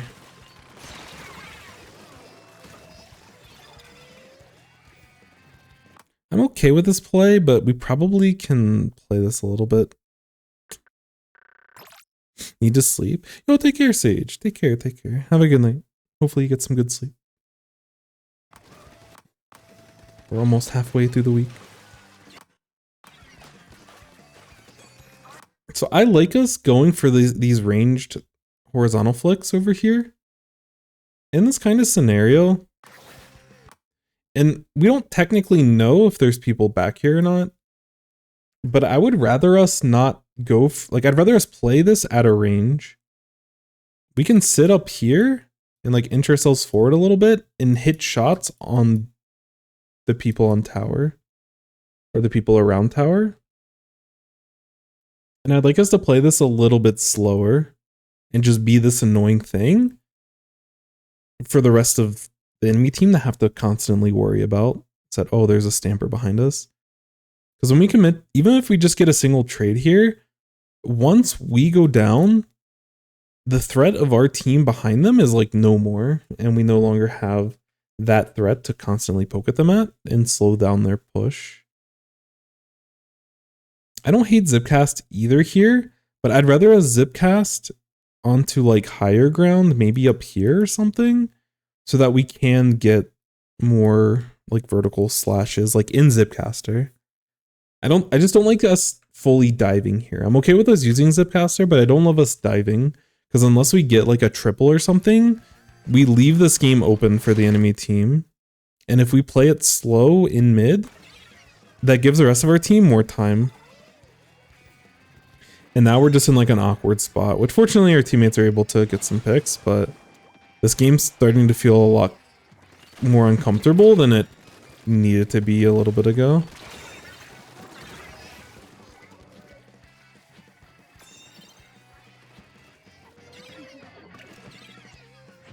We should be able to hopefully get stopped.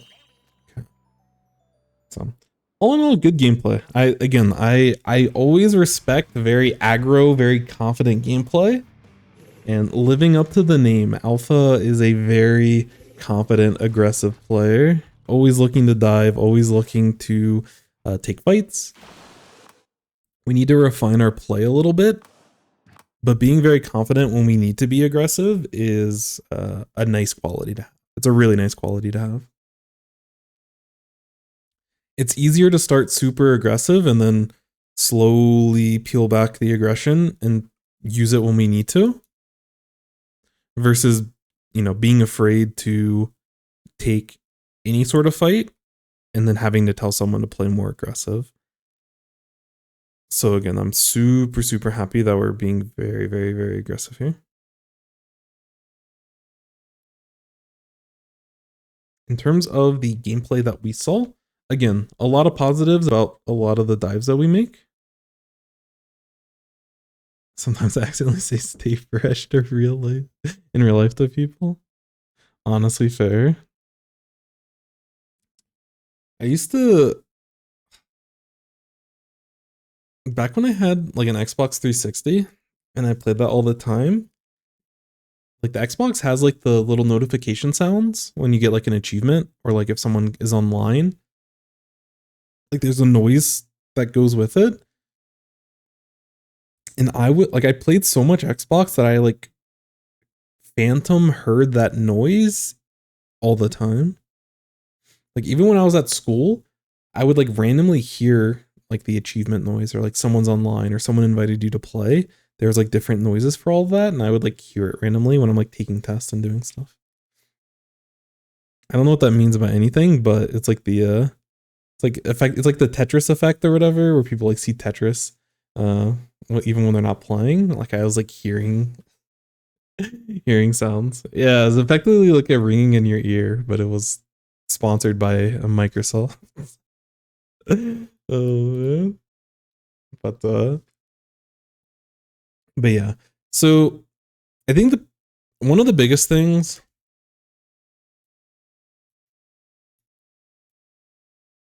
I'm gonna say, and then MU is matchups. I want us to be more considerate of our weapon matchups.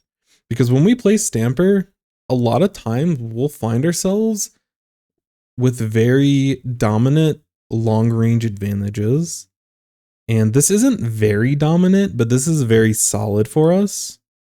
Or we can take long range fights with anyone on their team very confidently. And when we have this advantage over the rest of the enemy team, we want to leverage this as much as possible.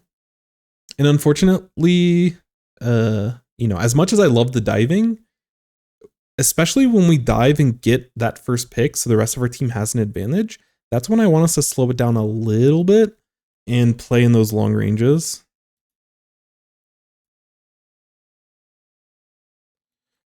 Leverage, long range, after initial aggression. Because again, I don't want to tell someone to stop being aggressive. Because the aggression is really, really, really sick. I really love it in a lot of these spots.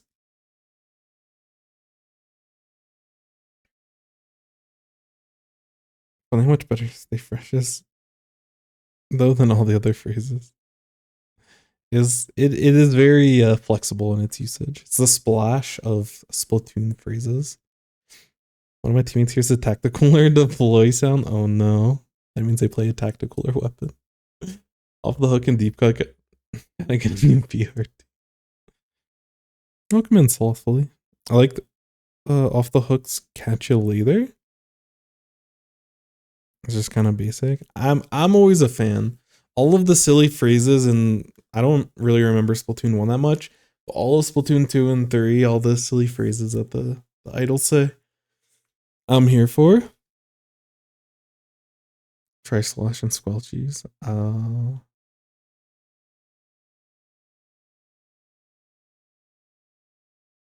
But yeah, be more considerate of our weapon matchups and understand how we can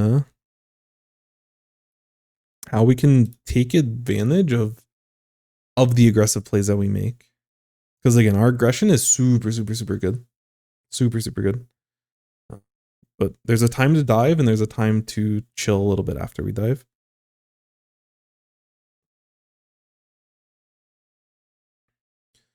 Don't default to tower after getting a pick. Like sometimes we're diving on tower and just being on tower is naturally a consequence, and that's totally fine. But sometimes we'll get picks around the tower and then we initially we choose to reposition to the tower specifically without thinking about it. And I can feel the autopilot. There's certain times where it's okay for you to be on tower, but there's also times for you to push more forward. You can reposition to higher ground. And I just want us to be more thoughtful about what we're doing after that. Yo, Lakrai. Hopefully I pronounced that correctly. Thank you so much for the follow. Appreciate you, appreciate you. Hopefully you're having a nice morning, evening, day, whatever it's considered. Squid Sister's still my favorite. The credit song of the story mode made me cry. Wave goodbye. Oh, the first game? It's been so long since I've heard that.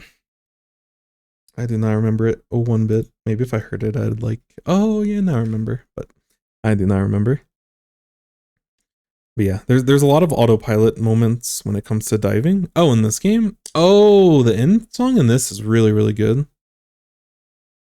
I don't remember what it goes like, but I remember really enjoying it. I have to listen to it after stream. I think that's mainly it. I guess the last thing is collect info before diving. And again, there might be spots that are super dire where you're unable to get all of the info before you dive because there's not enough of a time window for you to get that information. But otherwise, I want us to, you know, when we're, or actually I was on the other side, sorry. So we get the initial pick. So this person drops and we get this initial pick. And we know that there's at least a blob, if not another person over here. And like we throw a bomb over top to like prevent them from moving back, which is like fine. But as we start approaching this, and as we look to swing around, we can use, because it's a third person game, we can use our camera to see if there's anyone on this wall before fully committing and fully jumping. And I just don't like that we jump, hold forward, drop off the ledge, and commit before we end up knowing where this person is. And like we keep moving, which is good, but we end up like getting splatted.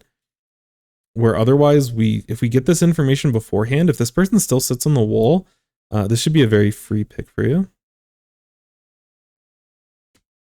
But again, overall with this gameplay, I love the aggression. I love the diving. We just need to find opportunities. Once we get the first dive, we don't need to keep being as fast and as divey as we are. But doing it for the initial picks is like, I cannot commend that enough. We love to see it. Divey weapons diving is very important. And yeah, 11 deaths is quite a lot. It's not bad. But like if we collect more information before we go into fights, our splats will go up just slightly and our deaths will go down just slightly. And I'd rather us be like 13 or 15 and like 8 versus 11 and 11. And 11 and 11 here is because we're not playing discipline after we get the first pick.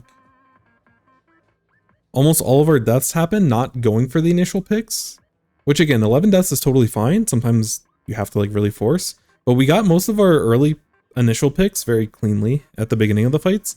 It's us not playing to our strengths after we have an advantage that is causing us to feed and causing us issues.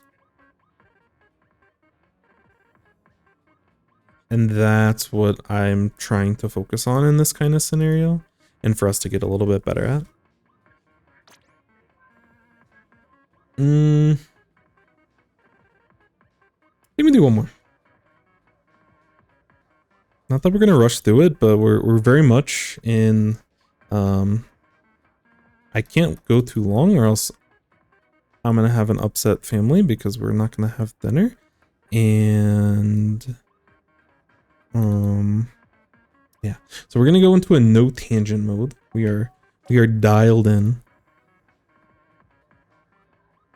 and specifically dialed in to watch James. Ooh, James to be specific.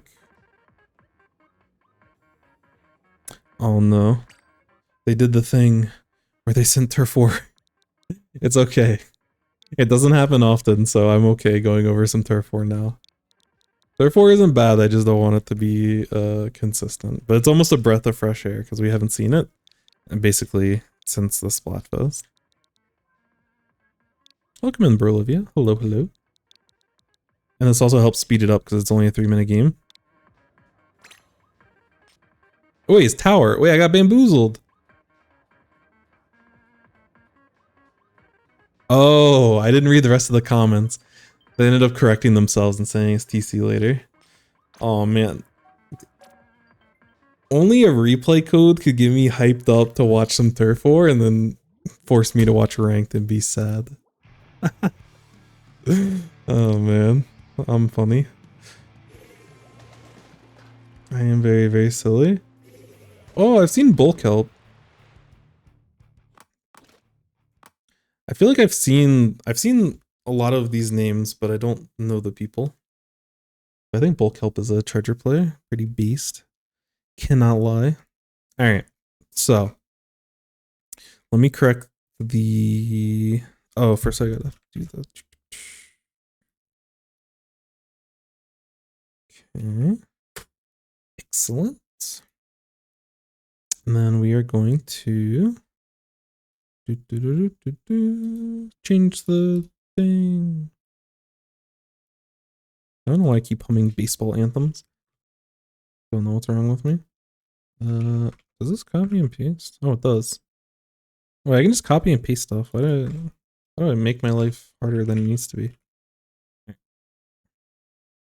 Although I don't know if this is gonna translate into the YouTube title, so it might just be ooh James for that. And then this was ranked TC. I'm gonna be honest, I keep forgetting to check which, I think it's series. It could be open though. No, there was multiple people at the same tag. It had to be open. Yeah, I was about to say it had to be open. Just wanted to be sure. Just wanted to be sure. I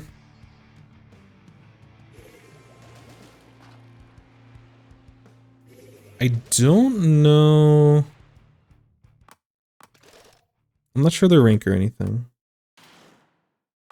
But I'm gonna guess they're probably... I have no idea. I refuse to guess.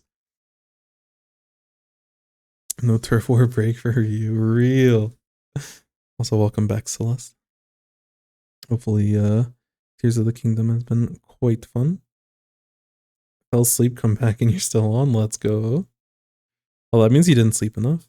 You have a family? I don't have I don't have kids. Just a wife and some pups. But nah, we're in our 20s. We're not 17.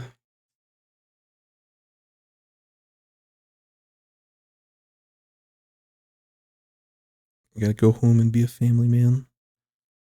Just like Guile said. Whenever you say you go... Yeah, I say that and I immediately go into a tangent. You're so true for that. Gonna send a tricolor match? Oh no. High level advice about how to get single. I need someone else to review that for me. I need to listen to someone else talk about tricolor stats so I learn. I just see people holding forward and feeding and it works. Yellow has slightly more range than blue, but blue has more paint than yellow. Wait, what are we talking about?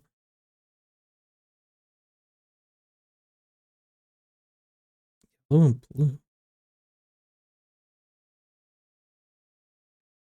I'm not sure.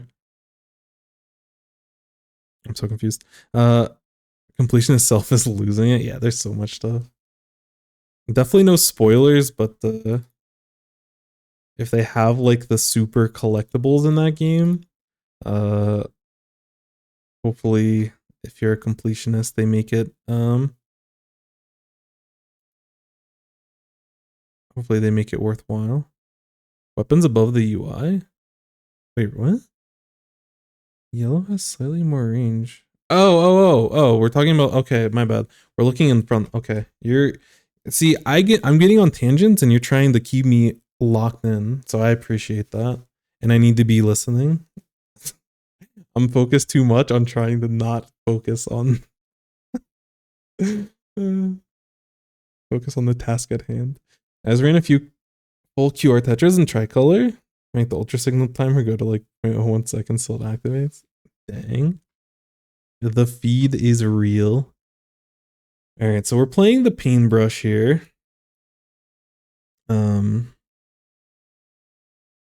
Yeah, there's interesting comps on both sides, but yeah, I think your assessment's pretty good. We have Charger, which is nice. Wiper's nice against short-range shooters, which they don't really have, but we should be able to position ourselves pretty well against both of these. Yeah, I think Wiper's actually in a pretty good spot. Even without a sub here, I think it can kind of hold its own. It might struggle a little bit against the S-Blaster. We'll have to see. S-Blaster is good on both teams on shooting past ledges, shooting over ledges. Same thing with Painbrush. Like Painbrush is definitely... I don't know if you can just like spam it over this ledge and just like get free kills like it's a tri-slash or something, but you can definitely control a lot of ledges on this map. So both teams have that type of utility. Oh, for Ultra Signal? Oh, well, hey, it worked out. But I did not know that. I knew nothing about that. None of the Splatfest or none of the Turf War stuff or Tricolor. I'm out of the loop. But yeah, in this spot, you know, Inkjet is going to be a bit of a pain in certain spots, but Charger can get situated in nice spots around mid, and Tri-Strike is also going to be nice. Missiles are also really nice here. So overall, I think we're generally a little bit slower and more control. The enemy team is a little bit faster, but they're not super fast. I think they have more of the element of surprise when it comes to their specials. But you know, they do have a crab and everything, so they definitely can. They'll have opportunities to push. But as the brush, I'd like to see us, Painbrush specifically, work around ledges as much as we can. But I'm not sure what that fully looks like on Painbrush on this map. In my opinion, this map is definitely S tier. It's a good map. I'm not good at it enough to give it an S tier, but that's very biased on my part. It's an okay map. I'm not fond of playing TC on it. I'm not super fond on zones, but I'll play zones wherever. I don't really care. I just love the mode. Clams I think is good and Rainmaker is fine. So it's middle of the road, but I think it's pretty good. I'm pretty, like, I'm more accepting of the maps in this game overall than most people are. I think Scorch is one of the better maps in this game. And I love Scorch zones, and I know no one else thinks that, but I have a weird taste in maps. But this map is definitely is definitely good, but I don't love it. I also think that this game has like a weird, which I think that's part of what we're trying to solve in the meta currently, but there aren't a lot of really good things that deal with ledges, and it makes this map very awkward in spots. This map's only this high because most other maps in this game are pretty garbage. Fair. Honestly, fair. I think that's a valid response. We jump out in the open at the beginning to find their first opportunity. Did we get the jump on them? I was getting distracted. Yeah, so we see them.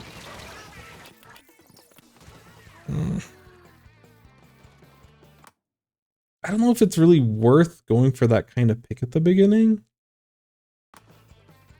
But like, we drop in an awkward spot, but I don't know if... I don't know. I'm unsure. I think this flank is super cute. I love this. Good stuff, good stuff, good stuff. Yeah, we don't go for the... We don't go for the special afterwards. This pick is incredible. I would have got caught by this 10 out of 10 times. This is great. At this point, we cannot sit out in the open and like swing at this thing. There's a competitive game of Splatoon happening. And we want to make sure that we don't miss out on it. So like just let the, like, no one else in your team is like threatened by this and you know it's here. So just play around it. We don't need to like get rid of it. It's not super problematic. All of this enemy pain over here and us not fully know what's happening in the bunker above us is problematic. But we have a 4v2. So like the biggest thing is that I just want us to have like be in a safe spot so we can start collecting information to make sure that we can push after we have this 2-person advantage right now. And just like, this feels like very autopilot. Like, oh, I just want to break this thing because I got a splat on the tower and I can break it. But it doesn't really have, it doesn't add a lot of value other than literally being a giant meat shield to distract someone. So be careful about going for this. This is like a bait in a lot of spots. Like they didn't initially intend for it to be a bait, but it's bait to try to break things that you don't need to go for. And then you end up going down here, which your team still should have an advantage. I still think it's fine for you to jump to your team, which I like that you do. And you're running a stealth jump, so all is well. But yeah, again, once we start getting these picks, I want us to be playing around ledges more. I would rather our charger get on tower and then we either paint over here and look at this ledge and look at this ledge over here, or we move up to here and we get control of this. I don't really care which one we do. On average, it's probably better for us to be over here because we can like get paint behind. But like either one's totally fine. When the enemy team respawns in, they're gonna push this way. So yeah, I actually really like that your blaster is going left. I'd rather you take this bunker. I think this works out better for your team as a whole.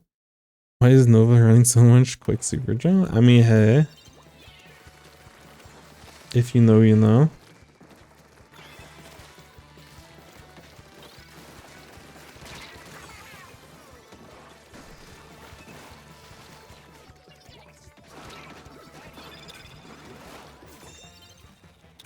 Yeah, and again, in this spot, someone else at some point can take this tower.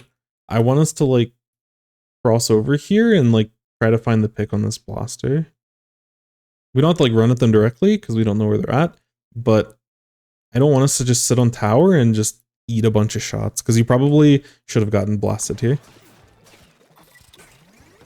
And again, in this spot, instead of you being on tower, you could also be checking this area. You know, you can be helping over here. We're really just letting our teammates play the game in this spot, and I'm uncomfortable. Yeah, and like now tower's in range, and we get to get these 2 splats, but we can also just get into position and get these anyways. We don't need to be the one on the tower. I don't want to sacrifice the value that we just got here by having to be on the tower.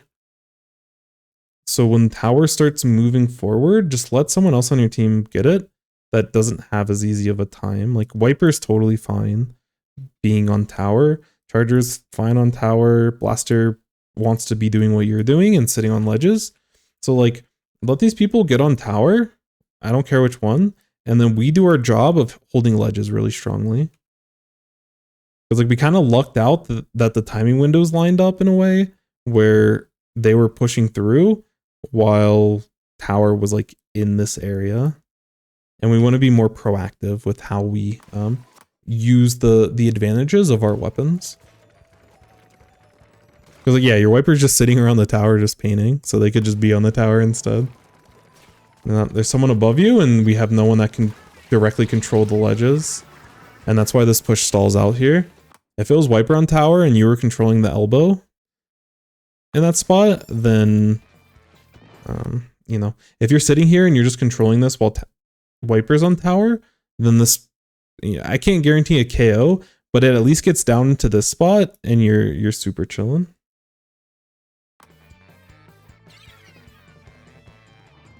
But that's like a very common mistake that happens when people are like getting into comp. As it's like, oh, like, you know, I'll just get on tower. It's okay. Like, I'm fine. It's like, you're basically saying like you as a person is fine to be on tower. Like you as the player are confident that you can get on the tower.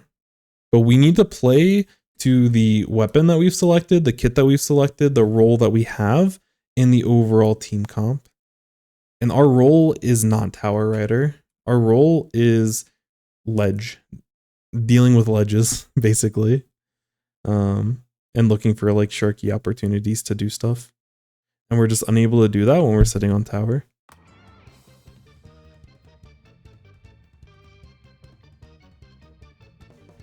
Overall though, really nice push, but the reason why it stalls out there is because we don't have someone dealing with ledges, or Wiper's trying to do your job, but it can't do your job because it can't go over the ledges like that very well. It can be underneath ledges like this. Like if people are on higher ground, Wiper is actually good sitting in this kind of spot and like peeking over this ledge and getting shots. But it's not good at being on a ledge, like over a ledge where the people are like underneath, like either lower or on the same level as you. But like buckets and paintbrush and stuff are super solid in this type of environment. Nice pick. Oh, nice. Yeah, it's a bad spot. Yeah, it's tough. When they inkjet there, yeah, there's not much you can do. You could potentially try to just like back off through, you know, go left and drop off completely. You could look to jump out. It's tough. I probably wouldn't just jump out.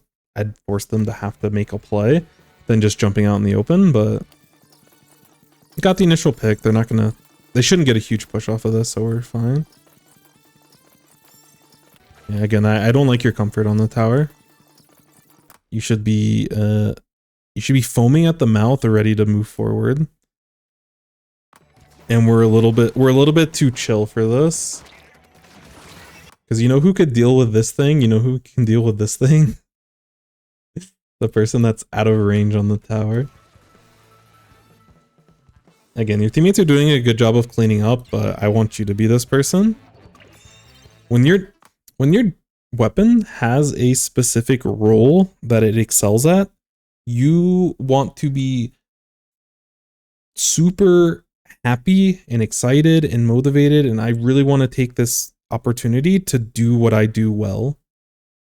And like some of that goes back to confidence, some of it's knowledge. You have to know what spots your weapon is good at, but the other part of it is like confidence and taking the initiative.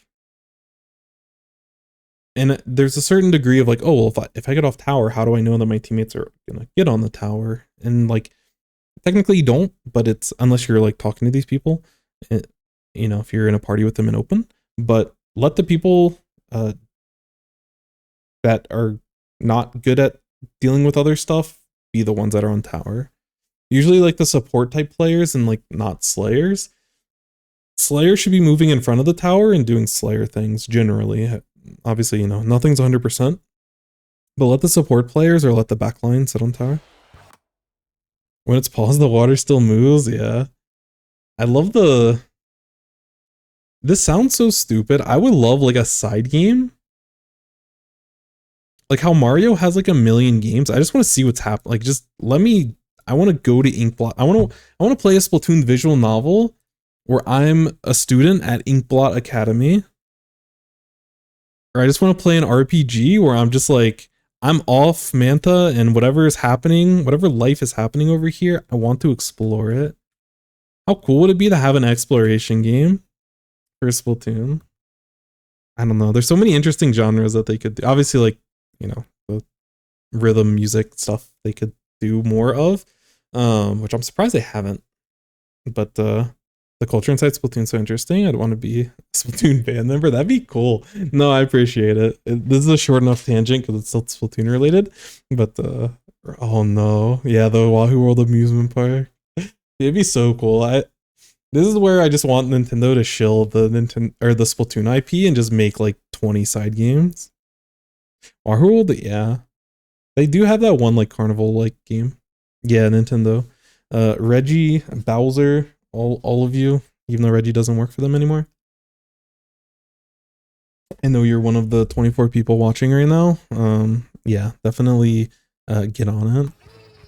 I want to give you a lot of money. It'd be so cool though. But yeah. I want us to deal with this. I want us to go for this. Again, I don't really care what we do, but I don't like us where we have too much power and we have too much influence on this game in order to just sit where we're at. Table Turf RPG standalone game. Oh my god. Yeah, if they did more with the card game, I would be so happy. I just want matchmaking, just proper matchmaking in ranks with the card game. But I've played enough of like the indie, because like they had like all those like Slay the Spire type games, and I adore that kind of like, and like the dicey dungeons and stuff. Like I really adore if they did more with that. Oh, you're saying I'm sorry, I'm thinking a Table Turf is the card game, but you're just saying a Table Turf RPG, which I'd be down for as well. I've never played like an IRL like Table Turf RPG. I've always thought those are super interesting. But yeah, some sort of like exploration storytelling. I want to get entrenched in the Splatoon lore, and this game doesn't give it to me. But it does a lot of things well. It can't do everything. But no, I'm 100% with you. I don't know why I went to the card game. I just want to play ranked on the card game so bad, and we're so close to it. Yeah, and we just take a bunch of chip because we're sitting on tower. Golf story? Oh yeah, no, I'm totally down. Yeah, the old Mario sports games on like the GBA and stuff. Or I think most of them were on the normal like Game Boy Color, but there was GBA versions. But no, I'd be totally down. Yeah, and again, in this spot, instead of staying on tower, this is another opportunity for you to like spawn camp the enemy team. And all you need to do is cross over. Just jump from tower up here onto their elbow. And then you're at height advantage and everyone's underneath you and you get to do paintbrush things and be very powerful. And like these are the opportunities in the initiative that you need to take. Most tower control maps have these like crossing opportunities. There was one a little bit farther back on this map over on the left side that we didn't take. But I'm very, like, you're a very talented player, and we're limiting our ability to do stuff as a slayer by just sitting on tower. And like our teammates are playing really well also, but we can end the game here, even if no one gets tower for 5 seconds, which they should get it within a couple seconds. But even if there was like 5 or 10 seconds of no one getting tower, we can just chill up here and we just hold control for a really long time. That should not have been a pick. It was close, you know? But yeah, that was we were fortunate to stay alive as long as we did. Yeah, like this blaster would not be able to do anything on tower currently, because we died of the blaster because no one got into that position to deal with that person. We had the opportunity, we just decided not to take it because we thought tower is more important. Yeah, we're gonna end up wiping and probably give up mid, but it's okay. Oh my. Oh my.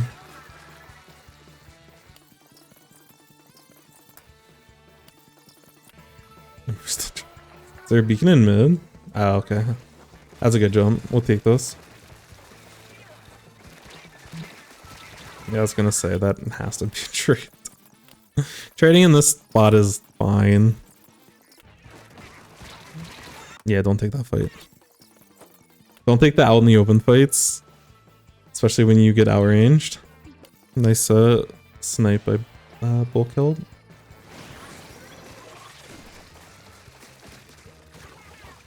Yeah, that's what we want to be doing. We want to be on top of on high ground, like safely just getting a bunch of chip on them.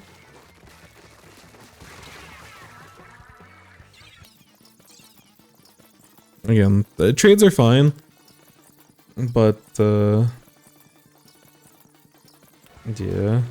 I think your team's confidently in control at the end here. Yeah, y'all are chilling. Don't get on the tower. Like in this spot, just like sit here. You can watch these ledges. You can watch people crossing. You don't need to move the tower.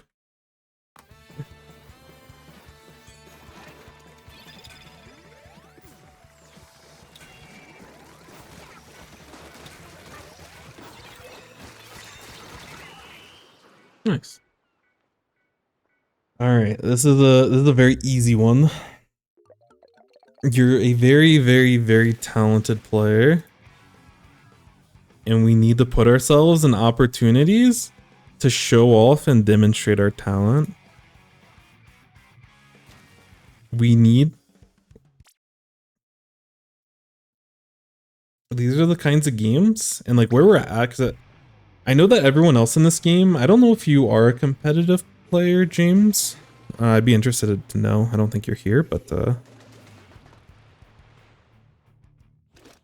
yeah, I don't know if you're a competitive player. If so, you're probably in like the earlier stages of it. And like mechanically, like you're a very good player.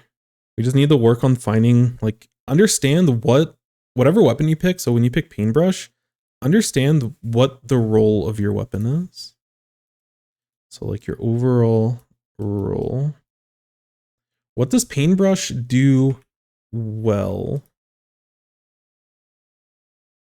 You know, it does a lot of chip, does a lot of AoE. It has like the sloshing effect where it can go like over ledges really well.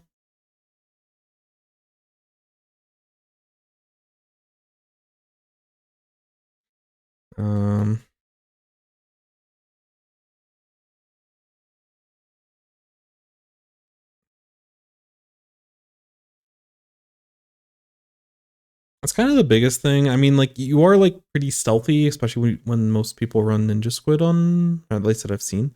I've run Ninja Squid on the weapon, but we really need to find ourselves in positions where we can play with ledges.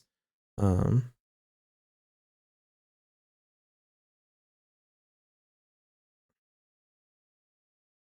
the biggest thing is that we want to be able to slay. Paintbrush outranges a lot of shooters. That's true, but in this game, we do not outrange this thing. We do not, I don't think, outrange this thing, but it's probably close. This thing has mobility, so it shouldn't get caught. Ninja Squid? Oh, I don't, people run, I've seen a lot of LDE with Ninja Squid. I'm not really sure. I don't think the build is like guaranteed or anything, but literally maybe one person chose Ninja Squid and everyone's just kind of rolled with it. It makes sense, but yeah, definitely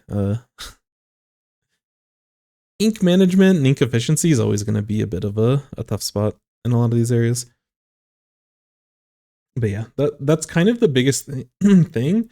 So like we understand our role, know what it is, and then we have to like put ourselves in the role or in positions to complete the role.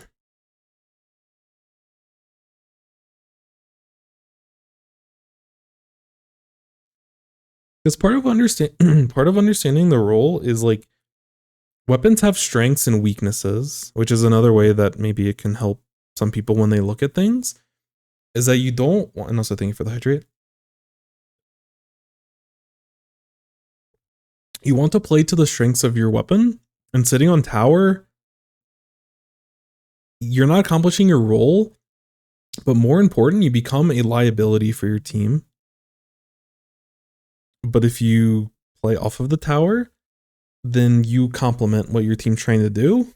And, you know, anyone's to a certain degree, whoever's on tower is a little bit of a liability. Just because they have to be stationary on a little tower. As it moves forward, they're in a very predictable area. People know where they're at. But yeah, you can help counteract and balance out the liability with the strength that you have for people that want to stop the tower. So, you know, as tower's moving along, like getting into bunker is very good. Because you can get shots over here, you can potentially look over here. But like this is a nice central spot, and if people are in mid, you know, like even if you're in your own bunker defensively, there was opportunities for you to get a bunch of chip on people that were underneath you. And that's a very comfortable spot for you to be in. You can get some chip over like this kind of ledge, but Blaster and Wiper and stuff can do this better than you. But it's still fine. But the biggest thing, once tower starts getting into like this type of position, this is where this area and shooting over this, only you on your team can do this well. Blaster, like if people are sitting up here trying to shoot on you all, then the blaster on your team can deal with these targets, and Wiper can deal with these targets kind of. But overall, you do this role better than anyone else.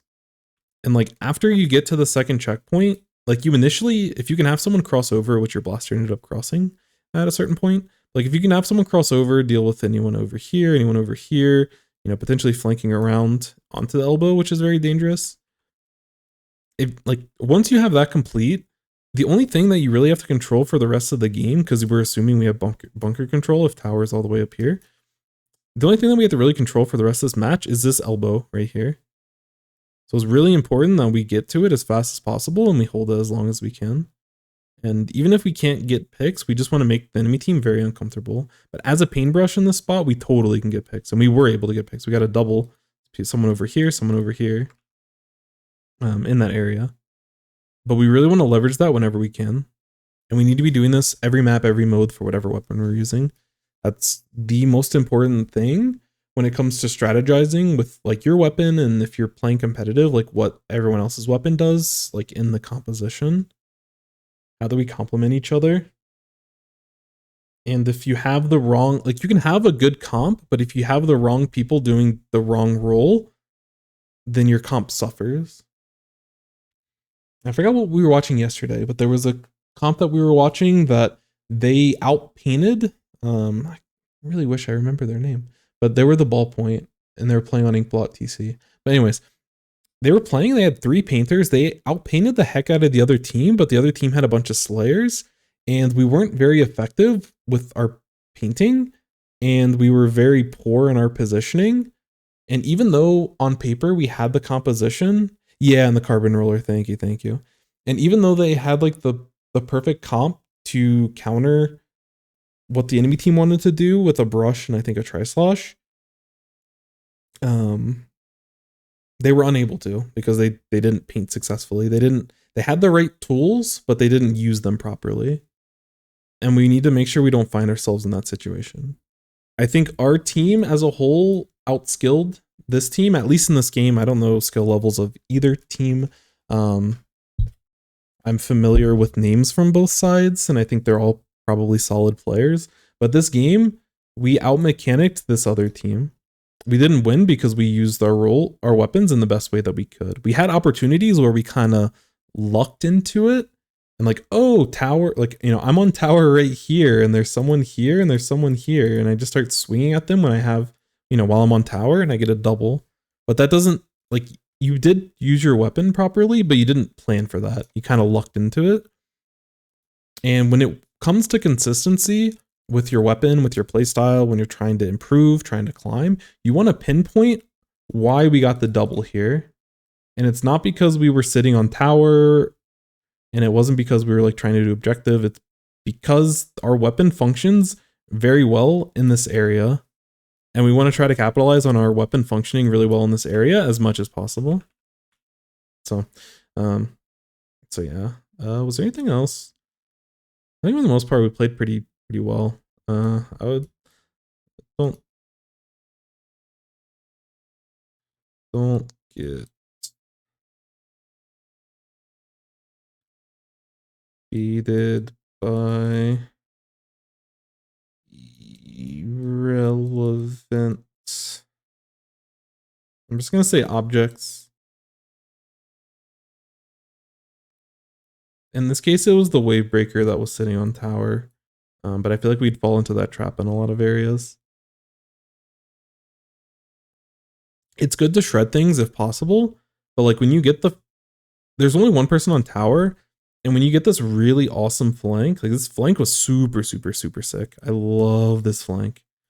But when you get the first pick off the tower and there's no one else on the enemy team on the tower, and based off of the paint, there's a good chance that they're sitting, either they're pushing our streets or they're like in our like back street area.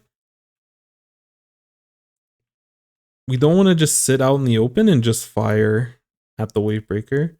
We want to reposition, either back up to bunker. We can reposition this way and just go wide. We can reposition, you know, like there's a million ways that we can reposition. We just don't want to be caught in this close range fight or like an open fight, basically. Like we don't want to be in this open fight, which we ended up getting caught. I think it was against the Nova. That was later on, but I don't remember in that spot what we ended up dying to.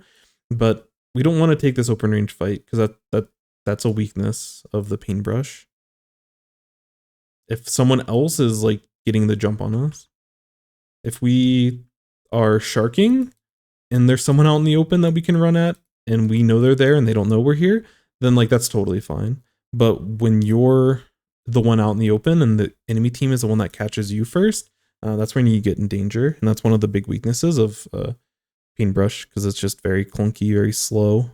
It has a lot of power, it has a lot of flexible uses, but being out in the open is not one of them. But overall, you played that really well. And like the spots where you were able to play to the strengths of the Painbrush, you executed very, very, very well. And I'm imagining, yeah, I was going to say, we probably have some very good stats. But we want to plan for us getting these picks.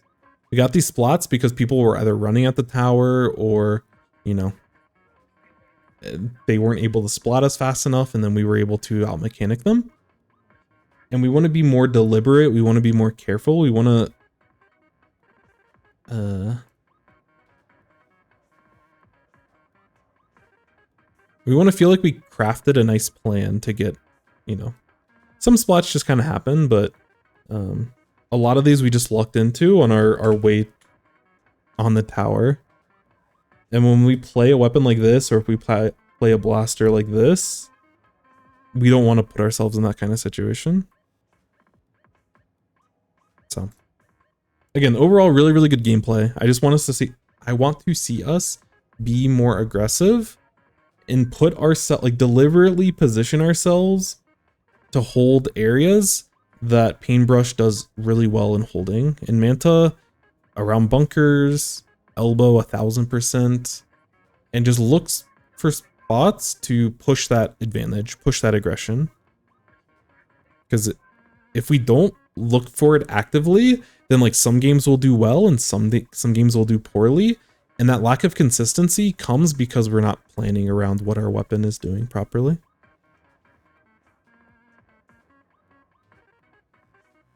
But yeah, overall really good stuff. Again, I've been higher on Painbrush from all of the Painbrush that I've seen, and I've been able to get more data on like how it functions over ledges better the more that I've seen it. So you all have definitely helped me out with this. Is stream ending now? Yes, probably. I'm starting to get hungry, and I know that my wife is very, very hungry.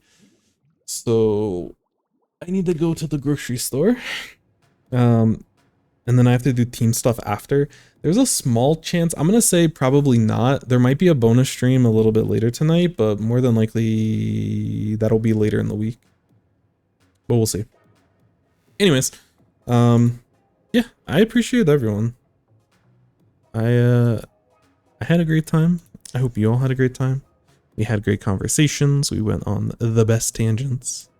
I'm now sad that more Splatoon games don't exist outside of that. Yeah, Cadence of Hyrule is so sick. Yeah, farm out the IP. If there's one piece of advice that I can give, it's to you, Nintendo. Farm out the Splatoon IP. I want to give you all like $600 for 10 random Splatoon side games. Let me do that. Thank you, Celeste. I hope you continue to enjoy yourself and don't fall too deep into the Tears of the Kingdom rabbit hole, but as long as you're enjoying yourself, that's what matters most. Otherwise, we will call it here. Let's rate Falco. Falco has been a TO, has, you know, competitive player, really active in the scene, very genuine, very nice, you know, talented player. Falco just like an awesome personality in the community.